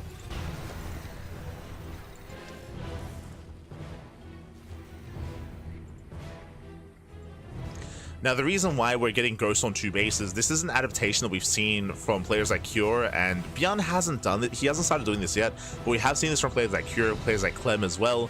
It's just a really safe way, and the reason why this is happening is because of the Storm meta, right? Because of the prevalence of Storm and High Templar, Ghost and the EMP are that much more important. So this is a recent kind of change that we've been seeing. Because of the prevalence of Storm.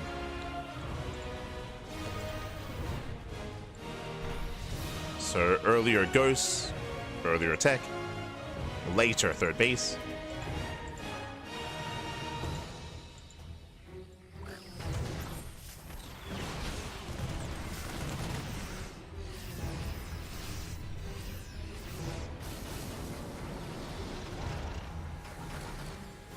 Secure is keeping up. Sapphire is just trying to catch out the army. Looking for a way in. Oh! Ghost getting caught out. One Ghost does go down. Oh, Zoning Storm doesn't quite connect. Oh, no, the Storm does. Oh my god, a brutal. Oh god, no, he takes the Storms to the face. The Storms are brutal, and with that, Kira is going to be completely shut down. Ay, ay, ay. Yeah, the Ghosts, they did not connect with the EMPs. Took the Storms to the face. And Kira, he has to get the hell out of here. He has to race on back home. Oh, much better EMP towards the end. But that's after the fight. That's after the losses. We needed that sooner. As the High Templar are stacked. Kira still pushing in, but again, he bled out so much supply. He's got 2 EMPs. He's got 2 EMPs left over. One of them does connect. And so will the other. Yeah, nice, better EMPs here from a Cure. But there's still a Storm left over. And again, he just lost so much earlier. He lost so much, he lost too much. And Astrea, he's done it. Astrea, he will overwhelm. And he might not get the 3-0, but he's here to claim the win regardless. As he will overwhelm. GG gets called. And Astrea, he will take the series 3-1, becoming this week's PiGosaur Cup champion. GG. GG, well played. A very impressive play there by Astrea. He does claim the win. Again, Kira, he was building up towards his Ghost, but unfortunately the Ghosts were a little bit late. If you remember, with that first storm, like that was an insane storm that landed. The Ghosts were a little bit too far back. Again, he wasn't quite in position to protect his army, to go for the EMPs after he had lost all those Marines after the first fight. Then we saw some very, very good EMPs out of Cure. He was able to deny and shut down a lot of storms, but that was only after he had lost the first fight and after he had lost so much momentum. He had bled out almost every Marine in that first engagement to the point where he had lost momentum, he lost control, and that was game. That was game then and there. GG, well played. Whew. With that, Astrea does claim the series, does claim the win, and Astrea is our champion. Congratulations. Congratulations here to Astrea. Does claim it. balance. I mean, yes. I mean, again, Astrea, he's been doing really well in TvP as of late, has been excelling. Cure has been still trying to find himself in TvP. If you are familiar with Cure, you would know that he has been adjusting his own TvP quite a lot over the past 2 months. If you're watching Cure at GSL, you would know that he spent all of GSL and DreamHack Dallas going for non-stop 2-base all-ins, just pure 2-base all-ins, and he made it to the finals of GSL. Like he made it to the finals, and he was almost our champion. Like he went all the way to the ace match against Hero off of purely 2-base all-ins. And again, like Cure, he kind of like found himself there. The problem though with that is that since then, in the weeks after that, in the week after DreamHack Dallas coming into EWC, Protoss players have been safer. Because the meta like shifted so hard into like a lot of 2-base all-ins in TvP, then Protosses, they started playing safer instead. No longer, for example, do we ever see 2-gate blink. Like 2-gate blink in the current meta, because of the prevalence of those all-ins, is no longer a thing. That would have been something that you could punish, but now that doesn't exist. Now Protoss players have been playing safer, more defensive early on, and as we've seen, going for earlier charge, earlier storm as well. So again, the meta has been currently in flux over the past like 2 months, as we've been going from like all-in, some more defensive play, to now exploring other styles. I did just mention that recently we have seen players go for earlier ghost production as a result. We saw that here, but you know, early ghosts can be great and all, but if you're not landing those EMPs, if you're not denying the storms, doesn't matter, man. Does not matter. But GG well played. But yeah, again, it's been really interesting to pay attention to over the past, ever since GSL, which would have been a month ago, maybe over a month ago. But TvP has been changing quite drastically over the past like 2 months. Has been adjusting and has yet to really settle.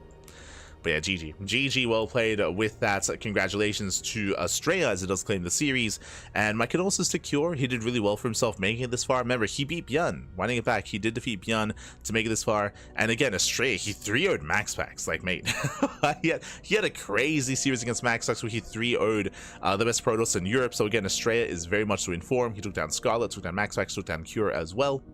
So for those that maybe didn't watch the previous matches, again, Astrea looking very strong in his other matchups as well. I would say that Astrea's weakest matchup currently is PvZ. That's where I see kind of the most kind of like room for improvement for Astrea. But his PvP and PvT are very solid. Very solid. GG well played. And with that, congratulations to our players. And with that, we are going to be wrapping up for this morning. Whew, oh my god, again, a very intense broadcast, very intense tournament here, and we're gonna be back later on tomorrow with some more StarCraft. Here we go, as we switch our scenes over and catch up with our schedule. As you can see here, we do have this afternoon off. Typically, we have 2 afternoons off a week, so typically it's Wednesday evening and Friday evening, but this week we were contacted, and apparently Steadfast is unavailable on Friday, so we're gonna be stepping in for Steadfast, and we are gonna be casting the OC King of the Hill. So that means we only have half a day off this week. half a day off. Let's go. Bye. Let's go. Otherwise, we're casting every single day. And as you can see, twice a day, every day. Except for today. Today, we have half a day off.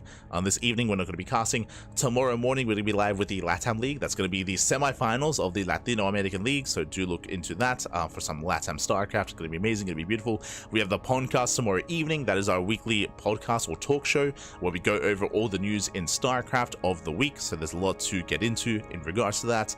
Of course, we do host it every single week. So tomorrow we have the podcast. We have Thermal 2v2 Circuit Friday morning. That's going to be the May Circuit. We're catching up on replays, catching up on events of the past month. We have OC King of the Hill on Friday, KSL, SDO, Cheeseadelphia over the weekend, and Sparkling Tuna Cup. So plenty of content on the horizon, plenty of content to come.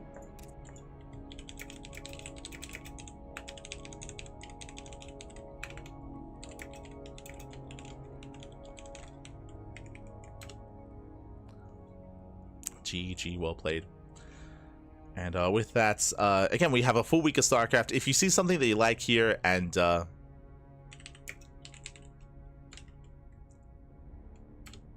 If you see something that you like here, and if you can't watch it live but you want to watch the VODs, YouTube, exclamation mark YouTube is the play, or exclamation mark YouTube or exclamation mark socials are the place to be for that VOD content. We upload on YouTube on a daily basis, every single day. We got plenty of content, plenty of StarCraft, so do check us out on YouTube. Otherwise, you can support us on Patreon, exclamation mark Patreon in the chat. Our Patreon is designed to fund our tournament, so if you want to help support StarCraft, the players, the scene, you can do so via Patreon, as 100% of the money on Patreon goes towards the players, goes towards the prize pool. With that, GG well played. With that, I'm gonna go calm down, I'm gonna go get some food, I'm gonna go edit some VODs. I have still so many VODs to edit. I'm like a week behind for editing VODs, so I have to get on that. And I should be streaming later on tonight as well. Usually right now I'd do like a cheeky ladder session, but as I just mentioned, like I do have like a backlog of work to get to, so I do need to get on that as quickly as possible. So we'll be taking a bit of a break here. We'll be going through all the VODs. Otherwise, thanks for watching, and we'll see you guys tomorrow for some more LATAM League. Otherwise, thanks for watching. Solve the prediction. I think I did, right? Did I not? They're paid out, baby. They're paid out. But with that, GG well played. Stick around. We're going to be giving another StarCraft streamer a raid. Who's live at the moment? Who is live? Who can we raid? Who can we send everyone over to? Let us have a look. See, El Chanchito is still live. See, Holy's Practice X. Senor Dave.